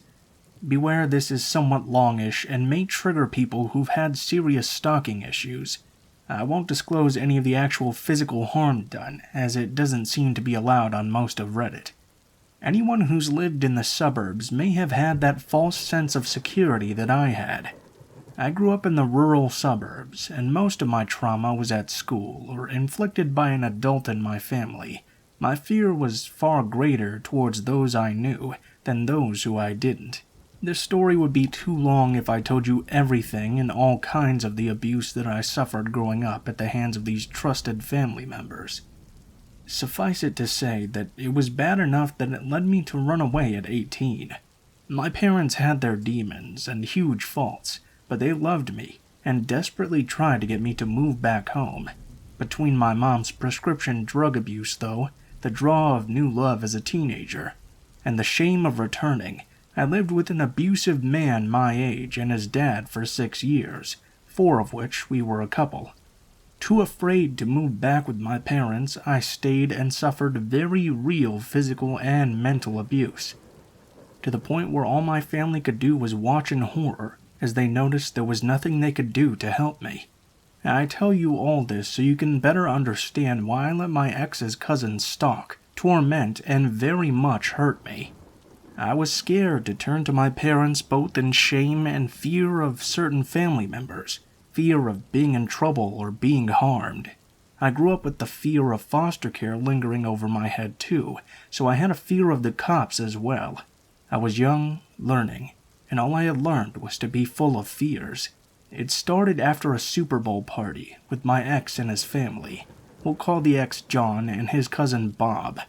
I was freshly 18, freshly run away, and freshly in love, also a freshman in college. Despite running away, I still went to the college of my dreams, at least until my ex and my cousin caused me to drop out only 2 years in. I met my ex through a dating site. It's kind of old now, but it was called Plenty of Fish. I have video games down as one of my hobbies, and that alone brought in plenty of guys. My ex stood out, though, as he wrote this long intro, 3 paragraphs of saying how he'd feel privileged just to be my friend if he could. I just ate that right up being so young. He was also a talented writer and speaker as well. He was good-looking but raised by a narcissist single dad, so although smart, he was extremely manipulative. I believed every little thing he said, including eventually that I was ugly, dumb, and no good for anyone. So of course initially I believed him right away when he said his cousin was a good person. I believed him when he said his cousin was harmless, and believed him when he said he'd handle it and not to go to the cops. His dad, though a single parent, was a well-off bank accountant at their corporate office, so the luxury was also a blinding trap I fell into. While my ex was a horrible person, I can't really write a let's not meet for him, as it was my choice to stay there in the end. His cousin, though, was not my choice. His family was a blight, but his cousin was by far the most insane. Bob had gotten a girl pregnant at 16 and was in a bit of trouble with the law as he was 28. Nothing an expensive lawyer couldn't handle in the end, though, apparently. This was not disclosed to me until long after I knew what kind of predator this guy was. I met his cousin at that Super Bowl party. Obama had been president for a year, and this guy's political rant was overspilling into obvious racism, the type of guy I avoided. Though my ex had red flags, Bob was a red sea of alerts that most couldn't miss at all. Obviously, he had anger issues from the beginning, but I never guessed he was a predator. At halftime, he pulled me down into his lap, grabbed my phone, and put his name in my contacts as White Rabbit, then called himself, all while I stare at my ex's family and my ex to help me. They simply ignored me, even as I stormed off in tears after. No one asked if I was okay, they just acted like it didn't happen. Little did I know the barrage of texts I'd get the following day. The ones that stood out to me were telling me my ex was a bad boyfriend and to break up with him. The one that disgusted me the most, though, was, "Do you know why I put my name as White Rabbit?" I didn't respond, so about 10 minutes later he just says, "Because I fuck just like a rabbit." Some racist reason for the white part as well that's probably not allowed to be said here. He would go on to message me things like, "I can't believe I met a real WoW gamer girl." This is how I even learned that not only did he play WoW, but he was also in my ex's guild with us. He had been in jail for the past 6 months, and a week after I met him, he restarted his WoW account, and would resume his talking on WoW too. There was no escape, it felt like, and showing my boyfriend at the time the texts and screenshots, all I got out of him was, "He's harmless, he likes you, it's a good thing my family likes you." What was months of messages, drunk rants, and political rants filled my phone and my WoW account. It was harmless. Till one day he showed up at my college just a few days after my car was totaled by some idiot running a red light. Luckily, I walked away with just a few cuts and a fractured rib from the seatbelt. He said he was there to give me a ride home because my ex was too busy to pick me up. I honestly didn't know what to think. I called my ex a bunch of times and texted, but he didn't respond, so it at least seemed like my ex was truly too busy. I took this creep on his word and regretfully got into his truck. After the car accident, I was a bit rattled, and every car around sent me on edge. The dickhead decided it would be funny to speed and drive like he was on Fast and the Furious, and pretend he had lost control of the steering wheel. After screaming and crying the whole way home, we finally get over to the house, and he leans in to kiss me. I push him away, but this guy was like 6 foot something, and 300 pounds, probably even more. With all the soreness from my cracked ribs and general muscle soreness from the accident, I had very little strength to lift my 5 foot 110 pound little self, so I didn't have a chance even without the accident. I know martial arts though, not great at it, but I grew up with it, as my nerdy older brother watched a lot of anime, thus enrolling us into martial arts. I knew enough so that though I lacked size and strength, I had an advantage in flexibility. Powering through my soreness, I was able to wriggle free of his forceful hold and use my 10 million pound backpack. Obviously not that heavy, but it definitely felt like it lugging all those college books around, and used the swinging weight of my backpack to throw off his weight advantage, enough to at least shove him off, bust his lip, and hop out of his truck. He proceeded to yell obscenities at me, then he peeled off. As I got inside, my ex's dad was home, and was surprisingly sincere in asking about what happened. He even apologized. Though narcissistic, his dad was at least good at showing face, even if it was probably fake empathy looking back. As a result, he managed to disarm me from calling police. I walked upstairs to find my ex was busy jerking it to his weird gross fetish, and basically just hated myself so much after seeing all this happen. All because my ex was too busy. Yeah, fuck my life, right? I still get tears in my eyes remembering this stuff. My ex really had asked his cousin to pick me up, so I blocked his cousin everywhere. I tried to focus on school, but it wasn't enough. He showed up a few months after this again at school. I had night classes as I worked at a local diner in the morning. He tried to talk to me, tell me these radical theories about my ex. Looking back, honestly, some of them were true. I was too blinded by worse to see them.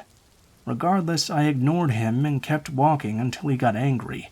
Eventually, he would escalate to yelling at me like a deranged, rambling, sore loser, calling me every name under the English language he could think of. Luckily, despite it being dark, the campus was well populated and security was quite strong. As I headed to my car, he followed close behind me until security swooped in and escorted him off campus. They asked me a few questions and I told them honestly what had happened. They put his license plate number on a watch list of sorts to watch out for. He showed up again a few weeks later after one of my late afternoon classes, standing by my car just laughing. I noped and turned around to walk away quickly. No Brains Bob followed after me sprinting. The parking lot was full of people, so honestly I didn't feel as scared as I probably should have been.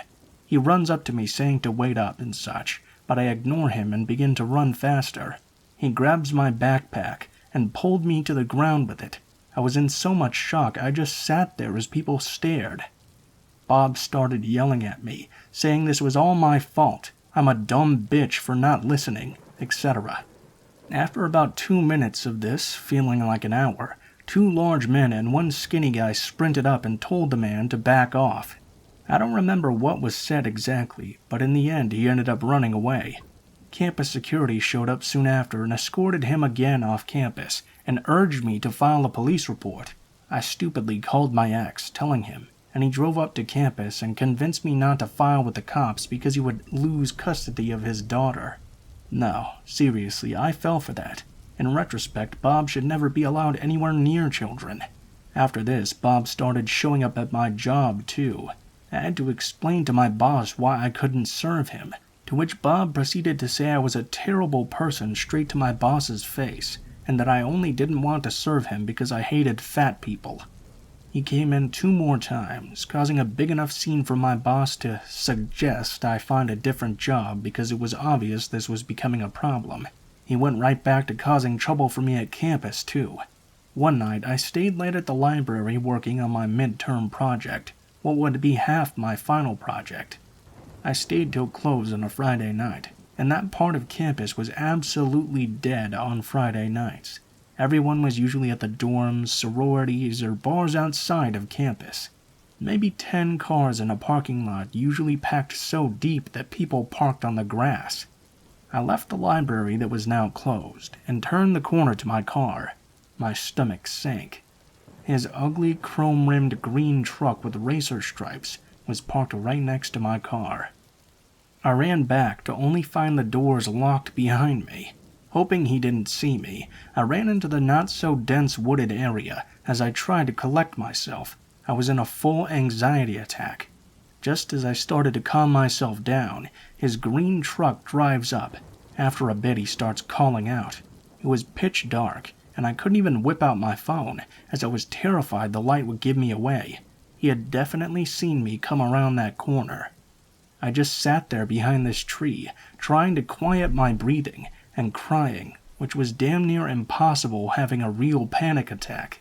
After he turned off his truck, I knew the rumbling hadn't covered the sounds of my panic attack. I froze except for the massive shaking my body was doing on its own. I didn't think I could move. At this point, someone walked out of the library. Thinking this was my chance, I held tightly onto my papers and ran for it. I'm not a runner exactly, but years of softball taught me I could sure sprint when I needed to. I ran to my car, started it, and shaking like I was freezing, I drove out of there, nearly crashing a few times. As I drove off, though, he got into his truck and proceeded to follow me with high beams till I drove by campus police and stopped my car next to it. Then he drove off. I couldn't move. I just sat there crying and hyperventilating as the cop knocked on my window. I didn't even register it consciously. He opened the door gently and asked me if I was okay. All I could do was shake my head no. My mouth was too busy trying to catch my breath from sheer panic. He called for an ambulance as I was in no shape to drive myself, and my panic attack grew worse as the police officer tried to comfort me. I don't know if it was the relief of being safe or the 6+ months of buildup of being unheard by my ex about my fears of his cousin. They gave me some shot in the ambulance to calm me down, as I soon realized why my panic attack was getting worse. I was having an asthma attack as well at the same time, the first one in many years, so I didn't have my inhaler with me. They had realized way before I did that it wasn't just a panic attack. I had failed to realize in my panic state that I was wheezing. After a full treatment, the police came into this cubicle shielded by curtains, but the general panic of the emergency room sounds were everywhere. I couldn't focus. I was hopped up on calming drugs and strong asthma meds, so when they tried to ask me questions about what happened, I just sleepily nodded and honestly barely understood anything. They sort of picked up on the fact that I wasn't all there yet, and told me they'd come back later. I soon fell asleep and woke up I don't know how long after, with my ex and his dad, as my ex was my emergency contact in my phone. After the hospital got my insurance card which was under my dad, the receptionist told me I should probably call him, so I did at 4 a.m. in the morning. At first, he sounded angry. I was scared he'd be super mad, but soon he said he was on his way and hung up. After my dad showed up, his hate towards my ex and his father was more than obvious. He begged me to come home with him right then and there. My head was so messed up in those days, though, I was scared of going back home because of so many reasons I had conjured up. Honestly, in retrospect, I think I was most scared of being dumped by my shitty ex and the possibility of being punished by my parents. I told my dad I needed to go back with my ex to pack and get my schoolwork. As I packed, though, my ex unpacked my stuff and threatened to rip any clothes I put in and break my laptop. He said that if I left that night, I would never see anything I'd left behind again. Scared, I told my dad I'd changed my mind, and this cemented the control my ex would hold over me for 6 years. His tactics of making me stay would only get worse. After 4 years, I wasn't even his girlfriend. He would go on Tinder and date, but refused to let me move out. The police called me a few days after, but by this point, I had too much fear of my ex to press charges. My ex and his cousin were both only children, and very close. I dropped out 5 months later after paranoia of looking over my shoulder all the time, Bob breaking my car windows and leaving dead raccoons in my car. I'd had enough. I became a shut-in. I barely left the house. I was too scared to get a job. My entire life became fear. I gained weight, and my ex would only use that to further make me feel useless. I cried so much I became numb most days. Too much shame and fear to reach out to my parents. After about 4 months of dropping out, Bob brings by his son to visit. He proceeds to point at me, look at his son, and say "Mommy," to which his son says "Mama." I had no idea what to think, so I walked away, which made the kid cry. Bob then proceeded to berate me. After an hour or so he left, and I presume brought the kid back to his mom or whatever. He came back to get drunk with my ex. That night, without detail that might get this post removed, left me absolutely broken. It happened at least 10 more times till my ex broke up with me, but refused to let me leave, in which I moved into one of the guest rooms and locked my door. I barely left that room for 2 years. I ended up eating very little because I just couldn't get hungry and was so depressed. Every time his cousin came over, I panicked. They'd get drunk and threaten me together, but luckily my ex was at least scared enough of his dad to not break the door. One afternoon, I was making food in the kitchen trying to regain my strength mentally and physically. Bob walked up behind me as I was cooking and started feeling me up. I rejected him, telling him to get away from me, which prompted violence on his behalf. I'll spare the details, but I needed stitches in the end. They'd yell up a storm every time they were together till the 6-year mark. I'd had enough. I packed everything I owned into garbage bags, threw them out the window at night, then packed my car to the brim, luckily a hatchback. I drove around town crying, even at times second-guessing whether I should go back, even feeling some sort of strange homesickness. I was in a bad place mentally. I got up the idea to call my older brother's best friend who I'd sorta dated in high school. I'd seen him post weeks ago that he needed a roommate. I asked if he still needed one, and moved in after a few nights of sleeping in my car. I still couldn't stand the idea after all this time moving back home, as my mom had completely lost herself mentally. I couldn't return home knowing I'd have to take care of her when I needed time to heal myself. I lived with him on a 1-year lease on a very cheap rent until I met my now boyfriend. I got my certificate in IT and a job at Wildlife Rescue, where my boyfriend is a wildlife biologist, and the scars began to finally heal. Though in therapy, pushing 30 now, I can honestly say it's been a hell of a ride. I fell ill 2 years ago and can't volunteer in the field anymore, but I still help with fostering. My boyfriend bought a house from his family. We lived there fostering wildlife and strays alike to forever homes and re-releases. Though sick now, I still manage to work from home these days and care for animals, and things are working a lot better than before. Mentally, I still have plenty of hurdles to overcome, and physically I'm in a lot of pain, but it's still so much better than any years previous to meeting my current boyfriend.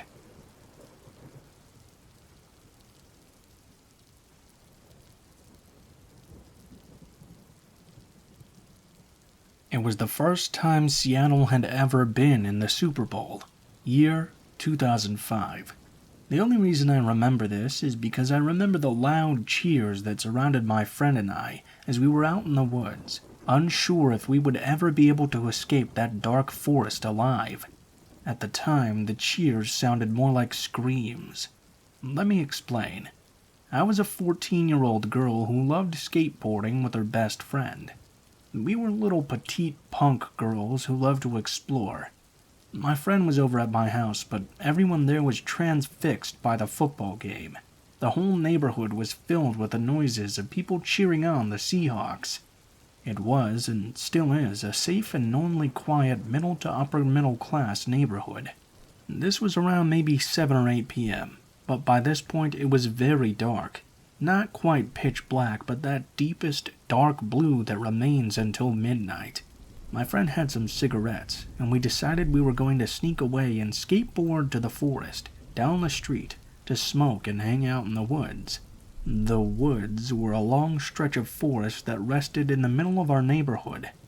On each side, steep slopes ran upward and backed into the fences of people's houses. Everyone called it a green belt, because the only entrance was at the beginning, and the only exit was on the other end. It felt like you were in a valley of sorts, surrounded by trees and houses far above. All of the neighborhood kids explored it, and it was not uncommon to find hidden trails that led to makeshift forts. Anyway, we arrived at the forest and walked until we found a clearing far enough away from the entrance that adults couldn't see us smoking. At the time we didn't realize this, but almost every single adult was inside watching the Super Bowl. It felt safe there, in the dark, smoking and laughing with my friend, because we could hear those cheers echoing from nearby houses. We had enough cigarettes to each have our own, but we liked sharing one at a time and passing it back and forth. It made us feel connected and cool. We were sharing our second cigarette, which was in between my fingers.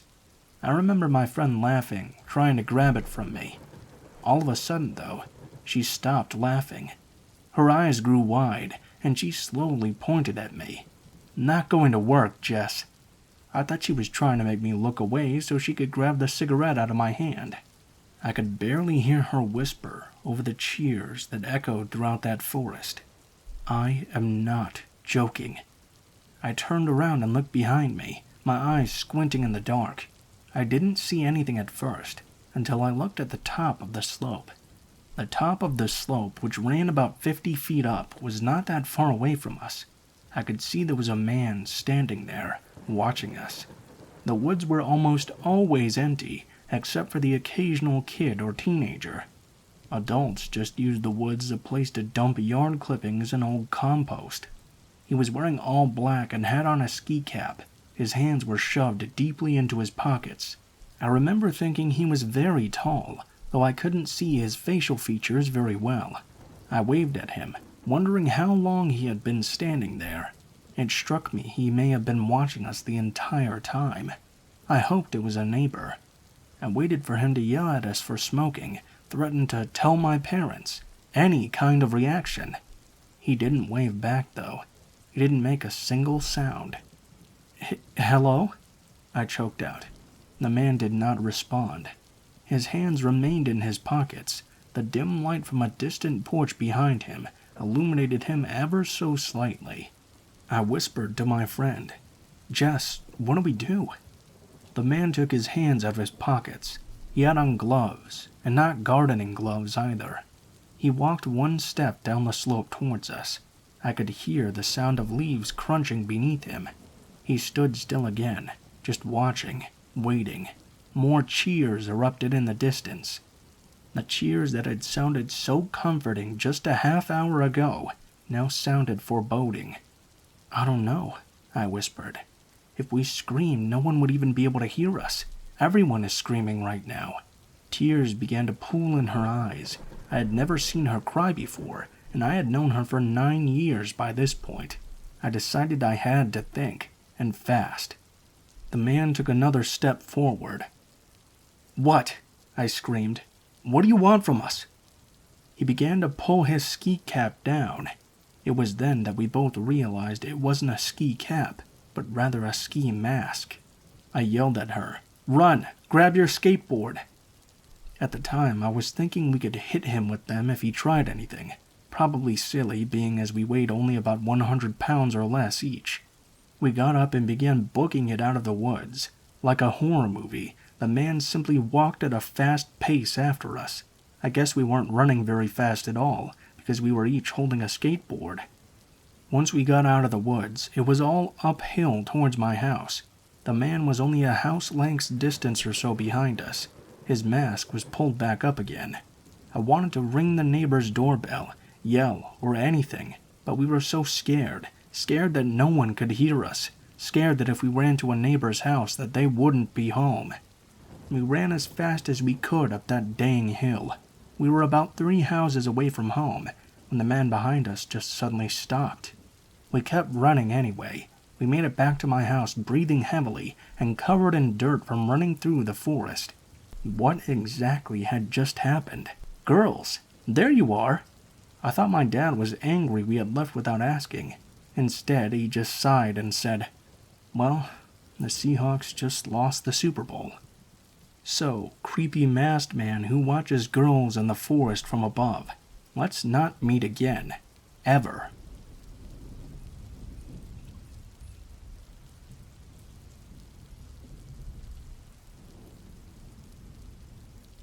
I was in 2nd grade. It was another average Sunday filled with football parties. That Sunday might have been the Super Bowl, but I can't remember exactly. My parents were hosting this party, and my friends were at one of our neighbors' parties. With both of us being little girls, we weren't very interested in sticking around for the game, or listening to adults shove food down their throats and scream at the TV for a couple of hours. If you haven't seen an American football party or gathering, people take it almost like it's a religious feast and sacrament. We decided to take a walk around the neighborhood to get a breath of fresh air with my puppy. Among our short walk, we found ourselves at the ditch, which was what all the kids named the retention basins in the neighborhood. There were 2, and we were at the one closer to her house. We ran around for a couple of minutes with my dog when, for a lack of better description, a man who appeared to be real-life Peter Griffin, which for some reason I recognized he looked like that character, but only being 7 didn't know the name, exited a dingy-looking standard old car. He kind of waddled over to us and asked, "Excuse me, have you 2 girls seen a black cat around here?" We shook our heads, and immediately I could tell something was off with this man. His beady little eyes were darting behind the circular wire glasses, and the almost nervous shuffle he had raised a flag in my head. Even my puppy was staying at my side instead of running up for pets from this guy. He then proposed something. "Can you help me look for her?" He held his arms out, palms up. I'm not sure what his point for emotions was for, nor do I care to reflect upon it now. Little second-grade me had sudden flashbacks of Yellow Dino, which was a character that taught us about stranger danger. We had just watched this the previous week. My idiotic friend cheerily replied, "Sure," while I shouted, "No!" I grabbed her firmly by the wrist and started sprinting with her to our neighbor's nearby house, where her parents were. They were less concerned about the fact we were nearly abducted, and more that I had my puppy in the house, so we got kicked out and sent back to my place. I told my parents, and they were slightly alarmed, but also too invested in their party to particularly do anything about it, so there was never any closure in the end. We never ran into or saw that man ever again, though, which was pretty lucky.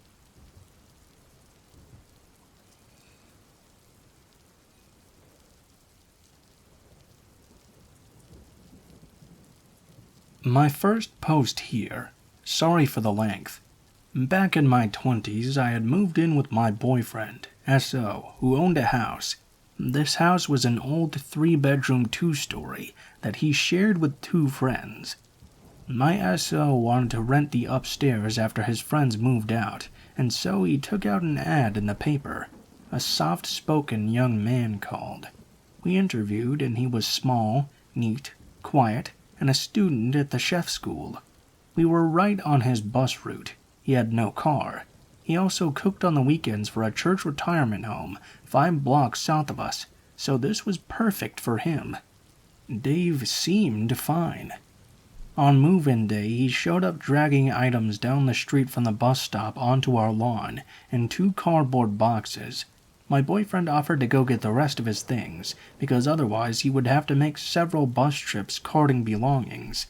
We noticed during this time that he seemed to be not quite there, but we shrugged it off as being tired and stressed from moving.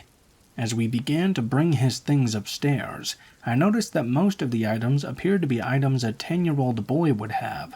Toys, books for that age, many notebooks and journals, written in shaky, childlike writing all across the covers, just loosely thrown in old broken boxes. It was then that I noticed the old metal Playschool mailbox. You know, the old toy ones that were 10-inch tall replicas of the actual dome-shaped ones on street corners, complete with the words Post Office embossed in the middle on the side in a drop slot. It was painted matte black, and as I picked it up, I saw the word shame had been carefully painted over Post Office on both sides in large white letters. I took it and heard paper shuffle about. I gave my S.O. a glance and cocked my head at the mailbox I held, turning it ominously until he could read the big white shame. Both our eyebrows went up in unison. Dave came down and I asked him about what exactly this box was. I wanted to know what we were getting into after a month lease had been signed. He mumbled something under his breath about writing down ideas that were bad and wouldn't meet my eyes. He then took a box of papers and hightailed it upstairs. Shameful, okay, I get it. It's in big letters on the damn metal toy. I mouthed the word bad at my S.O. He frowned at me for teasing him. I dropped the subject. Upstairs, I purposely set Dave's shame box down in front of him, thinking it as a special place reserved. Dave is busy stapling dozens of Boys Life magazine covers all over the wall. He's wallpapering with Boys Life. I stop what I'm doing and just look at the pictures because it was so weird. Boys Life was a magazine from the whatever era before I was born, and he's even younger than me. These were 1950s covers, showing 1950s boys posing while water skiing, hiking, badmintoning, all those things in cheesy Kodachrome photography. I thought maybe he collects them, or maybe he's into guys. No problem, but these were real young boys. They were full of staple marks and careful tears from previous walls. They seemed much beloved. I got a weird vibe. Okay. We're back downstairs now. I walk in the kitchen where he was putting away his kitchen stuffs, and I find him standing on the kitchen table, hoisting a clear, bear-shaped bottle of honey over his head, doing some weird kind of snake undulation as he watched the sun refract through the amber honey like it was the mystery of the universe. Maybe mushrooms, acid, something like that. I asked what he was doing and if he could come down off the table so he didn't fall, figuring he was just tripping balls. I chalked it up to that. Hopefully it was just recreational use. He gets settled down and we don't cross paths really over the next few days, what with our work schedules and all. Weird things continue around him though, and I was starting to think he had some sort of mental disorder. My SO makes note of the situation. Super Bowl Sunday, he walks into our living room, pacing in front of the TV, loudly chanting over and over in a sing-song voice. We ask him a few times to move so we can watch. Finally, I have to physically escort him out of the way. My SO and I had become used to just glancing at each other with a raised brow look to make sure we were catching these weird things. We've discussed that he must be high-functioning if he can still attend school and hold a job. We began to think of a way to break the lease. Another time, my SO makes a sandwich and turns to get something out of the fridge as Dave walks through the kitchen with his backpack on from the basement. SO turns back and the sandwich is gone. He runs to the front door, and Dave is walking down the street eating the sandwich, having snagged it on his way in an impressive yet aggravating swoop. He yells. Dave just raises the sandwich in the air like Rocky, then turns with his freaky grin before going to catch his bus. More strange things are happening when we confront Dave. He just looks at us blankly, or says in this small voice, "Oh, okay." He does have lucid moments where he's this super sweet kid who practices his cooking techniques, and we joke and laugh together. All seems normal and is forgotten. He makes me a radish rose one day and leaves it on the table with my name on a piece of paper next to it. It's like he's either this innocent, naive, people-pleasing kid, or weirdly emotionally unaffected and ignoring you. You never quite knew what you were going to get from him, like walking in on him assembling invisible boxes mid-air, like he's on some sort of speed freak assembly line, or him walking into the bathroom as you shower, so he can pee ignoring that you're even there. Another day, he comes up from the basement in the morning as we're making breakfast. We assume he's been doing laundry, because the basement is unfinished, old and dank and dark. Hi Dave, you want some? He walks past and out the door, I guess to work. Okay. We sit down to eat, begin talking, when we hear more footsteps coming up the creaky wooden stairs. Huh? Up comes a tiny old man out from our basement that we'd never seen before, disheveled and clutching something small that is a ball of clothes or a blanket or something. We stare open-mouthed and no one says a word. Was he Dave's homeless friend? A creepy escort lover? A laundry freeloader? Dave never mentioned socializing or friends, and this guy was Dave's great-grandfather's age. A super creepy moment. The man makes eye contact and sees he's obviously startled us. He bolts out the back door from the kitchen like a criminal. My SO looks at me and rushes down to the basement, where he finds blankets and other stuff made into makeshift pallets and beds on our floor. What the fuck? We wait to talk to Dave about this guy and appropriate places guests should be, like not camped out in our basement being all creepy and stuff. I was honestly concerned this old dude was taking advantage of him somehow. But Dave never comes home. Not the next day or night. Not several days. He's vanished. Did the creepy man take him out? We began to worry. I get a call 2 weeks later. It's a doctor from the university hospital, where Dave has been sent to the psych ward. The doctor asks if I'm Dave's roommate, and if it's okay for him to be remanded to me from the hospital when it's time for discharge. Say what? Turns out Dave had an episode at his work, where he stabbed his coworker with a kitchen knife in an argument. What the actual fuck? I'm trying to nope the hell out of this doctor's remanded care suggestion. I tell him we have no idea what the hell is going on, and are not responsible for him. We're scared to have him in our house. The doctor indicates Dave's been placed on medication that has stabilized his schizophrenia. He is under social service care and is no longer a threat. Nope. Contact his family then. They don't know of anything. In the end, he comes home with the understanding that he has to find new arrangements immediately. We contacted the church he worked for. The other cook quit, and I don't know what happened with the assault charges. They put him up in a place. Last I heard of him. So, yeah, we did not rent out again after that.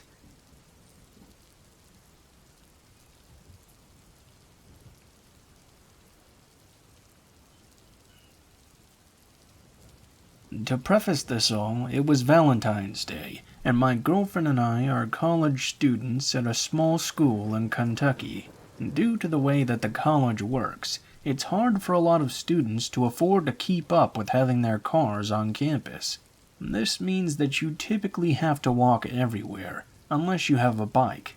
I was amongst the unlucky this semester. The evening had rolled around, and we were thinking of semi-romantic things we could do together. We arrived upon ordering food off of Uber Eats. Not exactly the most glamorous, but hey, I offered to pay. Most of the restaurants were closed, but Taco Bell was still open, so naturally we ordered from there. Unbeknownst to us, though, there were no active drivers at that time, probably due to the road conditions, as at the time it was freezing and quite snowy. The app defaulted to the setting where you can go walk and pick it up. There wasn't an option to cancel it, so I decided I would walk the 1.5 miles to go pick up the food. I know most people at this point wouldn't be keen on walking in the snowy, freezy conditions in that time of night, but I'm a broke college student who just spent his last few dollars on food. So, with a hug and a kiss from my girlfriend, I started off on my long journey to get the food. Walking through campus at night isn't a problem for me, since I'm a 5'9" male, but when you make it through the campus and into the residential areas of town, that's when things do tend to get sketchy. I had made it through campus and was about a quarter of the way to my destination, when in the distance I saw another man walking down the streets. Initially, two things put me at unease. The first one being that he was wearing one of those long trench coat things that you typically associate with someone doing something sketchy, and the other being the conditions out. I mean, logically, no one should be walking around in these conditions, as they were literally cold enough to freeze the sweat in your hair. I pushed these thoughts back, though, assuming he was either in a similar situation to me, or maybe he just really enjoyed the weather. I did switch sides of the street, though, as I'm a tad bit socially awkward, and hate talking to random people I don't really know. We both continued our walks and walked right past each other. It seemingly went off without a hitch. Neither of us acknowledged the other, and just kept walking along. Being the wary person I was, though, I decided to look over my shoulder often in these kinds of situations. He was walking the same direction he had been. Good. I kept walking, throwing the occasional glance over my shoulder for safety.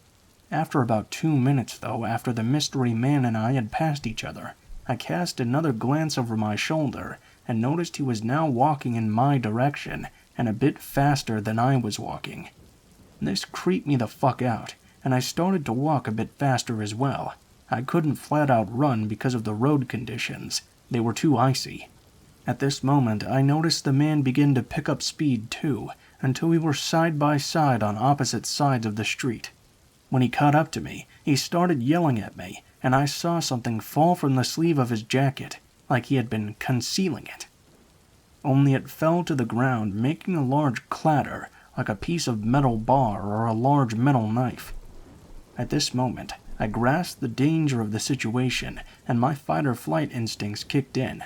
Ready to defend myself, I pulled out my pocket knife as I noticed him starting to make his way across the street.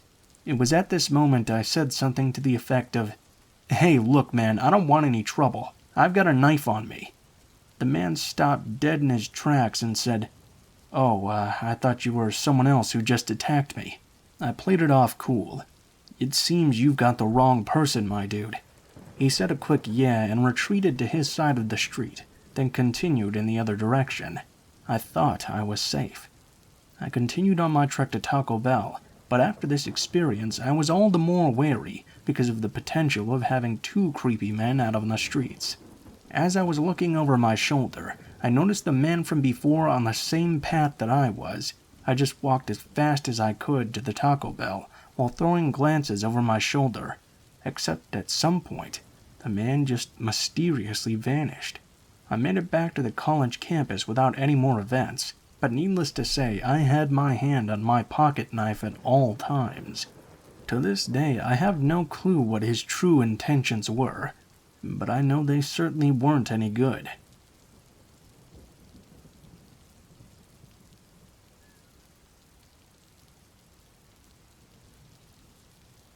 This happened like 2 years ago. It might not be that bad, but I still get nightmares about it. I was in 8th grade at the time, and I go to this big public school near my house. It was my first day, and so the teacher assigned me to sit next to a boy who looked nice and outgoing. So I took a seat there, and immediately he was chatty, asking me about my name, age, etc. He was really friendly and seemed quite normal.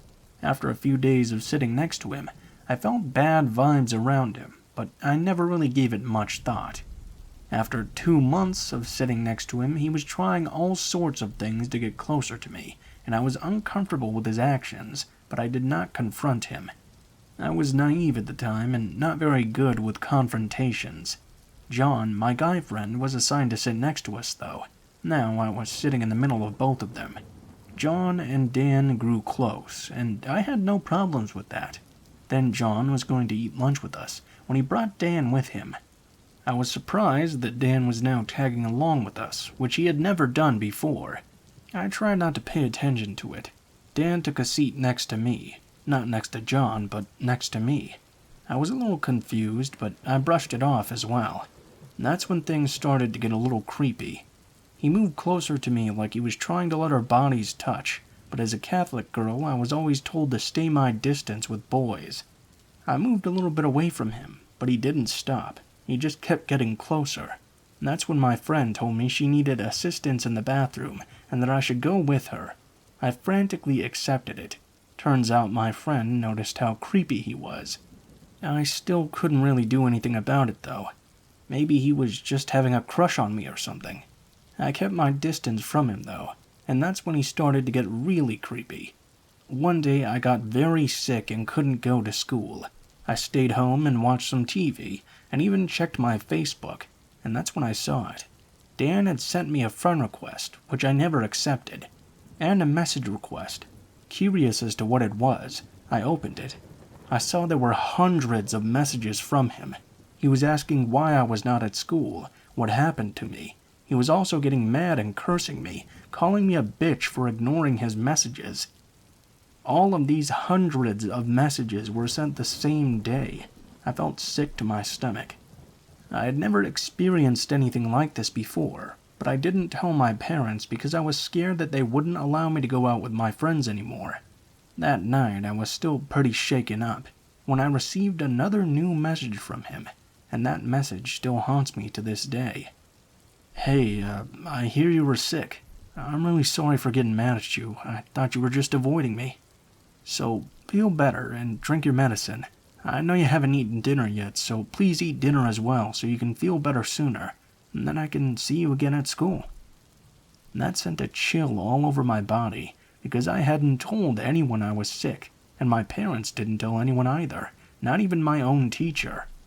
The fact that he knew I hadn't eaten dinner yet was so weird, because it was 11 p.m. and people usually eat at 8. Suddenly I felt like I was being watched, and closed my curtains. I still didn't tell my parents. I was trying to make myself believe that maybe it was just a coincidence. I got better eventually and was on my way to school. I didn't want to sit next to him anymore, but that wasn't an option because my teacher was pretty strict when it comes to sitting arrangements.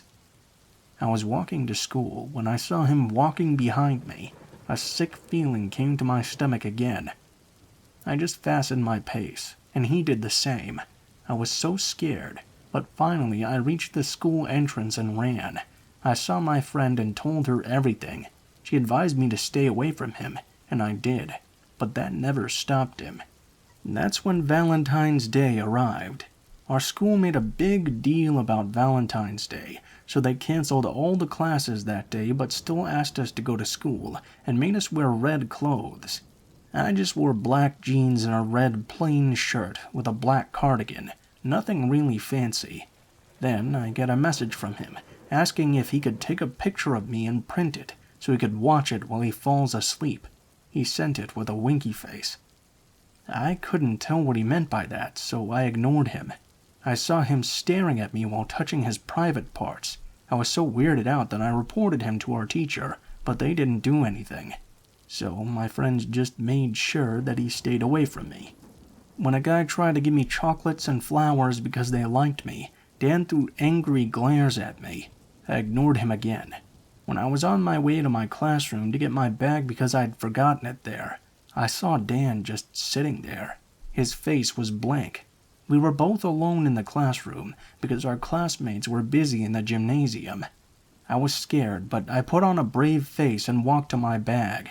He saw me and immediately screamed, "You're a slut like your mother. Why won't you like me back? God wants us to be together." I was so scared that I froze on the spot. He was looking at me with such anger I felt like I was going to die. But he stormed off. I was relieved. I left after that and cried in front of my friends. That was the last straw, because I told my parents finally, and they reported him. The school just said they were going to talk to him, which they never did because he didn't show up at class the next day.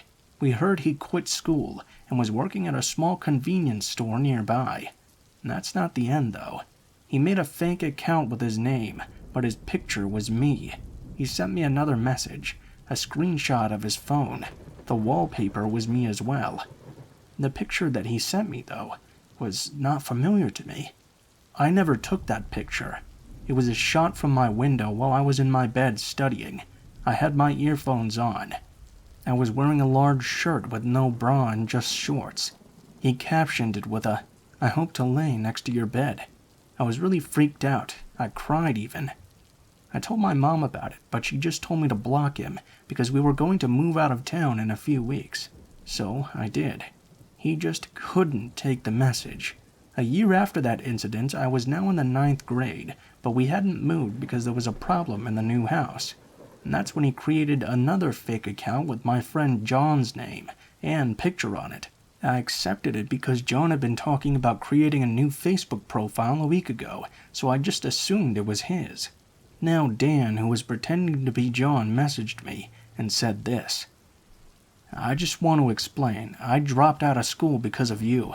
I told my parents that we broke up and that I can't stand seeing you. I'm also sorry for shouting at you that day, but I want us to be together, to have lovely sex and children. If you can't take me back, it's fine to me. Just don't block me again because I think I will kill myself if you do that. Okay? Love you." I was confused at first because I thought John was messaging me, but then it sunk in. This was Dan. I immediately got sick to my stomach, so much so that I vomited in the toilet. I didn't know what my next move should be. If I blocked him, what if he actually killed himself based on his mental state? Instead of blocking him, I asked my parents to reach out to his, and they did. His parents were so embarrassed they apologized to us. I heard he's now at a mental facility getting the help he needs. And me? Well, we moved out, and I cut all connections with Dan. I started a new life, and now I take caution as to whom I should be friends with as well.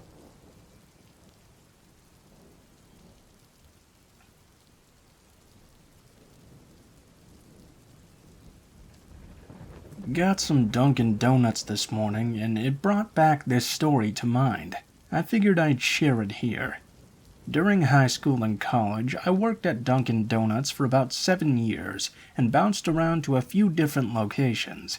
I was used to working at the Dunkin' in my town, where we would get the yeast rings delivered periodically and frost them ourselves as needed. I transferred to a new shop about a half hour from my house, with all the same responsibilities, except for the donuts. They were delivered by corporate. They arrived frosted almost perfectly already. They looked like the plastic donuts they show in commercials, always round and not squished together, and they would dip them in frosting so it was evenly spread and neat. It was a busy Saturday morning and was close to Valentine's Day, so we had a fresh order of brownie batter donuts delivered that morning. We were slammed, which was normal for a weekend, so it wasn't out of the ordinary to see my manager, whom I'll call Jeremy, running around completely stressed out. When he first ran past me, I didn't think anything of it. I continued making sandwiches at the sandwich station. He rushed by carrying a pastry tray, and I watched him begin frantically throwing something in the trash, looking worried as all hell. At first I laughed. "Jeremy, what the heck are you doing?" He straightened out and looked absolutely beside himself. I had never seen Jeremy look so lost, so I asked what was going on and if something was wrong. Someone filled the brownie batter donuts with staples. He told me he'd gotten a phone call from corporate that one of the stores in our chain, which contained 10, had somehow discovered multiple staples in every donut in their order. There were at least 48 donuts for our store, and more or less for the other 9 depending on their sales. They told Jeremy we had to get rid of the most recent delivery, because whoever put the batter in the filler dumped a ton of staples in as well. Thankfully, we hadn't sold all of the previous order yet from that morning, because it was still relatively early, but the more I thought about it, the more I felt like I was going to be sick. What if a child had gotten one of those? I pictured some family sitting at home on a Saturday morning, going out for some drinks and donuts, and imagining everything else that could have happened after. I never found out what came of it, and as far as I know, neither did my boss. I can only assume nothing happened to the person who did it, because I thankfully never heard anything about anybody suffering on the news. Makes me wonder if they covered it up or something. I hope they were able to find the asshole who did it in the end, though.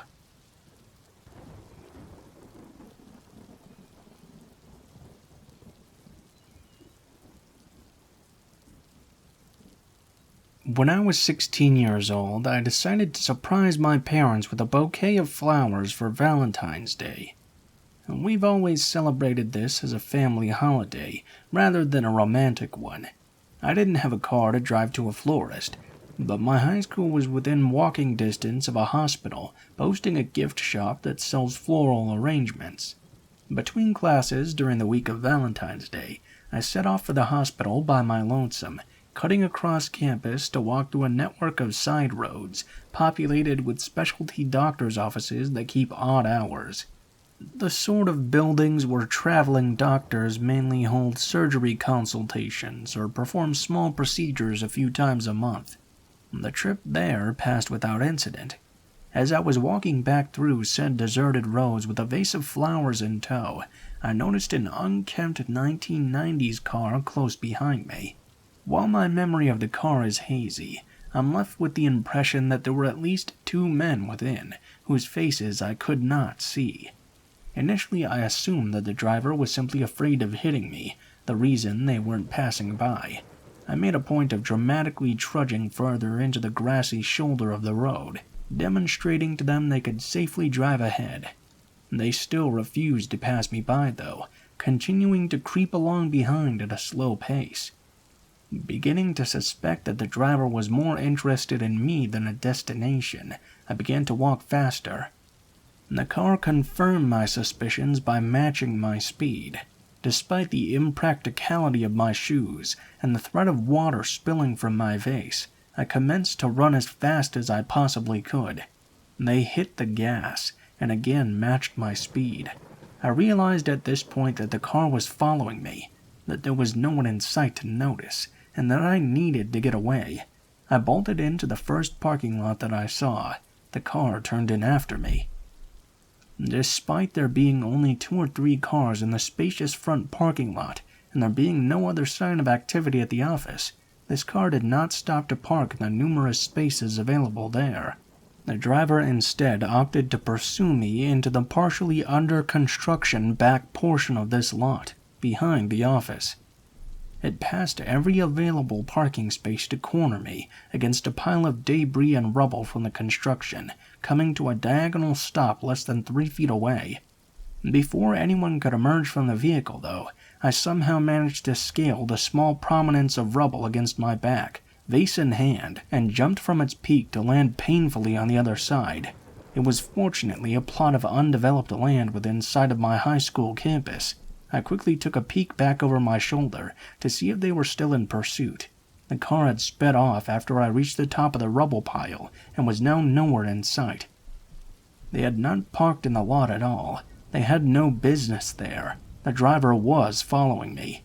I sprinted at top speed and didn't stop until I was soaked with sweat in the dead of winter, panting in the student lounge among my classmates. They didn't seem to give a damn when I told them what happened. Possibly because our hometown is supposedly a human trafficking capital and the crime rate is outrageous. Although I'm convinced that this was something more informal than human trafficking, as the dilapidated car suggested poverty, and I've read human trafficking usually arises through grooming and not being suddenly snatched off the streets.